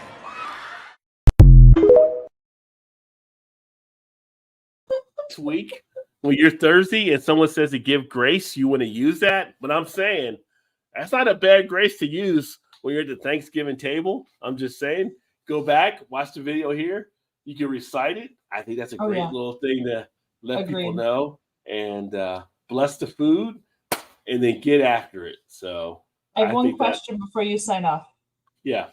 For the Christmas thing, can you play the Chevy Chase National Lampoon Christmas Vacation rant, but with all the bleeps? Can you do that? Oh, I don't know. I might get marked for that one. Okay, we'll have to see for that look one. into it. See if you can pull it off. I'm just saying, if you can, I would love to hear that for Christmas. Yeah, we'll see. We'll see if we can actually play that. But classic, yeah. I love some Dusty Rhodes. That's my homeboy. But yeah, we'll go ahead and get signed off here. But hopefully we don't get blocked on that. But you know, just in case, I got another Dusty Rhodes here for you as well, which I know we can play. But that being said, happy Thanksgiving. Everybody have a happy Thanksgiving. Back on the 29th. No, 30th. Right? 30th is that Thursday 30th. Before December. So that'll be the next live stream back here on the channel. Make sure to check in the 29th. No, wait a minute. What is that Wednesday? Yes. 29th, I will have Go Brewing. Go Brewing will be on. So we'll be talking non-alcoholic beers with Joe from Go Brewing. So make sure for that. I've got the link that I'll be putting out this weekend on that as well. And check out the other stuff coming forward. That being said, I'm going to go ahead and get on up out of here. And before we do, of course, got to give you a little bit of Dusty looking for the Horseman. Cheers, everybody. Cheers. Yeah, is Rick there, please? Yes, it is. There have been many times you and I have gone round and round, and we've bled the same blood in the same muds. But this time it's all about business, Jack. Oh, let's do it. You and I, Friday night, Daddy, at the Fulton County Stadium. The Great American Bear. Dusty rides on the edge of a lightning bolt with a silver saddle, Daddy. Now you come on down there with your limousine and your horsemen. Bring your A-game. Yeah, is Rick there, please? This is. It's time for you to meet your maker in the American Dream. Dusty Rhodes is up for the challenge. I think the American Dream's barking up the wrong tree. We'll see if your blood is as red as mine, Mr. Flares. We will find out indeed, sir. That's right, find out in Flint. You a yellow dog. You hung your phone up on me. May I take a message? Yes. Tell him this is Big Dust, the American Dream. Big Dust, the American Dream? Yes, ma'am. Are you a friend of his? More of a nemesis, I guess you could say. Are you Bob Klepak's friend? I do not know who this Klepak fella is. All I know is that the other night, when Rick hit me from behind, I saw where the line was drawn, and now... Friday night at Starcade! Myself! Hey! Where did you go, baby dog? That bicycle! He's got a bicycle!